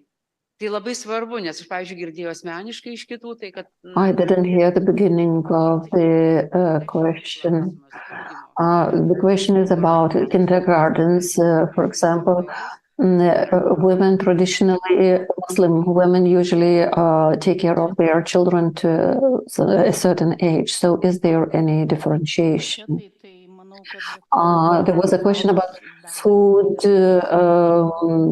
packages, whether pork is included into packages for Muslim refugees. The answer was that you can refuse to take pork if you get it. Currently, there's a new initiative of the food bank. You can choose the products which you want, which you need. So the initiative allows to not to take pork. And also there is a new idea of giving cards, and you can use the cards for food or clothes or shoes or anything. You can choose what you need. And previously, if the refugees, Muslim refugees, used to get pork, they would they used to share the pork with their neighbors. Any other question? No, no more questions. Thank you very much for the experience you shared. We can see that the process is going on. And now I invite Inga Kreivėnaitė and Eglė Viskantaitė from Multicultural Day Center help fit in. Paprašysim technikų turbūt, ar ne? Padėti mums. We need probably some technical support.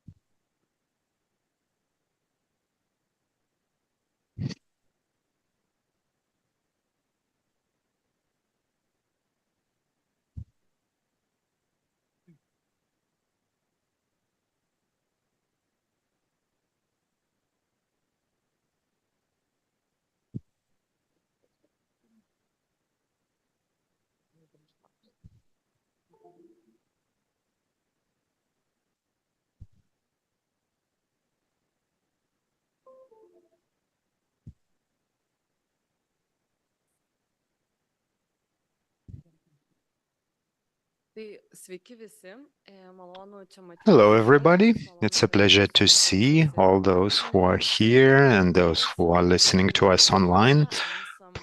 Part of the listeners know us, some of you don't, so let us introduce ourselves. My name is Inga, my colleague is Agle.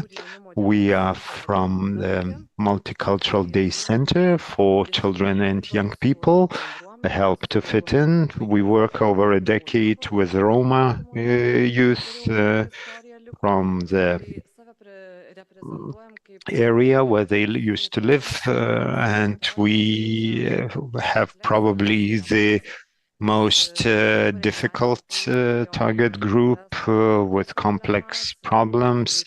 There was a deep poverty, not integrating with the educational institution, and the primary aim was to help children stay at school for at least first 4 years, because Roma people and children, they usually were not completing even the primary education, and without the primary education, it's difficult to join the adult world. And for first 4 years, we were helping them to do homework. And you know that Roma community, most of them, parents were illiterate, so they couldn't help their children with homework. And we have some achievements. Most of them did not finish at primary level. Some of them have completed 10 classes. Some have completed the entire secondary education. For university degrees, we will probably need one more generation, but the improvement is significant. So previous presenters talked about the refugees, and our presentation will talk about the intercultural competences and importance of them, which really are lacking in Lithuania. Roma people are living in Lithuania from the 16th century, and our co-citizens, even living here for 500 years, we still don't know much about them. They are being mystified, they are treated like zoo animals, but not people who have similar needs and wishes to work and need. Although there's a stigma and label that Roma people, they don't want to work or study, and we want to demolish this myth and stress the importance of intercultural competences. These are very important, that people with education, with university degree, but for them, just diploma is not enough. The empathy and having intercultural competences is not achieved through university education. It is achieved through constant contact and work with communities. What competences would be needed? Of course, it's cognitive competence. So knowledge about ethnic minorities living in Lithuania. And it's important that school should think about how much knowledge do we know about other cultures, and education in Lithuanian school is very Lithuanian-centered, and it's not talking about other cultures a lot. And we designed such a comics strip which helps the school talking about other cultures, including Roma, and we encourage social workers to get interested into that. When you know the audience you'll be working with, just try to learn something about their culture, at least the greetings. And for example, if you are visiting a Roma family, you should take off your shoes when you enter the house. And if you are offered some tea, you should not refuse it. And there were complaints, for example, when social workers come from the municipality, So instead of talking to them, they rush into the house, open the fridge, and check if there is food for children. But in our opinion, the real contact is very important. The behavioral competence, it covers many skills and abilities such as conflict solving and dealing in situations which are unplanned and unexpected. And we want to encourage the social workers to be not afraid of the unknown, because things we plan, they don't work in 90% of the cases. So don't be afraid of multi-languages. For example, in our center, we speak 5 languages. So Lithuanian, Russian, English, and 2 dialects of Roma language, and people talking in 2 different dialects, they come to our center. And some people, when they come for volunteering work, they say, oh no, I won't be able to do that. I don't speak Russian, I don't speak Roma. But they still have things to do. They can be the mediators, and they are really getting involved in this process. And then finally, they end up being interpreters. And so you should not be afraid. Then emotional competence. That's probably the main focus is empathy and sympathy, and understanding that without it, you cannot have a successful social worker in the 21st century. And the wish to empathize, to dive deep into the cultural environment of other culture is very important. Lithuanians want to say that we are not racist, we don't have such problems as in America, but we don't have so many communities, and we should get interested why we don't have so many communities. So Lithuania was very inclusive in medieval times with Grand Duke Vytautas, but now how to be a Lithuanian, welcoming Lithuanian, inclusive Lithuania, that's very important. I liked the previous presentations about refugees, about the Islamophobia. So we are talking about different help that is provided to Ukrainian refugees and those who lived for years in forests and stayed sort of invisible. And similar things are applied to the Roma community. It's like double standard.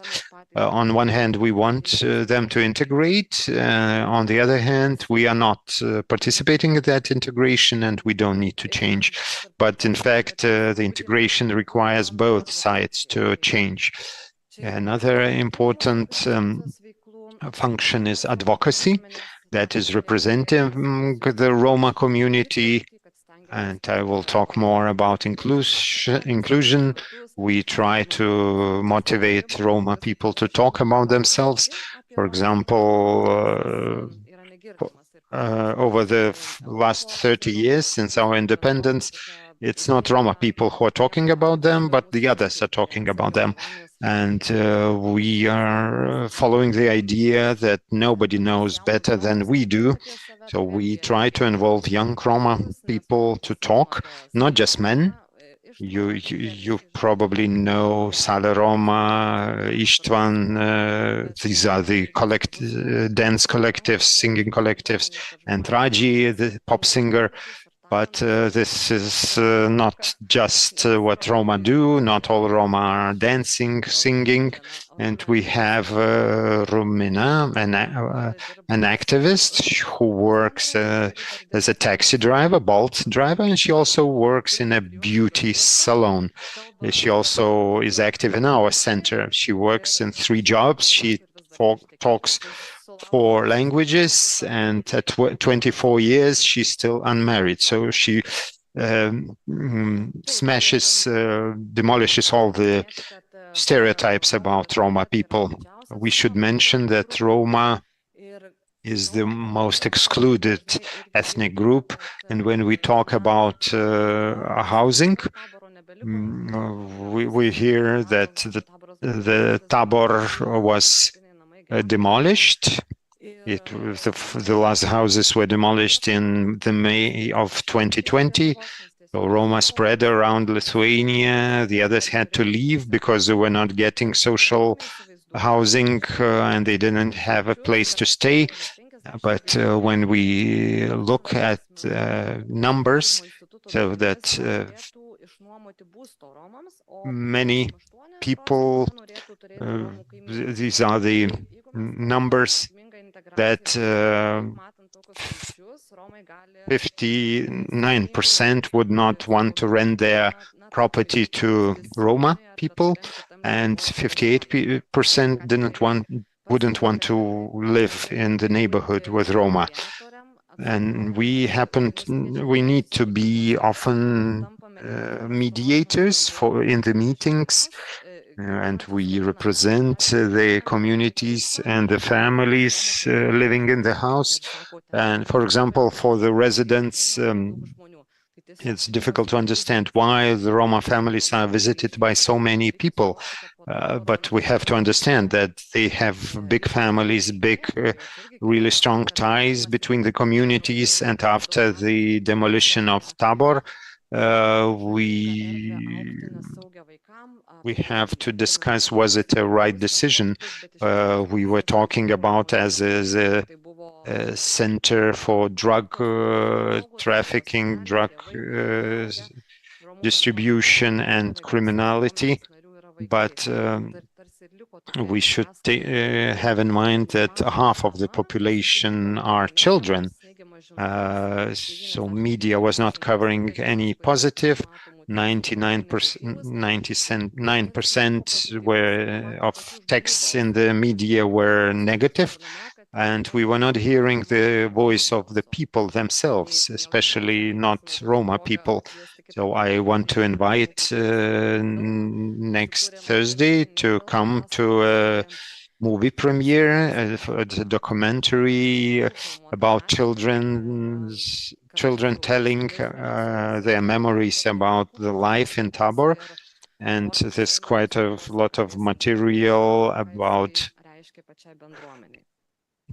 what does it mean to the community itself. Our principle is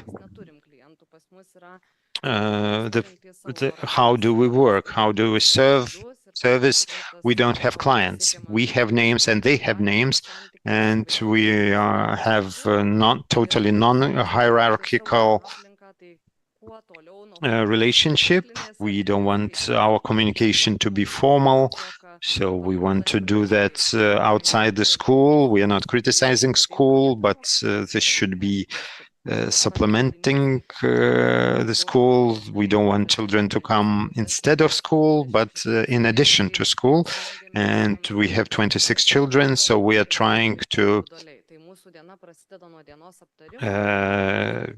devote as much time as possible for children, so they could come and share what were the difficulties, what were the experiences, and we could empathize with the emotional atmosphere of the child when they come to us. For example, child didn't go to school, and the school representatives are complaining, but then it appears that police came and did search of their house, and children were taken outside in the winter time and were forced to stay there for 5 hours. So how can they go to school after a night like this? So I invite everybody to think, is it really that good grades are the thing that makes person happy and successful? So we should think about other things. Emotional education is very important, not just academic education. So to respond to those emotional needs and also multilingual competences are important. So the child comes speaking only Roma language, and at once they are excluded because they are not understanding the information. And we did psychological tests whether they need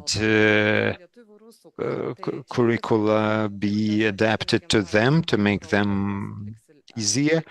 And the tests are in Lithuanian or in Russian, so they cannot do it properly because they don't know the language. So we should take into consideration the cultural context, and we should also take into consideration the competences of each child.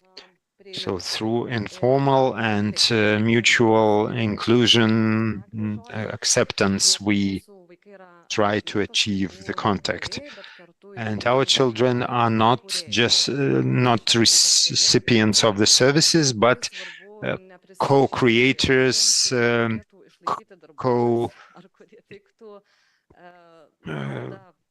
our partners and generators of ideas. Very often we receive requests from artists who want to implement the artistic projects with those children, but we need to know if those children are actually interested in that, and if that would help their inclusion.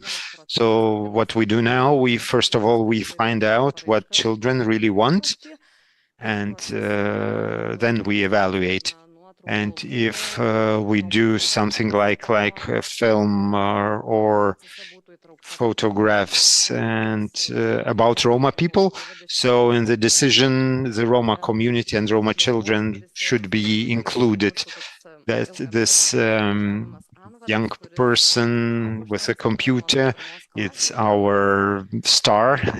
He grew in our centers, so to say. He's 19 now, and he's browsing the computer. He worked as a DJ in the camp, and he was an assistant at this camp. And Avaras, he will work in the center, and he will be the one who will empower his peers. And Eglė will tell more what's being done in the center and how they can become a good example for their peers. And those girls who are working, they will be those who empower. They will help girls to achieve education and resolve the issue of too early marriages. As we say, they are next to our Lithuanian national TV and radio, and the movement is nothing about Roma without Roma themselves.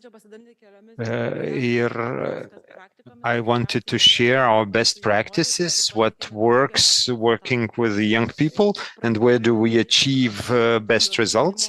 So we should start with the assessment of individual needs of the young people, and that creates close ties, so we get to know the young people better. We have to know the context, and we evaluate their goals for the future, their aims, but strengths and weaknesses. But when we found that when we discover their strengths, the people just start to blossom. And I will share our experiences. For example, mixed martial arts. They attract many young people who are interested in the sports, and we started to cooperate with the coaches, and they were helping to achieve good results. And by trying to coordinate that with school, and we were encouraging children that they should go to school and then they can go to sports, and the results were really have really improved. On the left we have our champions who have achieved good results, and sports works not only in sports results, but it's also very disciplined activities. They watch over their nutrition, their diet, and they have achievements in other areas of life, and these will help in their future professional activities and life in general. I'd like to tell how this year we took 4 young people to World Championship in the United Arab Emirates with the help of sponsors, and Dainoras ranked 4th. He took the 4th place. So sports works as very empowering practice. It's not just good physical condition, health, but also it promotes the character, psychological resistance, discipline, and motivation. And these young people become a very positive example, a real role models for their community, and they inspire other children to do sports and try to achieve results. The other group was for girls. We noticed that still girls and boys, they like to spend time separately, and they have topics which they don't want to discuss in the presence of each other. So this year we went to a camp, and this camp empowered these young girls to have better confidence, and we worked with their self-expression and self-understanding. This camp ensures very safe environment where women can share their experiences. They are not judged, and they are taught to share their experiences with others. The other good thing about the camp that friendships are established, and that puts closer our staff and the girls, and we have established really long-term contacts and ties, and that helps the emotional well-being of the girls. The third type of activities is the project about we are powerful and we are empowered, for girls, for women, about the computer literacy. But the most successful was the beauty course, and it worked as an empowering activity, and then it developed into a social business. When we started in the first year, we had lessons in beauty, like makeup and eyebrow treatment, and women, they understood, they feel responsible for the children and for the elderly, but we needed to create conditions so they could find time to go to the course. And women learned not just to apply makeup and do eyebrows, but they gathered in groups. They could discuss the women's issues and issues of equality. In the second year, our coordinators, they started Girls' Hour in the center, which included makeup and eyebrow treatment. And it turned into such a holistic activity when we sit together, all of us, seemingly just applying makeup, but it really changes lives. And in the third year, they started a social business. So as you know, social business means a very positive impact on the society, on the community, that creates jobs, that promotes the women's entrepreneurship, and it shows to the entire Roma community how they can start their own business and make their dreams come true. Do I have time for more? Thank you. Excuse us. We really, all of us want to talk, to say a lot. So it's nice when we have those happy situations. We want to share about the integration of refugees and Roma people and the improving re-socialization of the convicts, inmates. So thank you, girls. Thank you for sharing that the changes are really visible in 10 years. And I think we don't have much time, but we will finally will integrate this ethnic minority into Lithuanian society, and they will be part of Lithuanian society. It's not a question, just a brief comment, because I connected what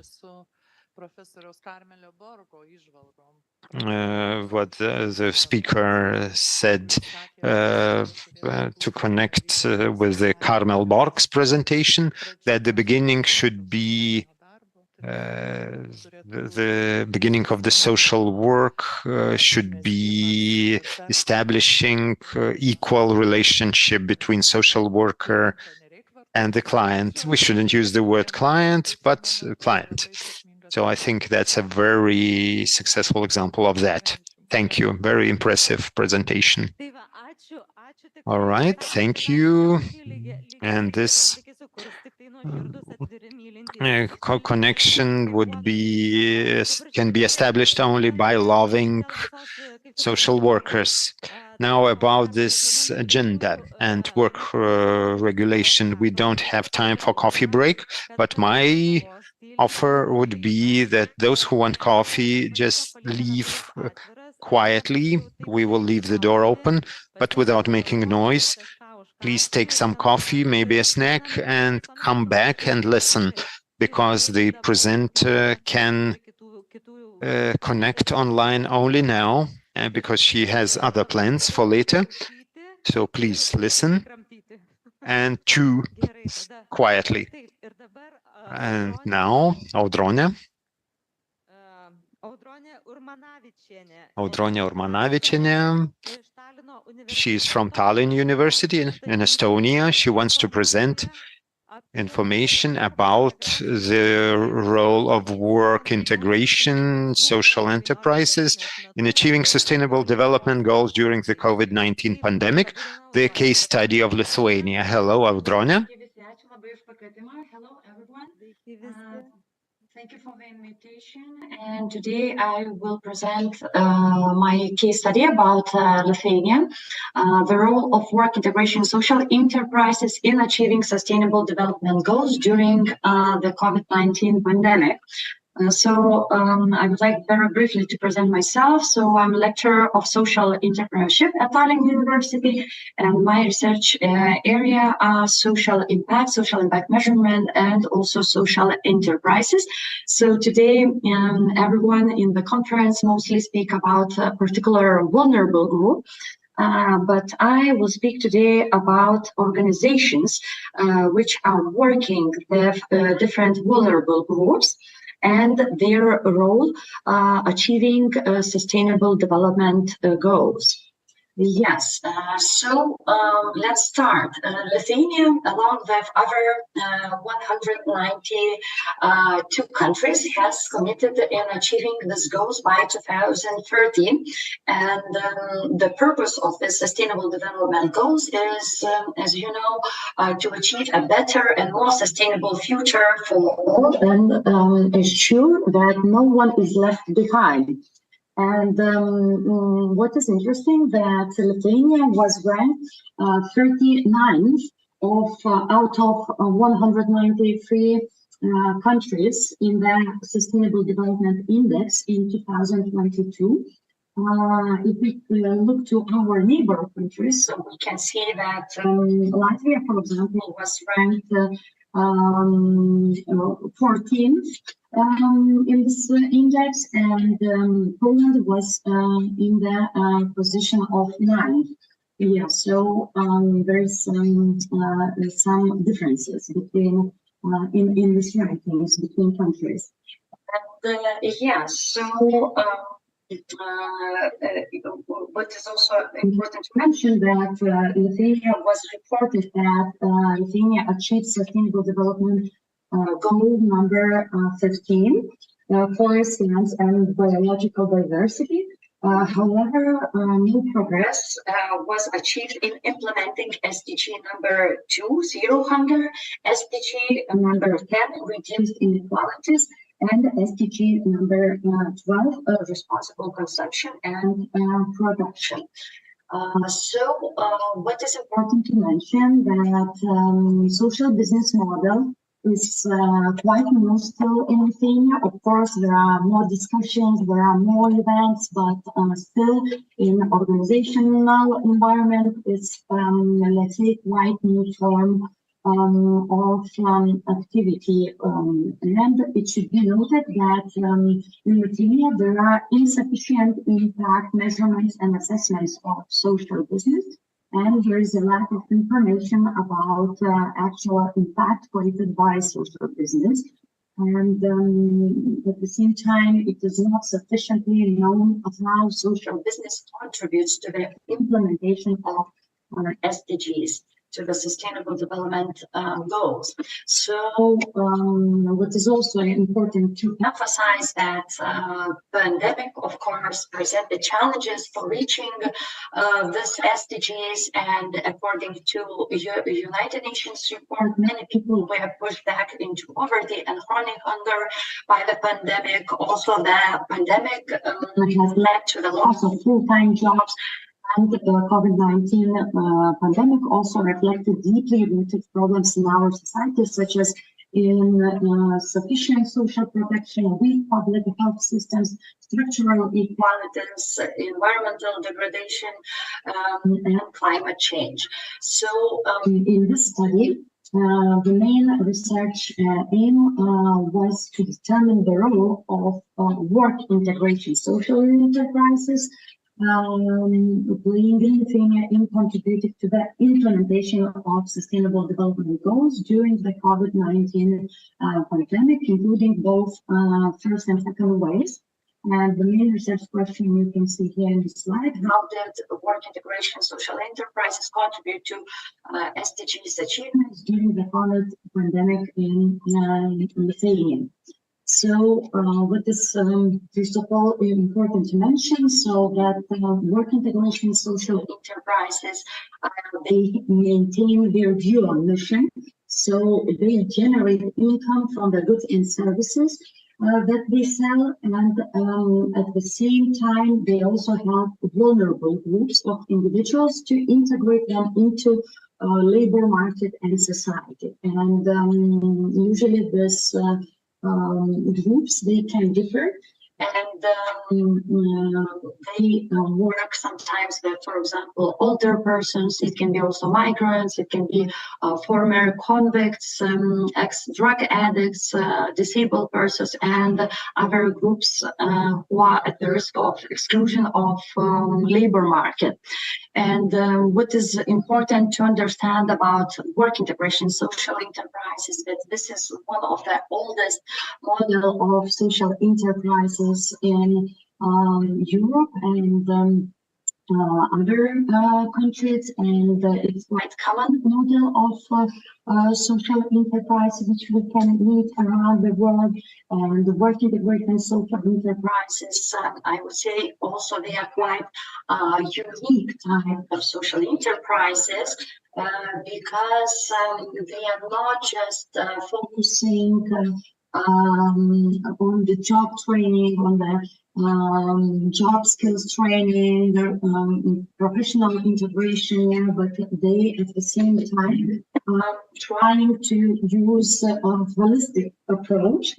And actually they also focusing on providing and organizing psychological help to their beneficiaries, to these vulnerable groups, also to provide social services to these groups, and at the same time, sometimes they need to provide accommodation, maybe transportation to the workplace, and some consultations, and etc. And what is also interesting that even sometimes, of course, they need to adapt these workplaces. They need to prepare their employees to work with these vulnerable groups, because sometimes their work composition consists of some people from excluded groups, and some people maybe from other groups. Yeah, so that's why they need to actually prepare their work environment, and to be ready to work with this particular groups. And of course, the successful integration, it requires that, and it requires additional time and resources as well from this work integration social enterprises.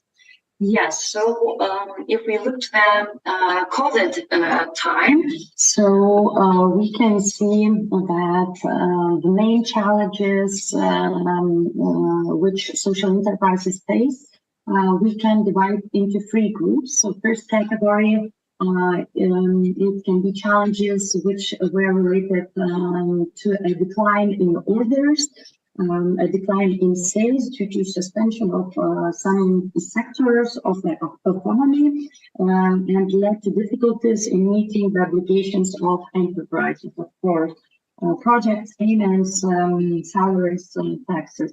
And the second category of challenges, they are related with uncertainty. So about the future and how actually the government decisions, they will affect the business. And the third category of challenges is related to the need to adapt quickly. So, which was of course not always possible due to the sector of the company's mode of operation. For example, social work related activities, or the inability to trade live, which was the main channel of trade. And aspects such as childcare and the ability to balance work and family commitments to adapt to the COVID-19 pandemic also became critical challenges for social enterprises. Yes, so if we look to the study methodology, so you can see that it was multiple case study. 5 social enterprises were selected according to this criteria, and one of the most important criteria was that this work integration social enterprise was operating during the COVID-19 pandemic period, because some, as you know, organizations were closed during this period. So here you can see the cases. So social enterprises, they work in different sectors, but mostly in manufacturing and food sector. And they work with intellectual disabilities persons, and also with ex-prisoners, ex-drug addicts, and youth also. It was one of the target of one of the social enterprise, and they focused on training and development of work skills of this particular groups.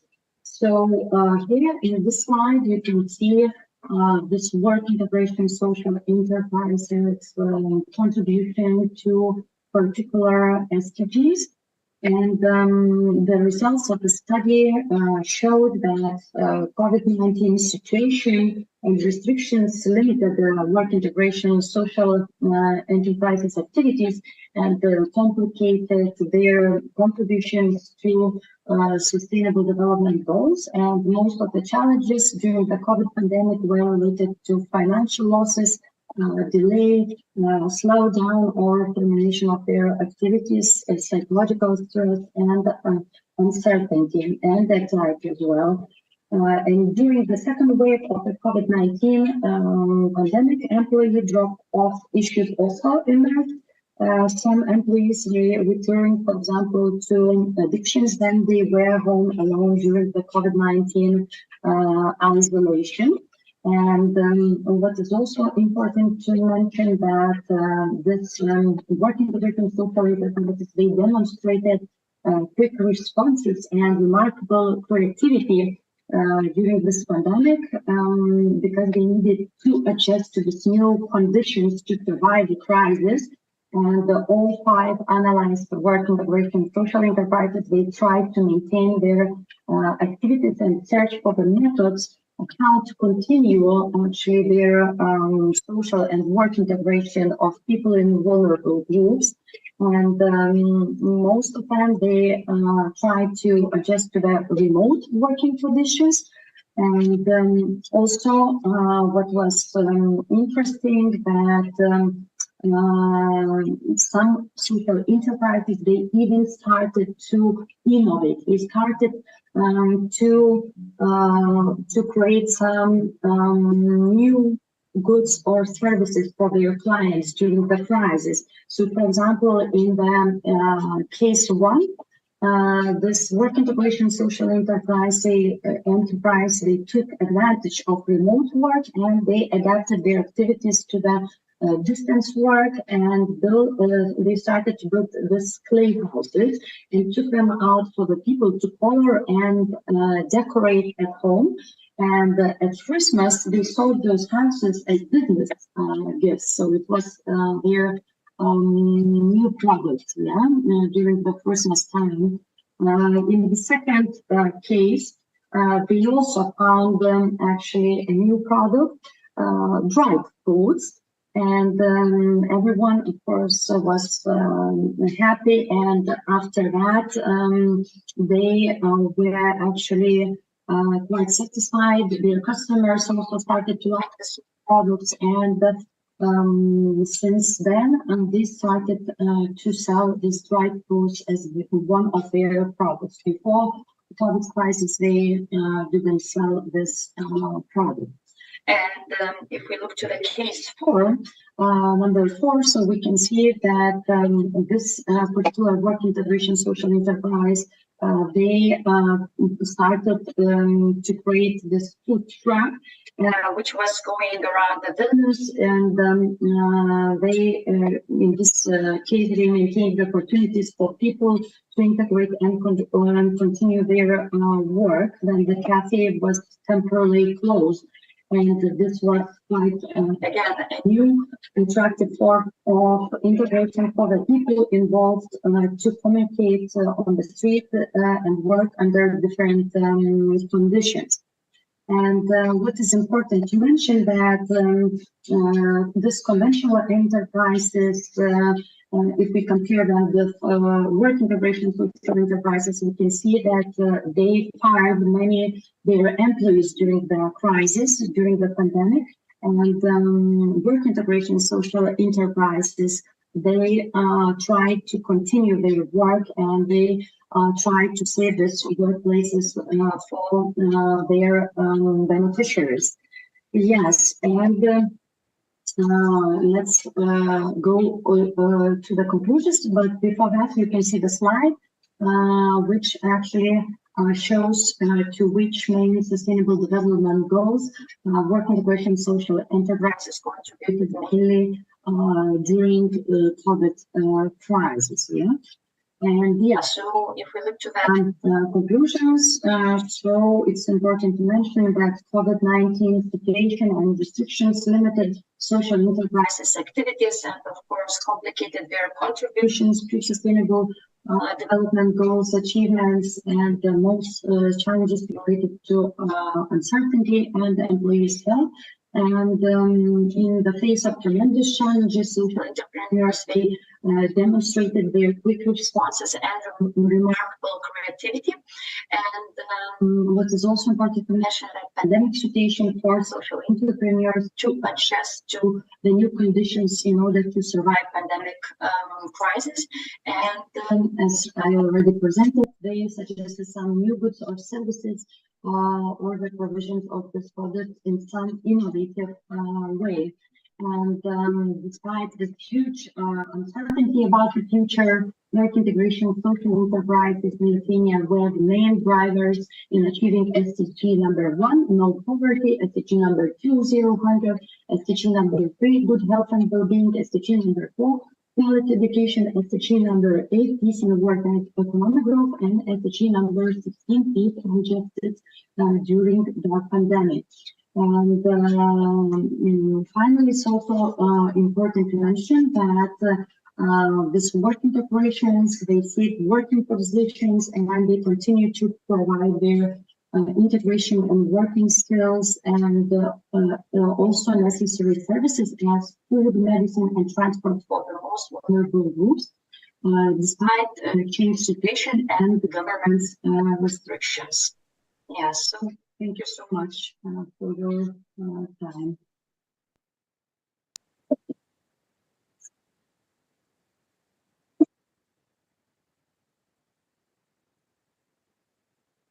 Ačiū Audronei, kaip svarbu iš tikrųjų atsigręžti. Thank you, Audronei. It's really very important to look back at what happened in the past to prepare for the future.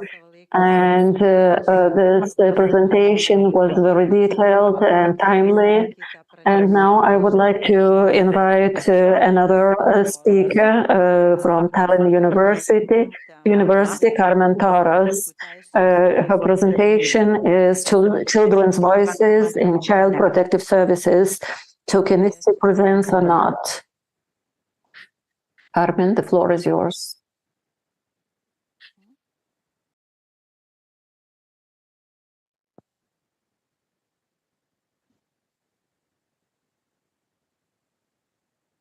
Hello, everyone, and thank you for inviting me. And I'm also very happy that I heard my colleague Audronei's presentation. Definitely very important topic today. And my topic is about children's voices in child protective services. And this is a very important topic for me, and it has been growing out from research regarding assessment of child well-being. And today I will be focusing on the decision-making in child protective services and also to discuss the meaning of child participation, because what we have learned that practitioners or sometimes scholars do have different understanding of child participation, and also about research on children's voices regarding their opportunities to participate in child protective services, and a little bit why it is important to include and engage children to participate. And then to conclude, I will raise some questions and also to share some examples from Estonia. And I forgot to tell you that already introduced, but I'm from Tallinn University, Audronei's colleague, and mainly social work professor, but mainly focused on child welfare and well-being. And also I lead the research group, the Center for Advanced Research on Integrity, Rights and Inclusion of the Child, and hence the interest for this topic. So perhaps it's very important in the beginning to just emphasize that child welfare professionals have really difficult task and really difficult job, because they make decisions that affect the lives of children and their families. And this is very difficult responsibility, as decisions often involve limited knowledge, uncertainty, and also time pressures and various emotions that are coming with usually with different cases. And the difficulty of decision-making has generated different debates about how decisions should be made to produce the best outcomes for children. And I would say that today professionals agree that effective decisions require the participation of children. And I have not heard any opposing arguments. Nevertheless, today we can say that we don't talk about the child as vulnerable being as we spoke decades ago. And then this new paradigm, accepting children's participation, it's a really important shift away from viewing them passive service users. And instead, we're looking at competent actors with their own rights. But nevertheless, although I have already emphasized that I have not heard any opposing arguments why children should not be engaged to participate, we can see still that adult perspectives still continue to dominate and take the priority of over wishes and needs of children. And we can say in that context, we can still say that that children are positioned as passive participants. And also, of course, if we talk about history, then historically, the views of children have not always been acknowledged as relevant to delivery of services, and they were frequently excluded from decision making. But still, despite we do acknowledge children as active and participants, still we still say that policymakers and research and practitioners are trying to find ways how can we overcome this kind of belief that although we do believe that children are active participants in practice, it's not always translated into practice. And of course, we can say that the right for the child to participate still remains a huge challenge. I would say that internationally, not only in Estonia, I'm sure that it's the same in Lithuania, in other European and above Europe as well. So what is child participation? And you can see there are different, the concept of participation has received a lot of attention within academic, policy and practice spheres. And we can say that definition of the concept of child participation is rather broad, as there are different components such as doing, talking, thinking, feeling, and belonging. And I have outlined some of the definitions.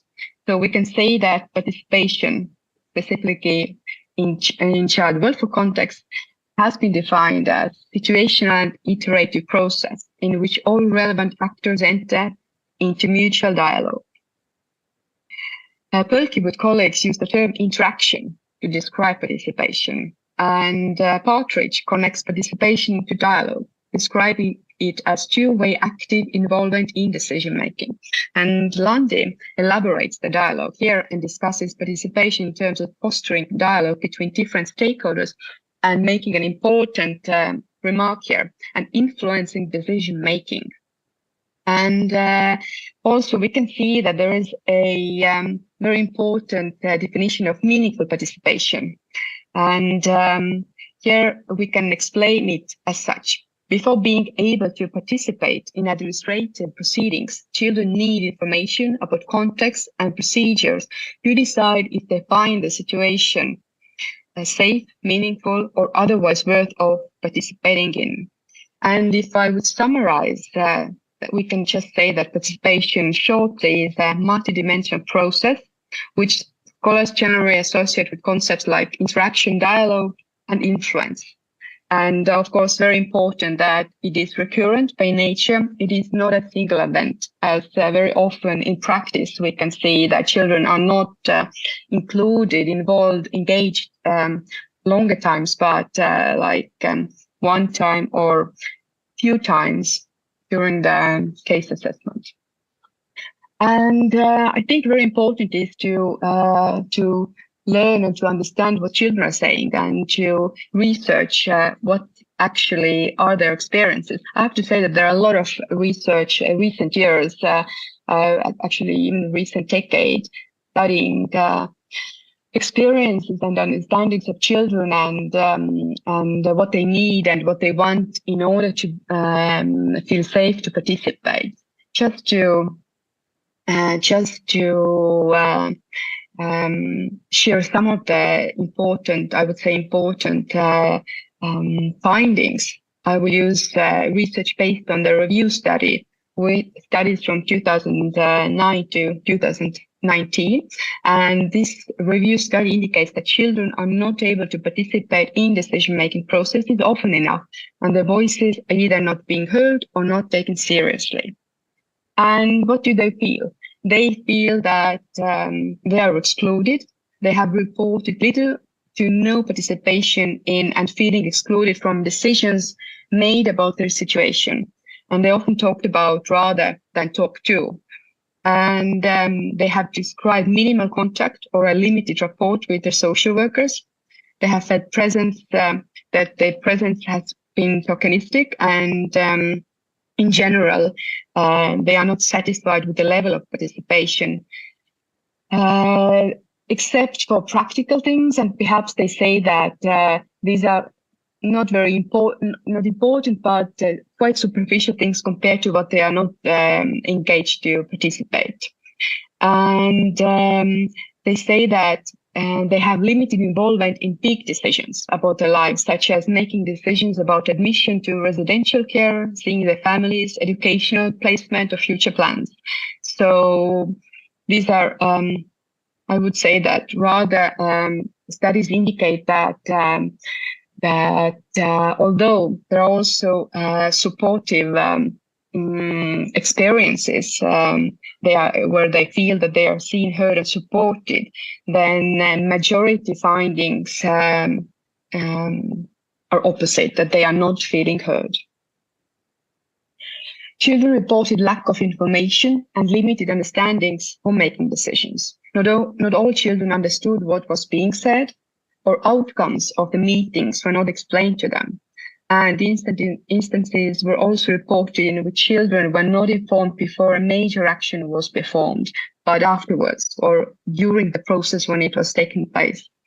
And on various occasions, children were only told about the decisions to remove them shortly beforehand, which did not allow them much time to prepare.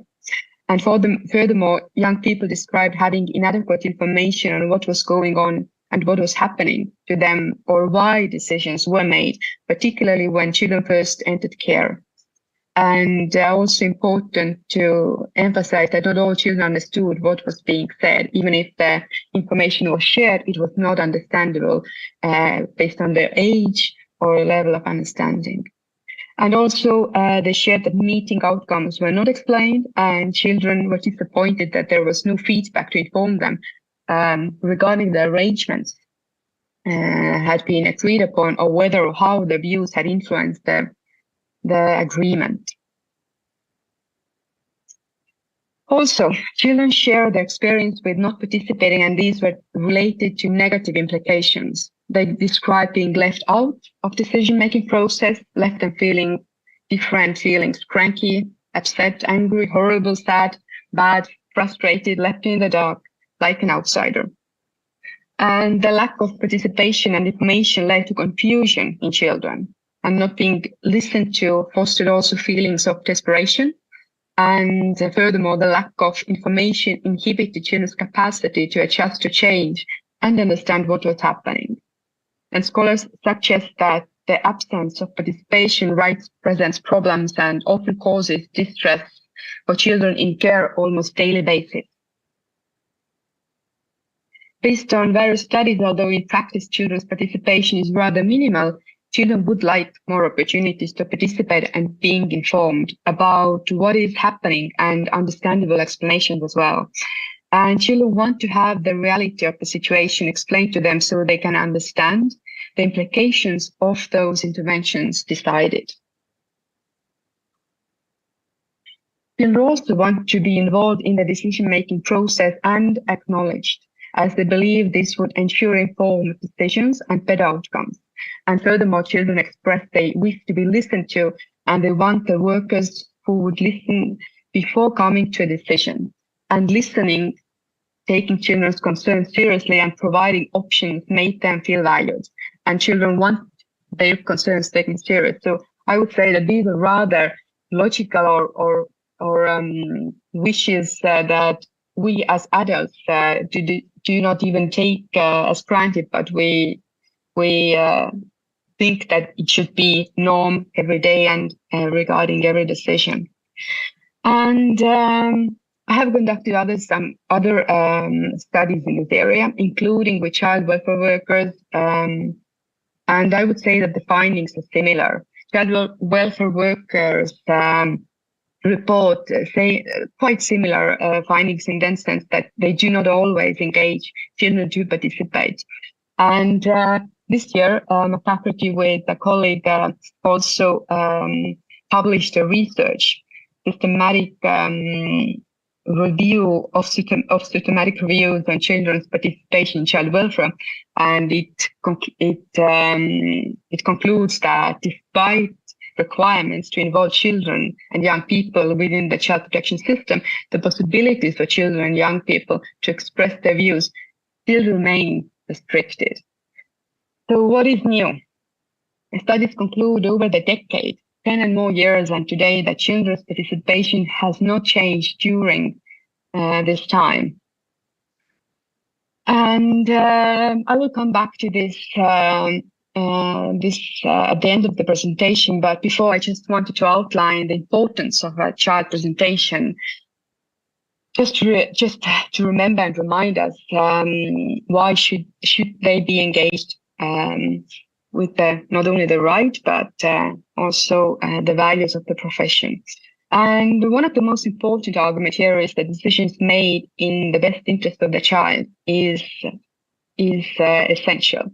And the child's participation is viewed as a way of securing information, or sometimes evidence-based information, as we say, that facilitates the making of a decision. And here the right to participation becomes imperative to learn what is in the child's best interest. However, it is essential to outline that children do not determine their best interest, but they require engagement in this process. And in other words, the best interests of the child are established together with the child. And furthermore, children's definitions and understandings of the situations and their coping strategies are important knowledge for child welfare workers to incorporate these into their assessments and interventions. All children and their families are unique, including their needs and resources, making it necessary to acknowledge the importance of listening to their stories, constructing solutions together, and making decisions in the best interest of the child. And also, it's very important to emphasize the child as the expert principle here, as we do acknowledge children active participants, and who else knows better the needs, wishes, cares, or strengths of the child and the child, him or herself. And involved children has the potential also to improve decision-making processes and outcomes by ensuring that decisions are more inclusive, responsive, and tailored to specific needs of this child. And the importance of involving the child in the decision-making process and is argued to lead to better decisions, because children's opinions and ideas are based on perceptions and experience that are different from adults. And here I always, when I discuss it with my students, I always remind myself the Little Prince book, which I read over and over again. And I do remember the saying from a Little Prince that it is so difficult to handle adults. So at some point you have to go to their level, because otherwise they wouldn't understand. And sometimes it is very good to remind that statement that, yes, we do need to make an effort to understand children better, and not that they will come to our level, but us to learn from them. How can we support them and open up the environment and safe environment for them to participate in order to make decisions which are supporting their own well-being. Furthermore, child participation contributes to more accurate assessment outcomes, and as it increases the accuracy of the understanding of the child's thoughts, feelings, and hopes for the future. And therefore, not only do children have the right to express their views and opinions on all the decisions that affect them, but that expression leads to significantly better outcome. And of course, we can't forget the ethical principles. And here I would emphasize that enabling children to have a voice about matters that directly affect their lives is not only the question of the right. So we do not only talk about that participation is the right and this is the reason that they should be engaged to participate, but we also talk about the values of the social work profession, for example, dignity and worth of the person, and also the importance of human relationships.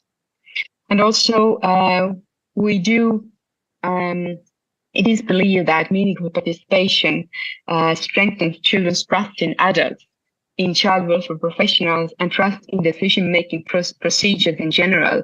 And this in turn enables them to act in the best interest of children and increase the well-being and quality of services.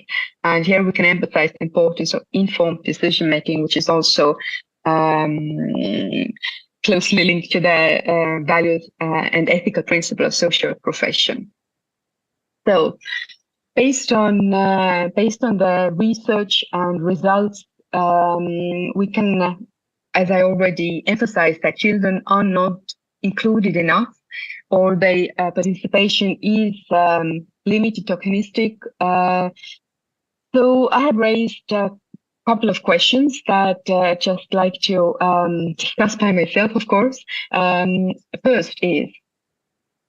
First question is, are children competent enough to know what they want, or is it something else?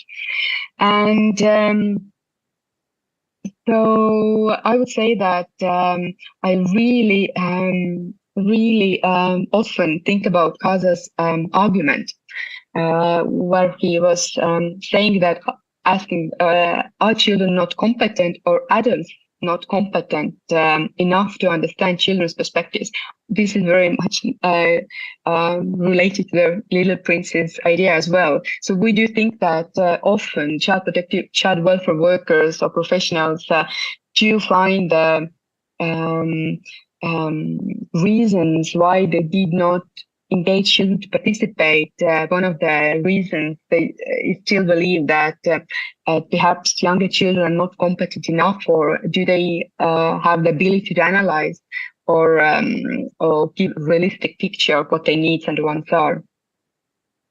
And so I would say that even though Kaza asked it years ago, this is a valid question still today, as children's participatory opportunities are limited, but they do express a desire to share their opinion and experiences and participate more in the decision-making processes.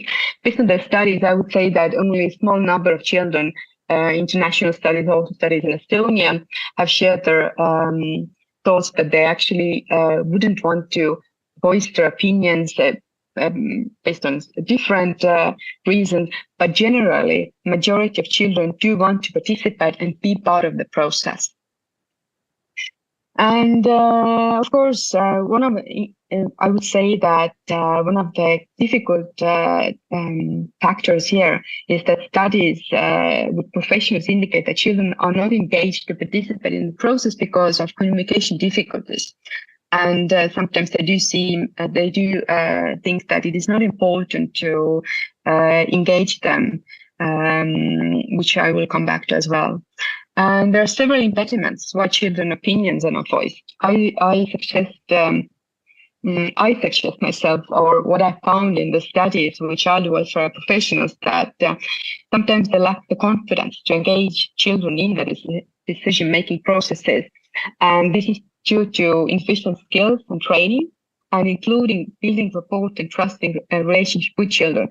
And very often, child welfare professionals in Estonia, but also international studies, indicate the same similar results, that workers would like to have some kind of supportive methods or how to start the process of building the trusting relationship. And of course, furthermore, children's capacities of participation and decision-making are further questioned with regard to their age. The age of the child has been quite important determining factor as to whether the child is given the opportunity to participate, with older children being more often seen as active participants and also having meaningful conversations, whereas younger children are viewed as not as competent enough to participate, share opinions about the case, or truly understand the situation and its seriousness. Therefore,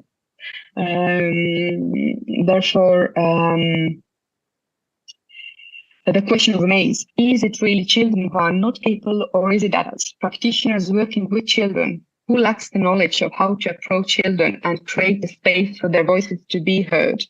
And I would say that within the CRC, Convention of the Child, the age of the child is not specified, and therefore it doesn't matter how old or capable the child is. Today I had an opportunity to have a meaningful discussions with my child welfare master students, and one of the discussion points was, what do they think?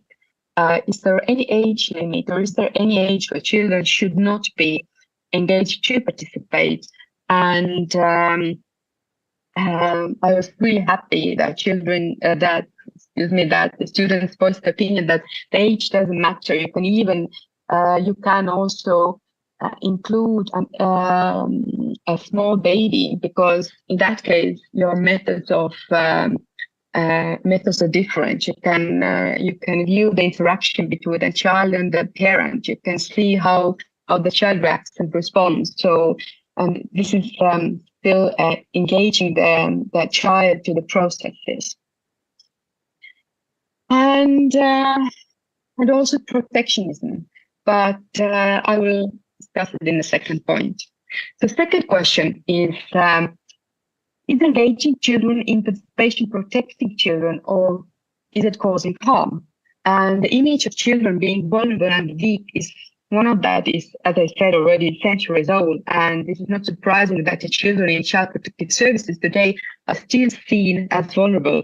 And this might be related to the protectionist approach, protecting children from further harm. It is one possible explanation for the absence of children's voice in child protection practice. And several authors refer to the discourse of protectionism, putting emphasis on protecting rather than empowering children, with intent to protect them from instability and possible disturbing or upsetting experiences, or reliving their negative experiences. And protectionism is linked to the idea of childhood being a time of innocence, vulnerability, with children in need of protection from harm. And based upon this notion, children are denied an opportunity to participate in the processes of deciding about their own lives. And of course, vulnerability is explained in the context of complex conversations and possible painful memories, including neglect, violence, and other difficult experiences. And I find it essential to outline that excluding children from child protection processes and decision-making tends to increase the powerlessness and give that power to the professional. And as the child is excluded from the information and the opportunity to influence the decisions about their lives, and rather protecting children from harm, this perspective diminishes the participation further. And I would say that children do need protection, but not from participation. And the third and final question, where do we go from here? I think there is not much debate if the child participation of children is important. Rather, the question is how to implement it in practice. And professionals must ensure that children are actively involved and fully understand the process. And this implies seeing the child as the primary client, and is aimed at creating a partnership with the child as a bearer of rights. And I strongly agree with the argument that the children should hold the essential position in the decision-making process right from the start, not from the middle or at the end where we have made the decision, but right from the start of the process. And participation must move from tokenistic to a meaningful participation. Giving a child an opportunity to participate empowers the child. Every professional can, from the first contact, begin to enhance the child's participation by listening and hearing the child. And I do believe that every practitioner, researcher, and policymaker should ask, what can I do to enhance the child participation? And I would say that starting with the individual level, we can move further and strengthen the meaningful participation of children in general. So I was thinking that if I can share some experience of Estonian child welfare professionals. I do have 1 minute left, maybe even it has passed, but just to quickly show, not to talk more, but there are different techniques that our child protective workers, professionals use. For example, the care cards, emotional cards, which are very popular, value cards with young people, different cards for expressing feelings, and also different interactive techniques. One of my favorite is Liana Lowenstein and the books and supporting how to build that support that child protective workers so much want to have, and learn how to create a safe environment for children to be a part of the processes. Yes, and I thank you for the presentation and for the listening. And I hope that with some of you, we can at some point, somewhere, still continue the discussion of what can we do to enhance the participation of children. Thank you, Karen. Thank you for interesting presentation. And maybe we can get one question or Sure. question. Have we? Maybe not now, Karen. So thank you again for interesting presentation and thank you. Thank you. Dabar norime pakviesti And now we would like to invite to share their experiences, insights and information, the lecturer of Vilnius College, Aušra Simoniukštytė, and our graduate soon-to-be, Laura Jasinskaitė, and their colleagues, students. They will share what did the social worker or not do, social support for juvenile victims of sexual abuse.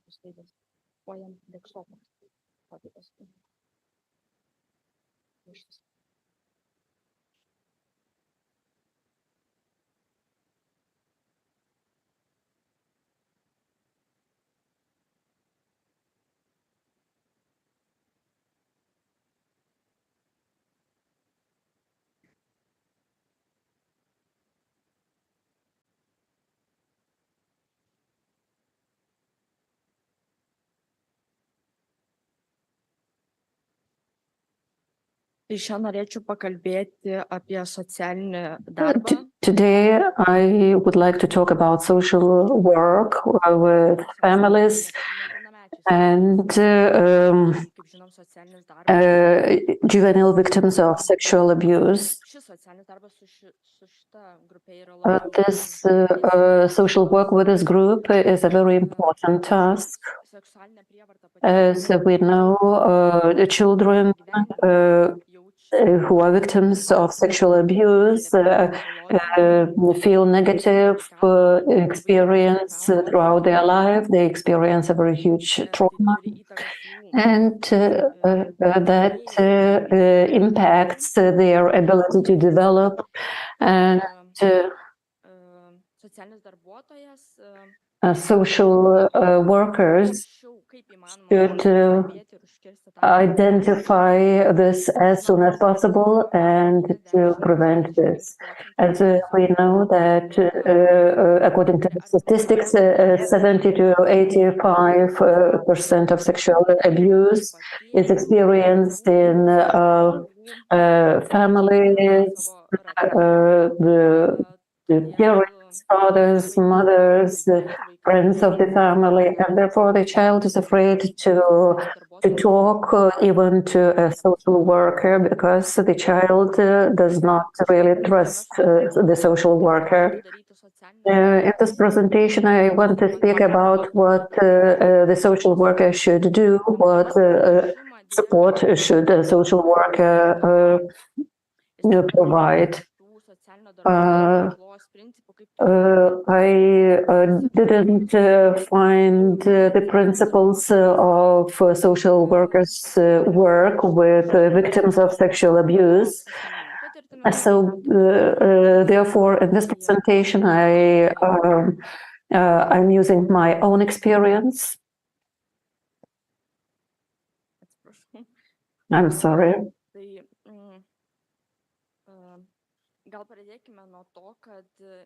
So maybe we can start with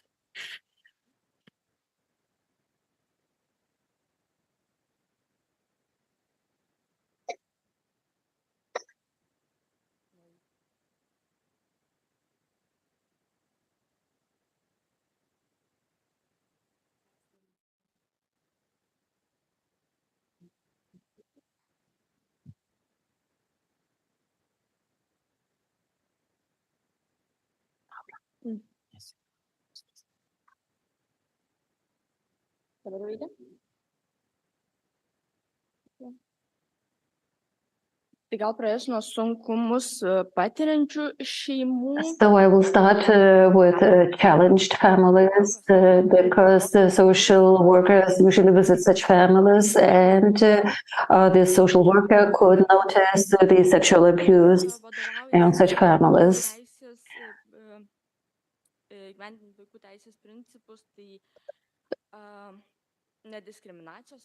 I would like to mention the main principles, such as a non-discrimination principle, that each child should have equal opportunities to use the rights, irrespective of what family the child grew in, or even not family.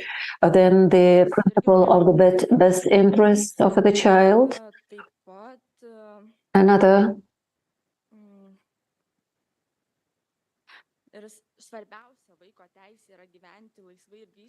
right is to develop freely, and the child cannot be abused.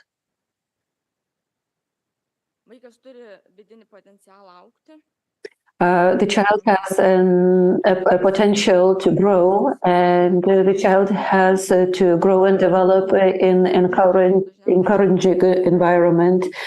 And challenged families usually cannot create this environment, and do not have those skills.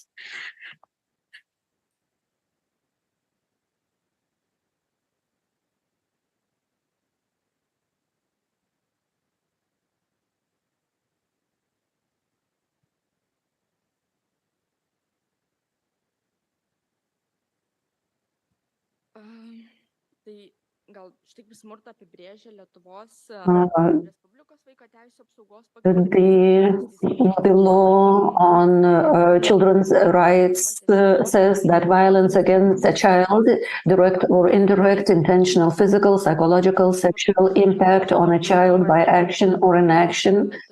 Also, violence is child neglect.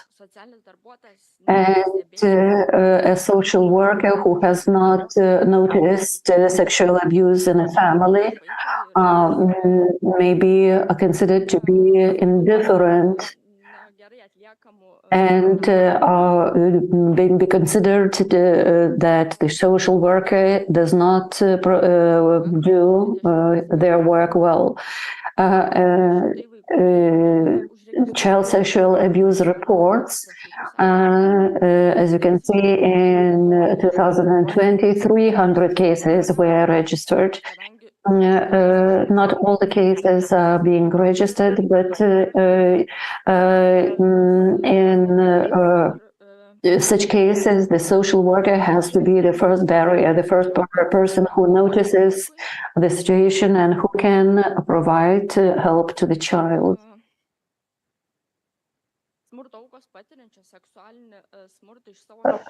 Victims of sexual abuse do not always understand that the things which happen are not normal, because that's routine life, and the abusers try to find the weak sides of the victim and thus to increase their authority against the child. And then the child is afraid to speak about the abuse because the child is afraid that the abuser, the person closest to the child, will suffer.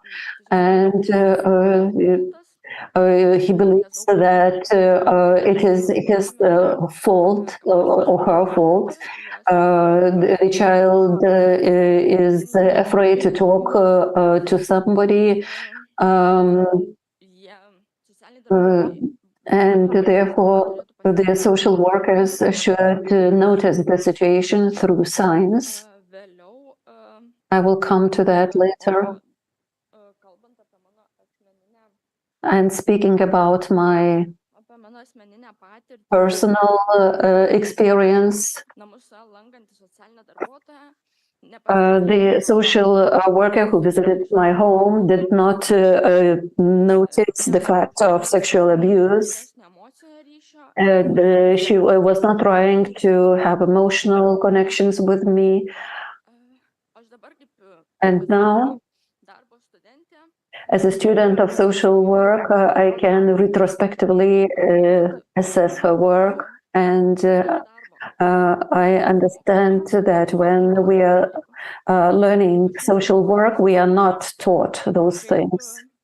How to recognize sexual abuse, how to talk to the child. Actually, that is very brave and very touching. Let's support somehow. That was really very brave to say in public, openly, what happened to her. We are social workers who must have the competence to see what happened, and we want to share this experience. When it is a personal experience, it is really very difficult. So let's see how we can help you. I would like to show a video where a young woman talks about her experience. The social worker saw other signs like alcohol addiction and others, and she didn't help her. Okay, so let's go to that video. If you want, you will come back to where you want. I didn't expect that it would be so difficult. That's reality. Speaking about those experiences is not easy. Laura, do you want some water?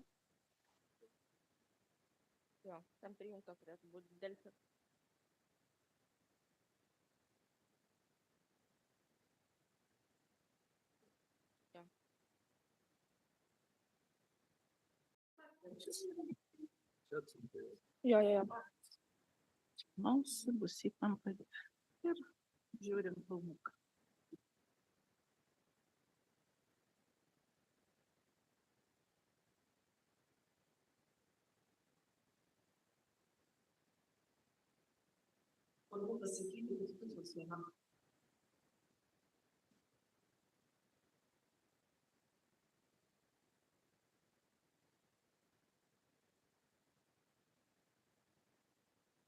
The women who agreed to talk, who are victims of sexual abuse, had always adults around them who knew what the abusers did. The mothers had suspicions. There were teachers, there were neighbors.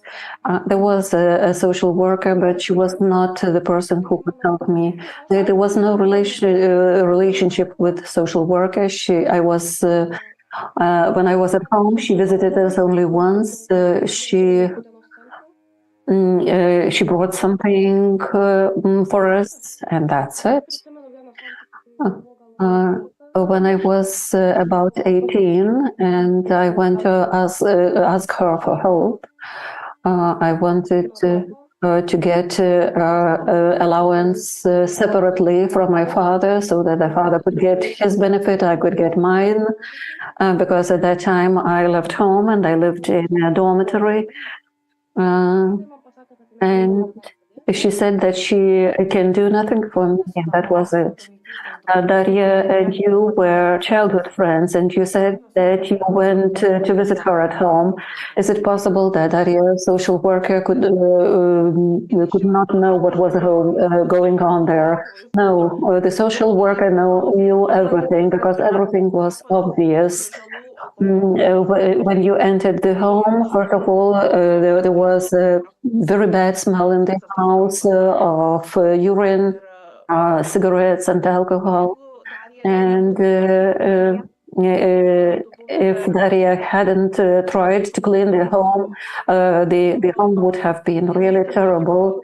She would clean her room, the kitchen and the bathroom, and the father's room, which was actually the sitting room, was terribly messed up. There were bottles of alcohol everywhere and other things. It was really terrible. It was not possible not to notice. Even if you go to the kitchen, there's no food there. So what does the child eat if the fridge is empty? But there is alcohol, there are cigarettes at home. I have never met this social worker. There was a period when I lived in her home for half a year, but I never saw the social worker. Although the girl belonged to the risk group,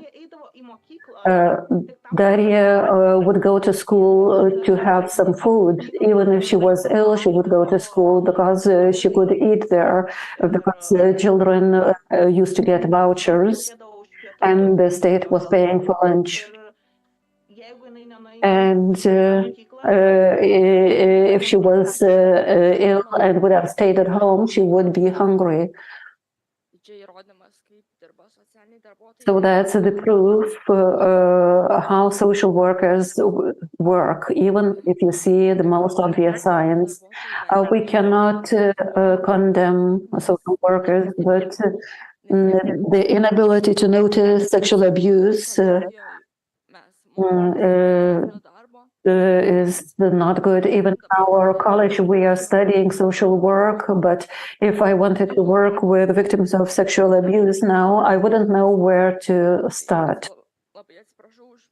I'm really sorry for my emotions. Probably I'm not ready to talk about this yet. So therefore, I would like to summarize my presentation to say that the prevention of sexual abuse is very important, and we have to put more work into the development of competences of social workers and to teach to them about intervention. Because the first question social workers ask when they hear about social abuse is, why haven't you come earlier to tell about the case? It's not easy to come and talk. So I would like to finish this presentation with a poem. I was still small, but my first lesson was not art or mathematics. When I was 4, I was taught to pose in front of a camera without any clothes on. When I was 6, I learned that my body is the toy of others, and nobody told me that it's a problem. When I before I became 9, I learned to work with my hand, because he didn't care that I'm too small. Maybe my dress was too short, or maybe I tempted them by bending down, and everybody said that it was my own fault. The victims are usually blamed because they didn't speak about their problems. Thank you, and I'm sorry for the emotions again.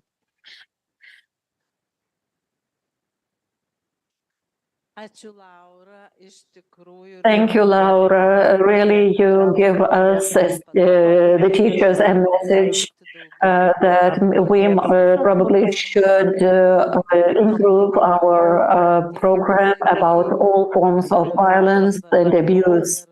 But what you said is really very important, and we heard you. Thank you for your courage. And now we would like to invite Victoria Vodogaite to speak about inclusion at school.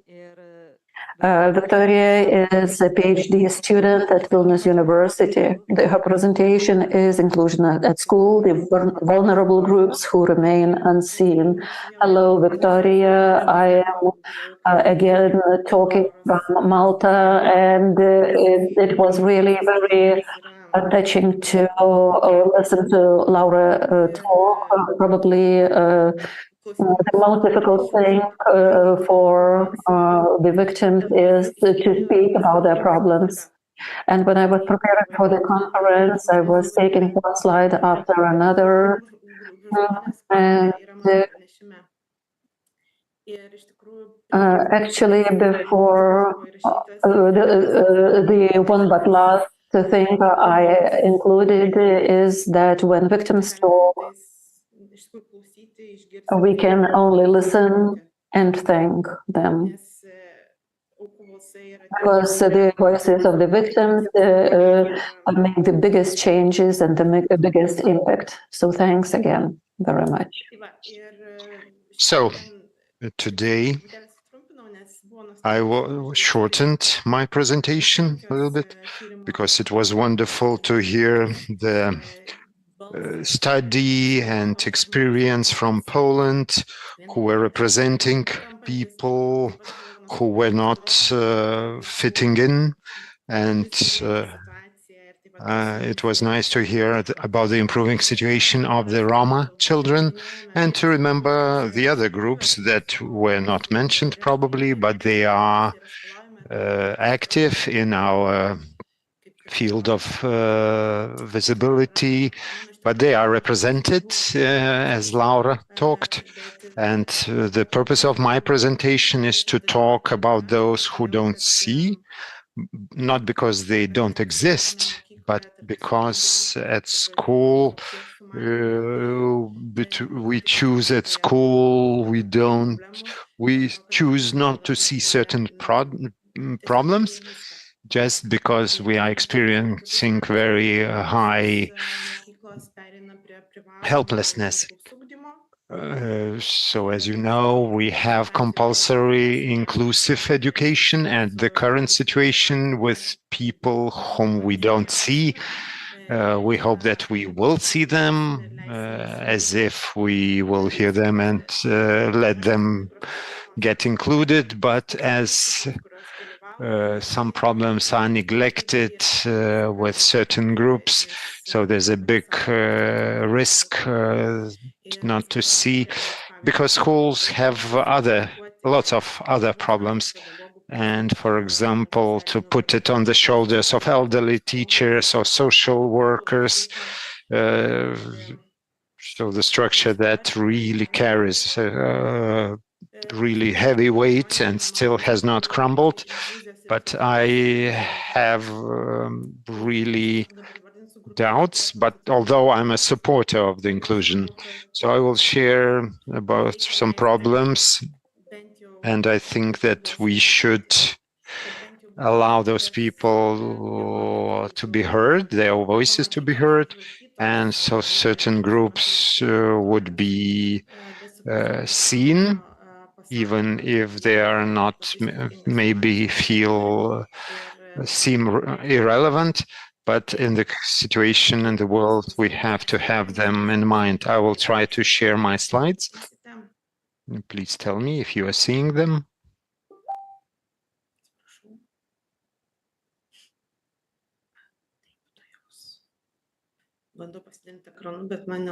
I'm trying to share my screen, but not really succeeding so far.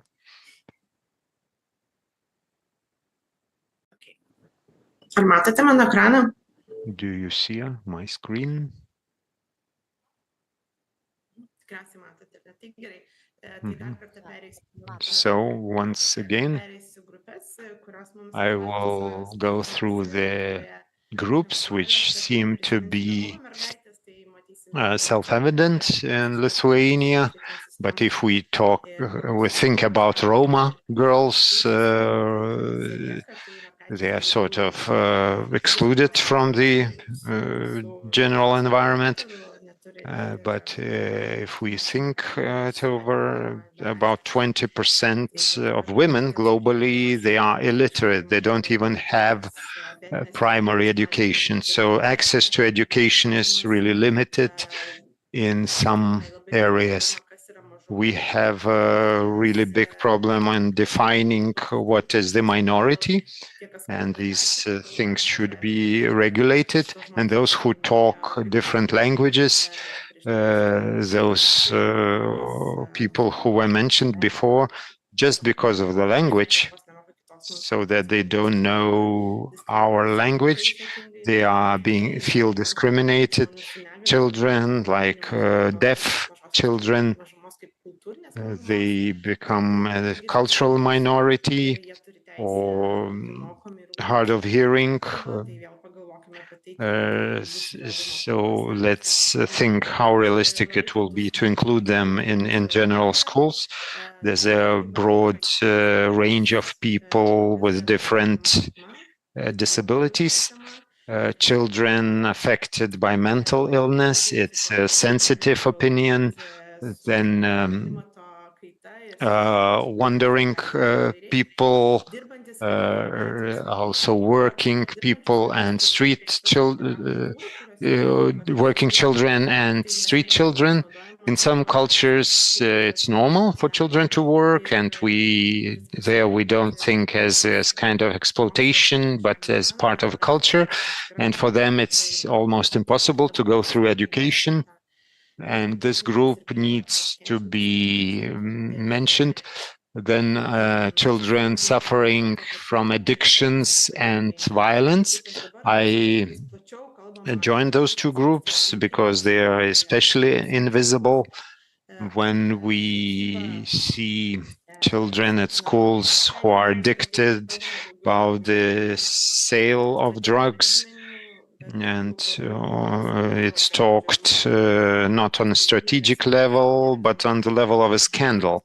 And for us, for me, it's hard to hear because this should be resolved. Then the children in poverty, that's probably the biggest challenge for our educational system, because we don't have tools to stop the scope and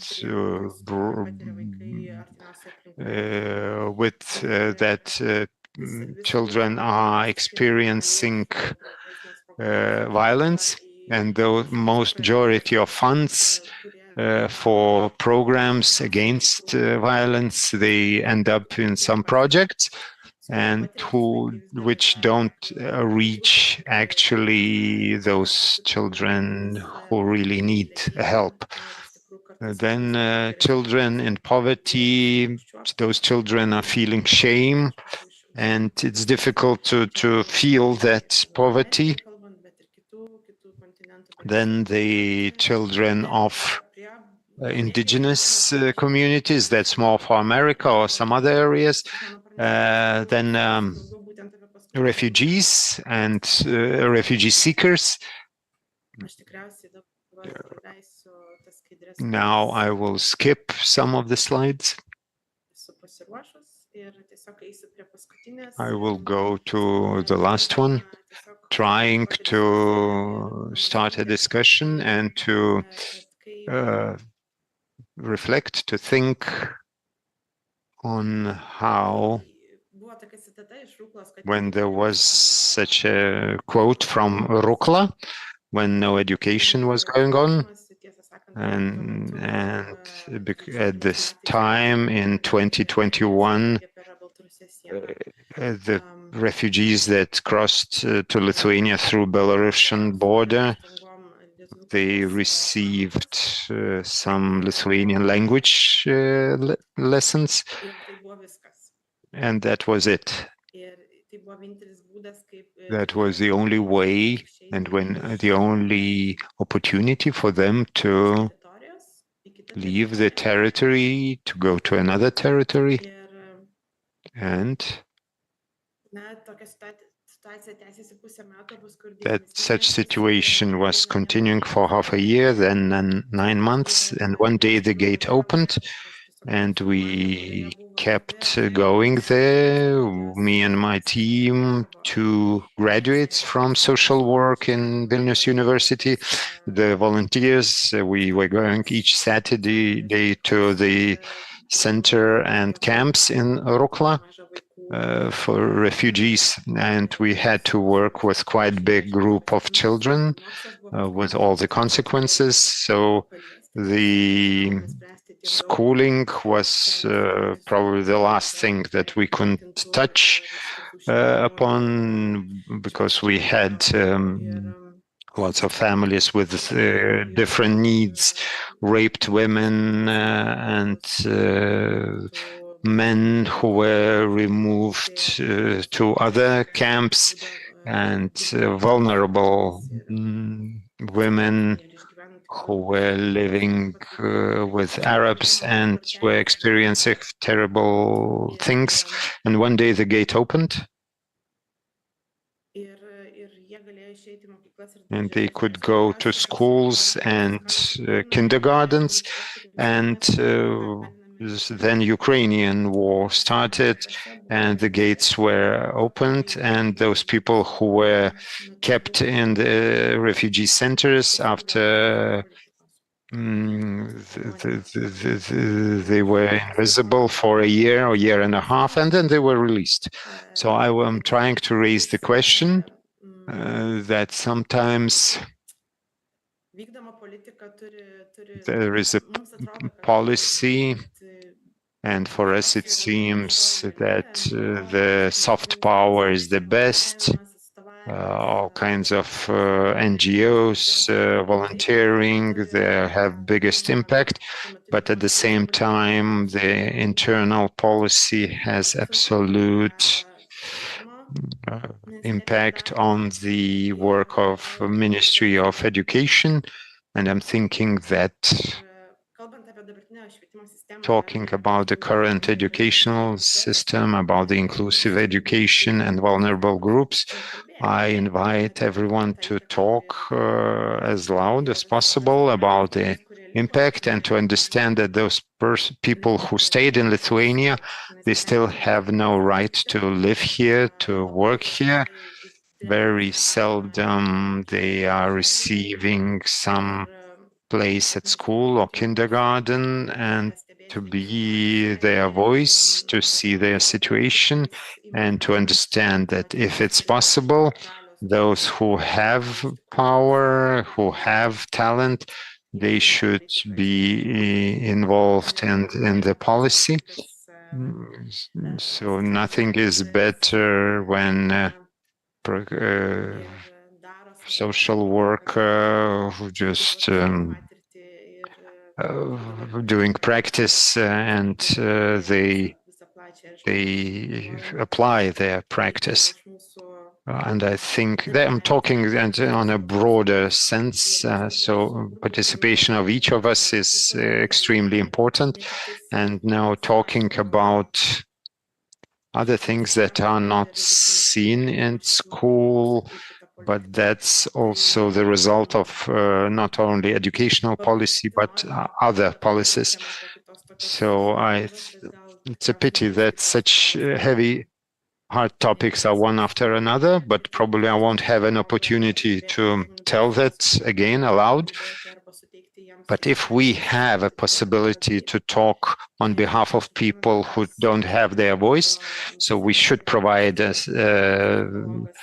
place for them to speak, and the work that can be done by teachers, by social workers, and this could be a start of big change. So thank you very much for your attention, and I wish you the rest of the conference. Very nice end of the conference. Thank you very much.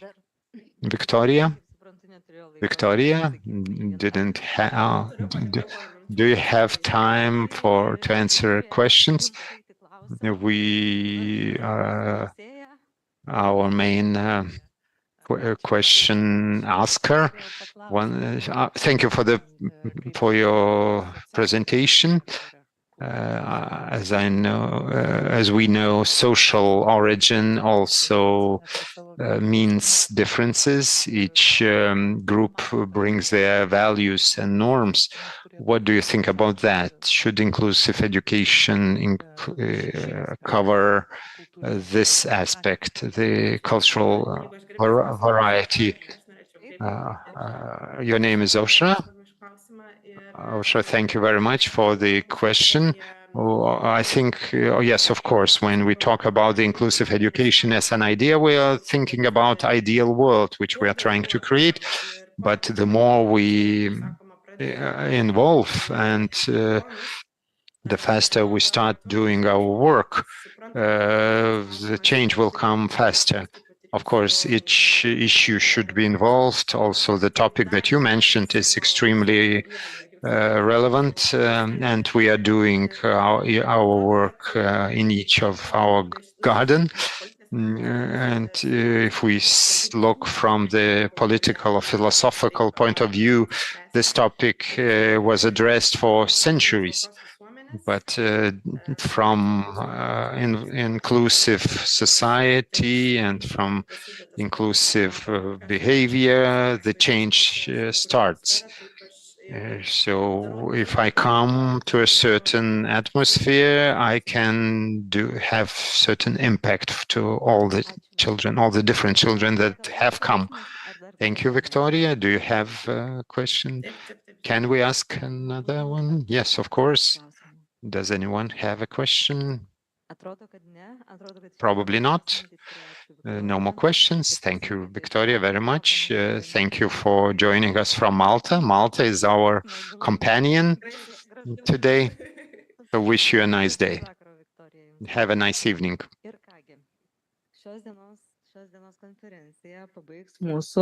And the last speaker in our conference is Edita Parham from Caritas. She is our alumni. And she will talk about the families of imprisoned people. I will give you a several-minute break because I have to connect. And the topic of the presentation is social work with a family experiencing difficulties due to the imprisonment of a family member. And Edita Parhams representing Vilnius Archdiocese Counseling Center for Convicts. So I will start speaking. It's a pity that I was not able to be with you during the whole conference, but I hear that it was a very touching, a very moving conference. There are different groups which are unseen, and there is another group which is also often unseen, because I believe that visibility starts from speaking. And the topic of Victoria and other topics are exactly about that, each of us work in our own small area, and then we can affect our environment based on what we learn, and those changes happen that way. In 2022, the joint project of the Caritas Convict Integration Program of the Kaunas Archdiocese and the Caritas Convict Counseling Center of the Vilnius Archdiocese started, and this project is dedicated to the relatives of the convicted. The aim of the project is to provide assistance as a new service in Lithuania to the relatives of convicts, updating the issue and disseminating information and preparing methodological guidelines for work with a vulnerable group. In Lithuania, it is a new activity because we started talking about the integration of convicts not so long ago, especially from the perspective of social work. And the families of convicts are remembered when we talk about resocialization of convicts, because the family is considered to be the main and the most important actor, which helps the former convicts not to commit a crime again. The importance of contact with family for convicts is as follows. The family provides emotional support, material assistance to the convicts. The family members transfer money, buy the most needed things. And the convicts who have family support live through the conviction period much easier than others. Also, the family motivates the convicts to obey the prison rules. There is research which shows that when the convicts were given less chance to have meetings with the family, their behavior was worse. But if they had possibilities to have meetings with the family, the spouse, the siblings, that significantly improved the emotional condition and mental health of the convicts, and it was easier to make them obey the rules. Also, the family motivates them to participate in re-socialization programs.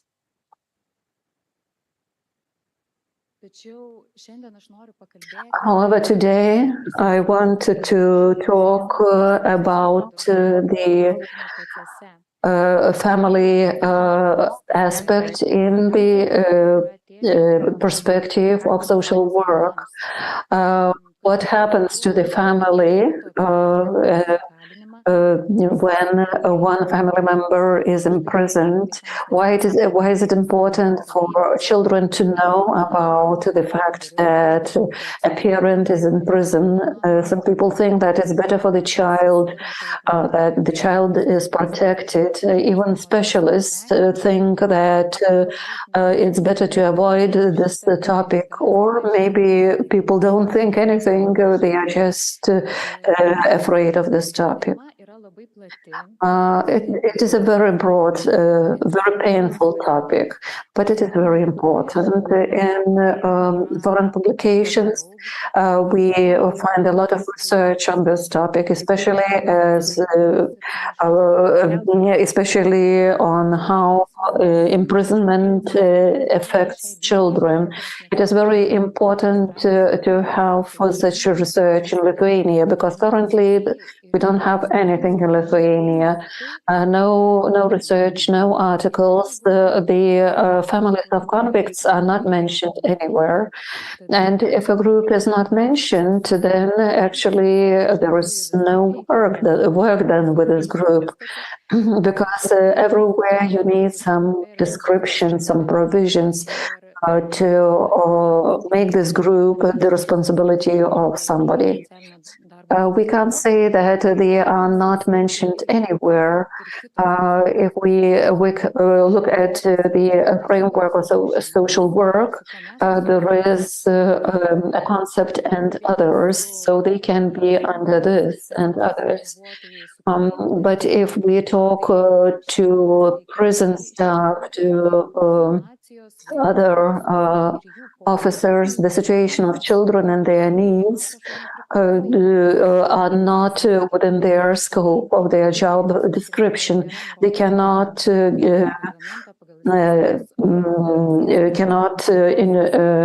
provide financing or give attention because children are not included in the scope of their work. Social workers contact with the families a little bit. If a convict speaks about an issue, maybe they analyze the problem, but there's no real work with the family currently. Imprisonment usually hits a family as a sudden, unexpected, and a life-shaking event in many ways. Yes, there are cases when imprisonment brings relief to the family, but there are more cases when imprisonment of a close person brings negative consequences to the family. And I will go into more detail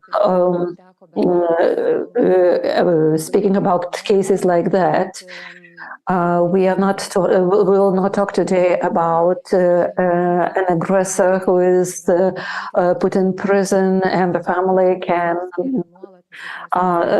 feel a relief because there is no person who causes problem, but that's a temporary relief, and it doesn't mean that we shouldn't work with this family because this imprisoned person will come home someday, and then everything will start from the beginning. And as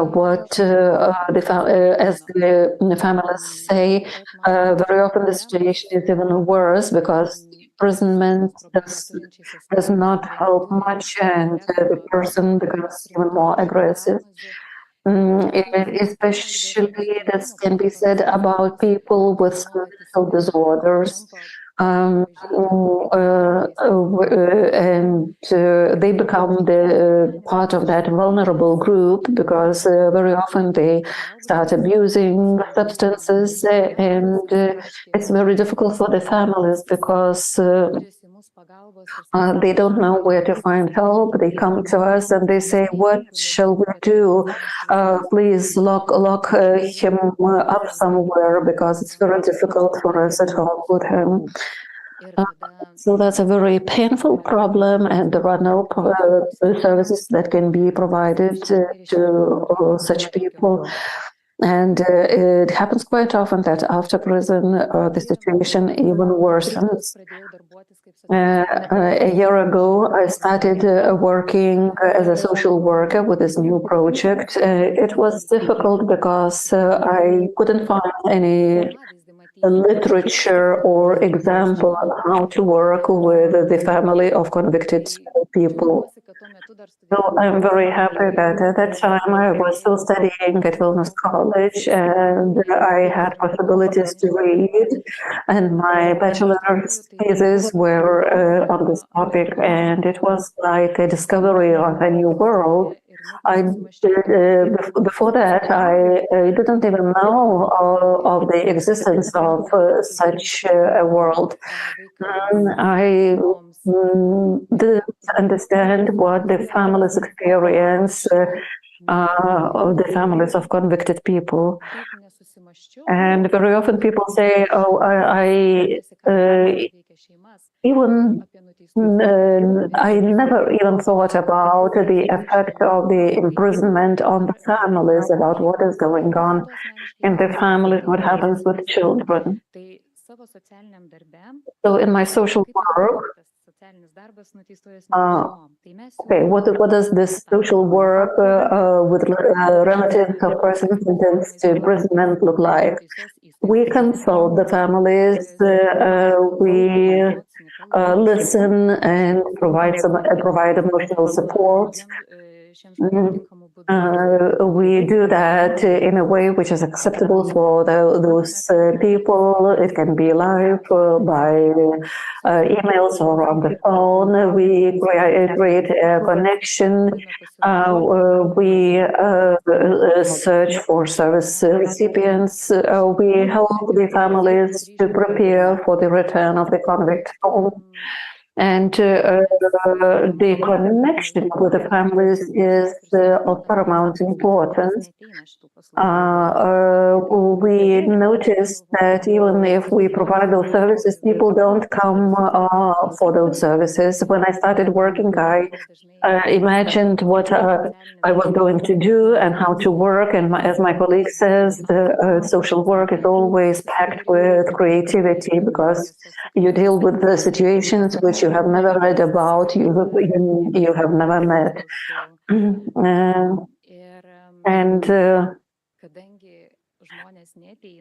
Since people don't come for the services, and this work is people-oriented, we have to think how to reach those persons. The preventive measures were services which were launched last year. The preventive services are aimed to prevent the problems which exist. And we as social workers have to go and look for those persons, to look for contact with them, to help them survive certain situations. And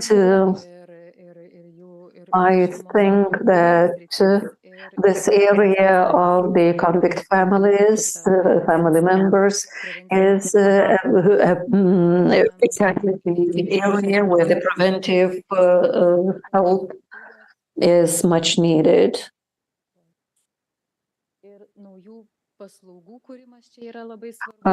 Also, the creation of new services is very important, because the existing services do not give the result. And also we have to look for service recipient. The social work is based on the understanding of unique circumstances of the customer. It's all the circumstances consist of individual four parts. Very often a person contacts a social worker for other reasons. For example, a mother is at risk of losing the kids while the father is in prison. When there is the big poverty, the family doesn't have what to eat. But what happens when they come for those services? Usually the people don't talk about conviction, because people don't know how to react, what to do with that. And we must analyze the interrelation between people and the environment. And if we talk about social work with families of the convicted, first we have to learn about their needs, to find out what they face. And even if we do not have the possibility to talk to such families, then we have to find some literature and to read about that, or meet with practitioners. And here the need for cooperation arises, because the social worker alone cannot do all this job. The social worker needs other experts with more experience. So what exactly do families of the convicts go through? But first, the impact of imprisonment on the family depends on many different factors. It's really very difficult to generalize, because this is a broad group and there are different people. Somebody will tell you, I know a family where a family member is convicted and they live very well and they don't lack anything. But actually it's a minority of such families. So the impact of imprisonment depends on the type of crime committed, on the duration of the sentence, on the family structure and relationship quality prior to imprisonment. Also, it depends on the resources the family have. That's financial, social support, and also personal relationship resources, because those things impact the way the family lives through the imprisonment. The implications of imprisonment include financial burden, but also the prison visit costs, and also the family members face other problems like society's attitude, stigma, broken connections, and they need emotional and even a psychotherapeutical support. There are conflicts in the families, and therefore the bonds with the environment can break. The same we can say about connection with family members. We often hear that if a member of a family is in prison, people try to hide this fact from others. A mother said that she had never told her colleagues at work about the imprisonment of her son for 17 years.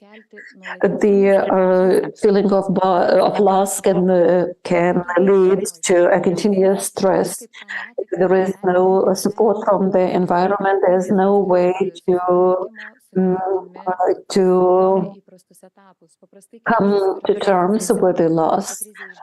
Usually when we face a crisis, we go through it with the support of the environment. But if the crisis cannot be verbalized due to stigma, then there is no way to live through it, and then that can last for years and years and years, and that impacts the person, how the person lives, how the person communicates with others. Sometimes imprisoned people lose connection with their children because the family tends not to bring children to prison for visits. The family members often do not seek help due to stigma, due to the failure to trust in specialists who provide services. Foreign research shows that teachers expect less from children whose parent is imprisoned. And often families do not tell children about the imprisonment of a parent because they don't know what the reaction of teachers is going to be. I talked to Evelina a lot, and unfortunately, I didn't hear her presentation, but she always focuses on the child's rights to know. That's like a foundation, irrespective of how painful that is, but not telling the truth leads to bigger trauma. And here we have to be very sensitive and sensible because we cannot require the families to talk about that. And we can see that the families have those questions, but they don't know who to address, who to talk to, and very often they feel like it's better not to talk about that, and they try to protect this lie. And I believe that if there was more support to get consultation, the situation would be different. Very briefly, about the feelings of children when a parent is in prison.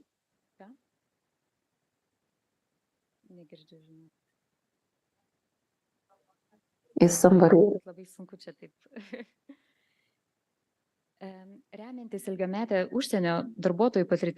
Based on a long experience of foreign specialists, we can see that children can experience different emotions such as anxiety,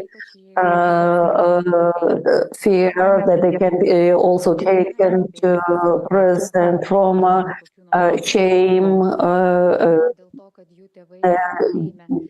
about the fact of the imprisonment, anger, which they feel with their parents, confusion about the future, loneliness, social isolation, even if the crime is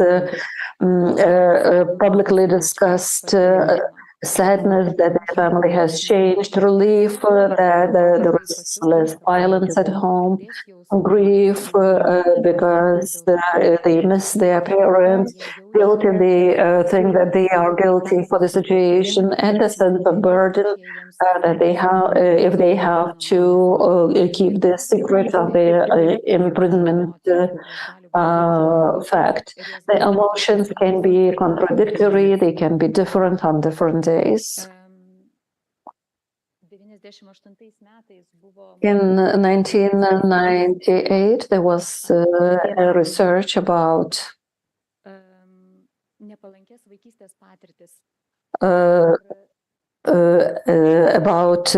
adverse childhood experiences, and based on this research, actually, the research was aimed to identify the mechanism and the processes which are related to bad health and functioning throughout throughout life. 10 negative adverse childhood experiences were identified. The imprisonment is a traumatic experience for a child, but along to that, children have other adverse experiences, and the more adverse experiences the child has, the greater is the likelihood that that will affect the child's development and future. In the pyramid of adverse childhood experiences, we can see how those adverse childhood experiences affected the further development and life of the child. Adverse childhood experiences impair neurological development, and that leads to social, emotional, and cognitive impairment, and at the end it can lead even to early death. Difficult situations are difficult for any person, but if there are a lot of them, it's difficult to cope with them.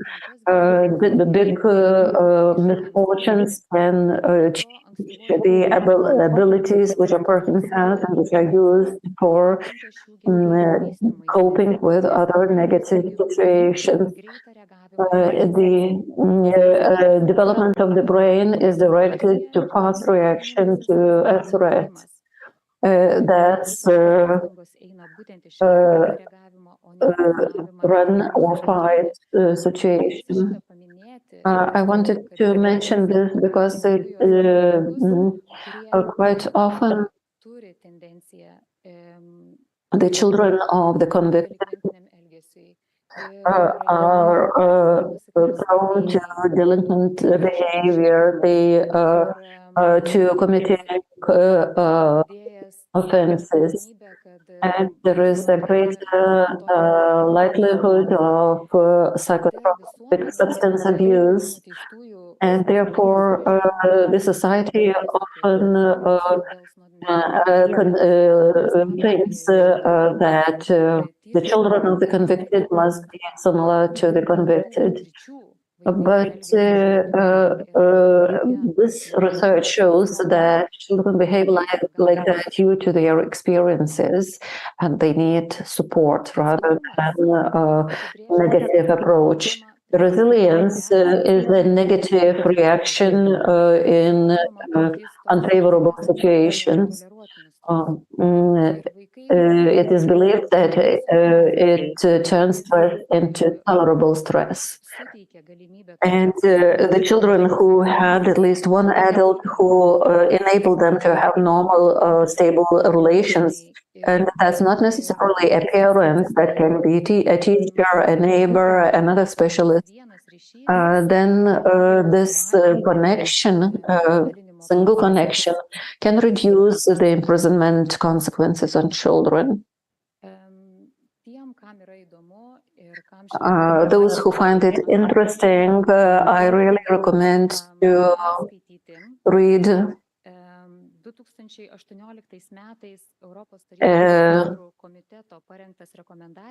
recommendations prepared by EU ministers regarding children whose parents are convicted.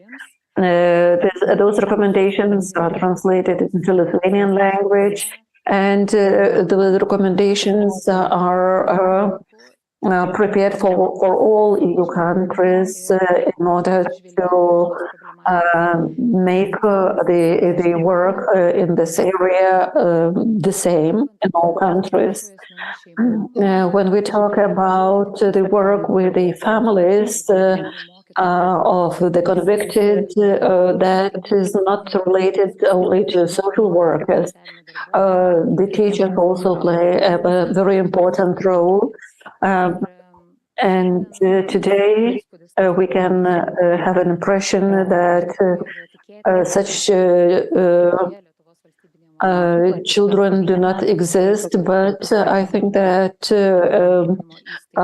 it is very likely that every school in Lithuania has at least one student whose parent is imprisoned. And today everything is about talking about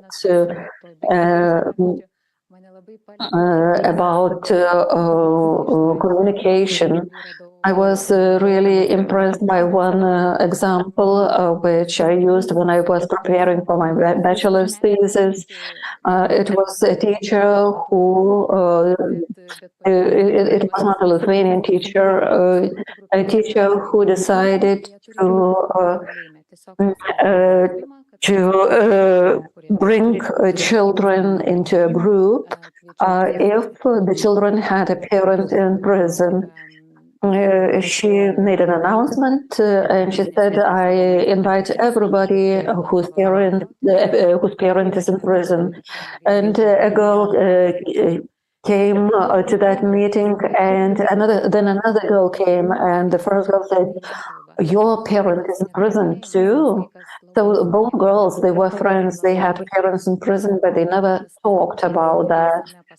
And that's a very common trend all over the world. If you read about research in New Zealand, in the United States, in Poland, the situation is just the same. And therefore, it was very interesting for me to talk to the families about their experience and to find out that the situation is exactly the same in Lithuania. When the adults start talking about this, when the experience of families are understood as one of the problems the families may face, then it is easier for children to, and even silent support, if the child doesn't talk, is also support.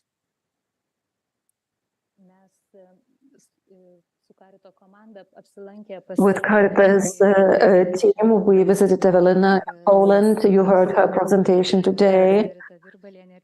And with the teachers Virbalina and Mačiukienė, we went to the center and we saw how the family days are organized in Poland, and I saw that it's so easy. We just need an initiative, and we need simply to organize that. And I saw that organizing a family, which is important for the families, provides me a possibility to become visible, because I can understand that those people will not just come to talk to the social worker, but if you gain their trust, they will come to you as a person, not as a specialist. And we had 2 family days in Panevėžys and Alytus prisons. We had 8 family days in Panevėžys and 8 days in Alytus. And it was a very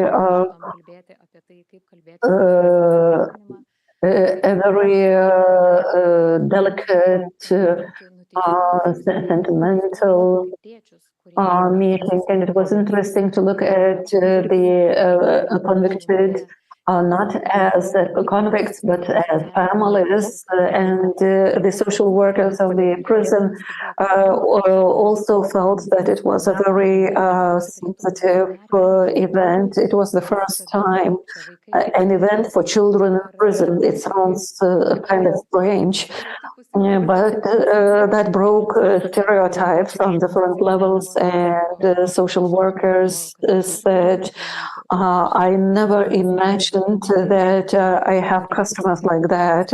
She saw the convicted men not as convicts, but as fathers.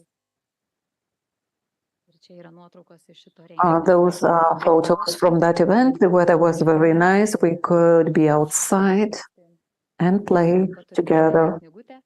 And also we have published a book, How to Talk to Children about imprisonment. The book is called Tom and the Mystery of the Blue Paw. And there is also a book for adults with some recommendations how to talk to children. Thank you. Thank you, Edita. Do we have any questions? Yes, we do. Aš norėjau paklausti, ar dirbdami su šeimom matot kokį I skirtumą? wanted to ask, do you see any difference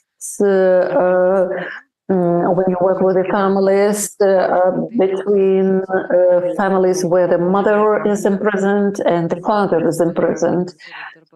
And does it happen that a father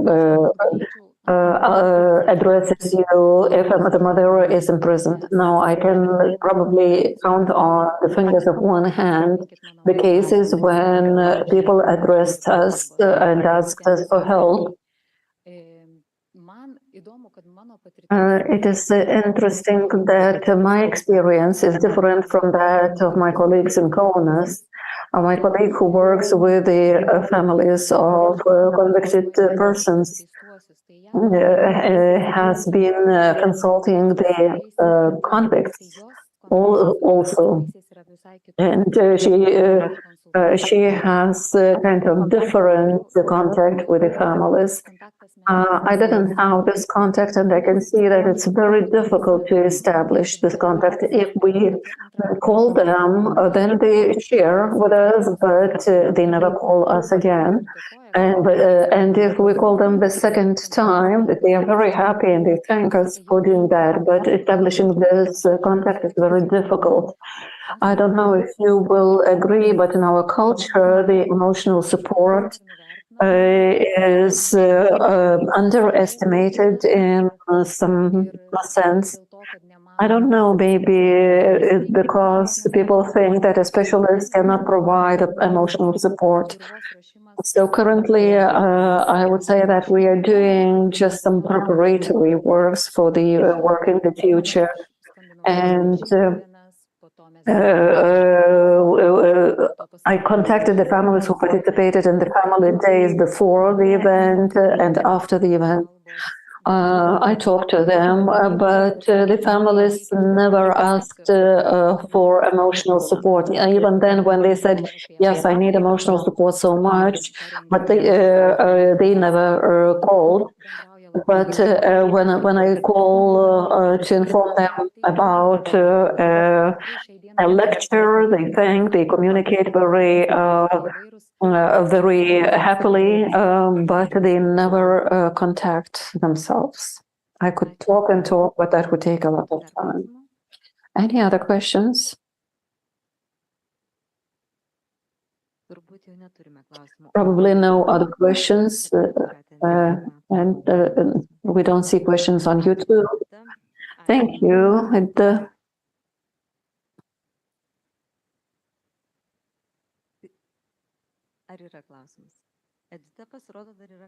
Edita, there is a question. Okay, then you have to use the microphone.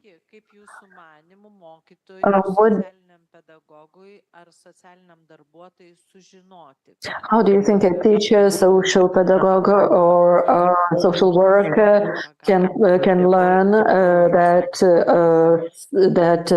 social support is necessary if the parents do not seek support? I think that it is difficult to do if the families do not speak about that themselves. But I would start at school by talking about this during life skill classes. And on other occasions, I would talk to the students about this topic and let the children discuss. And I can see that the schools avoid talking about the convicts, which is not very good. Quite recently, we had a parents' meeting at school, and the parents had an opportunity to come to school and talk about their jobs. And I thought, how should I explain about social work and to make children interested? And I was not sure if the teacher was okay if I talk about imprisonment of a parent. And then I asked the parents, are you okay if I talk about this topic.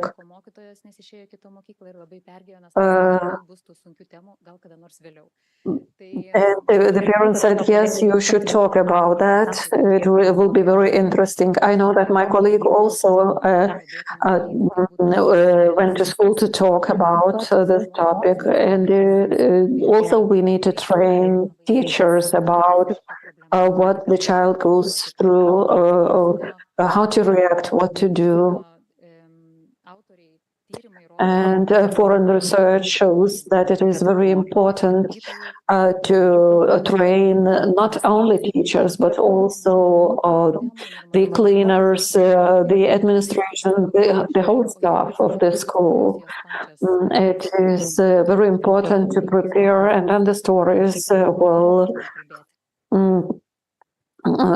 the stories will come by themselves. So we thank everybody who participated in the conference, and I can summarize by the following by saying the following words about creating the connection.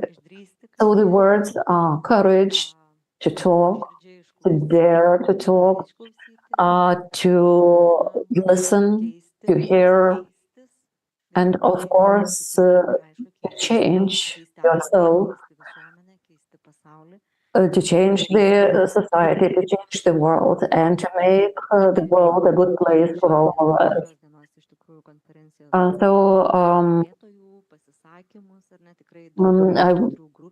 We heard a lot of interesting, moving presentations. We will talk about other vulnerable groups tomorrow. I would just like to provide information that tomorrow we are starting at 9 a.m. The registration is from 8 to 9, and we are looking forward to seeing all of you. Thank you, and help yourself to coffee and tea. So the conference is closed.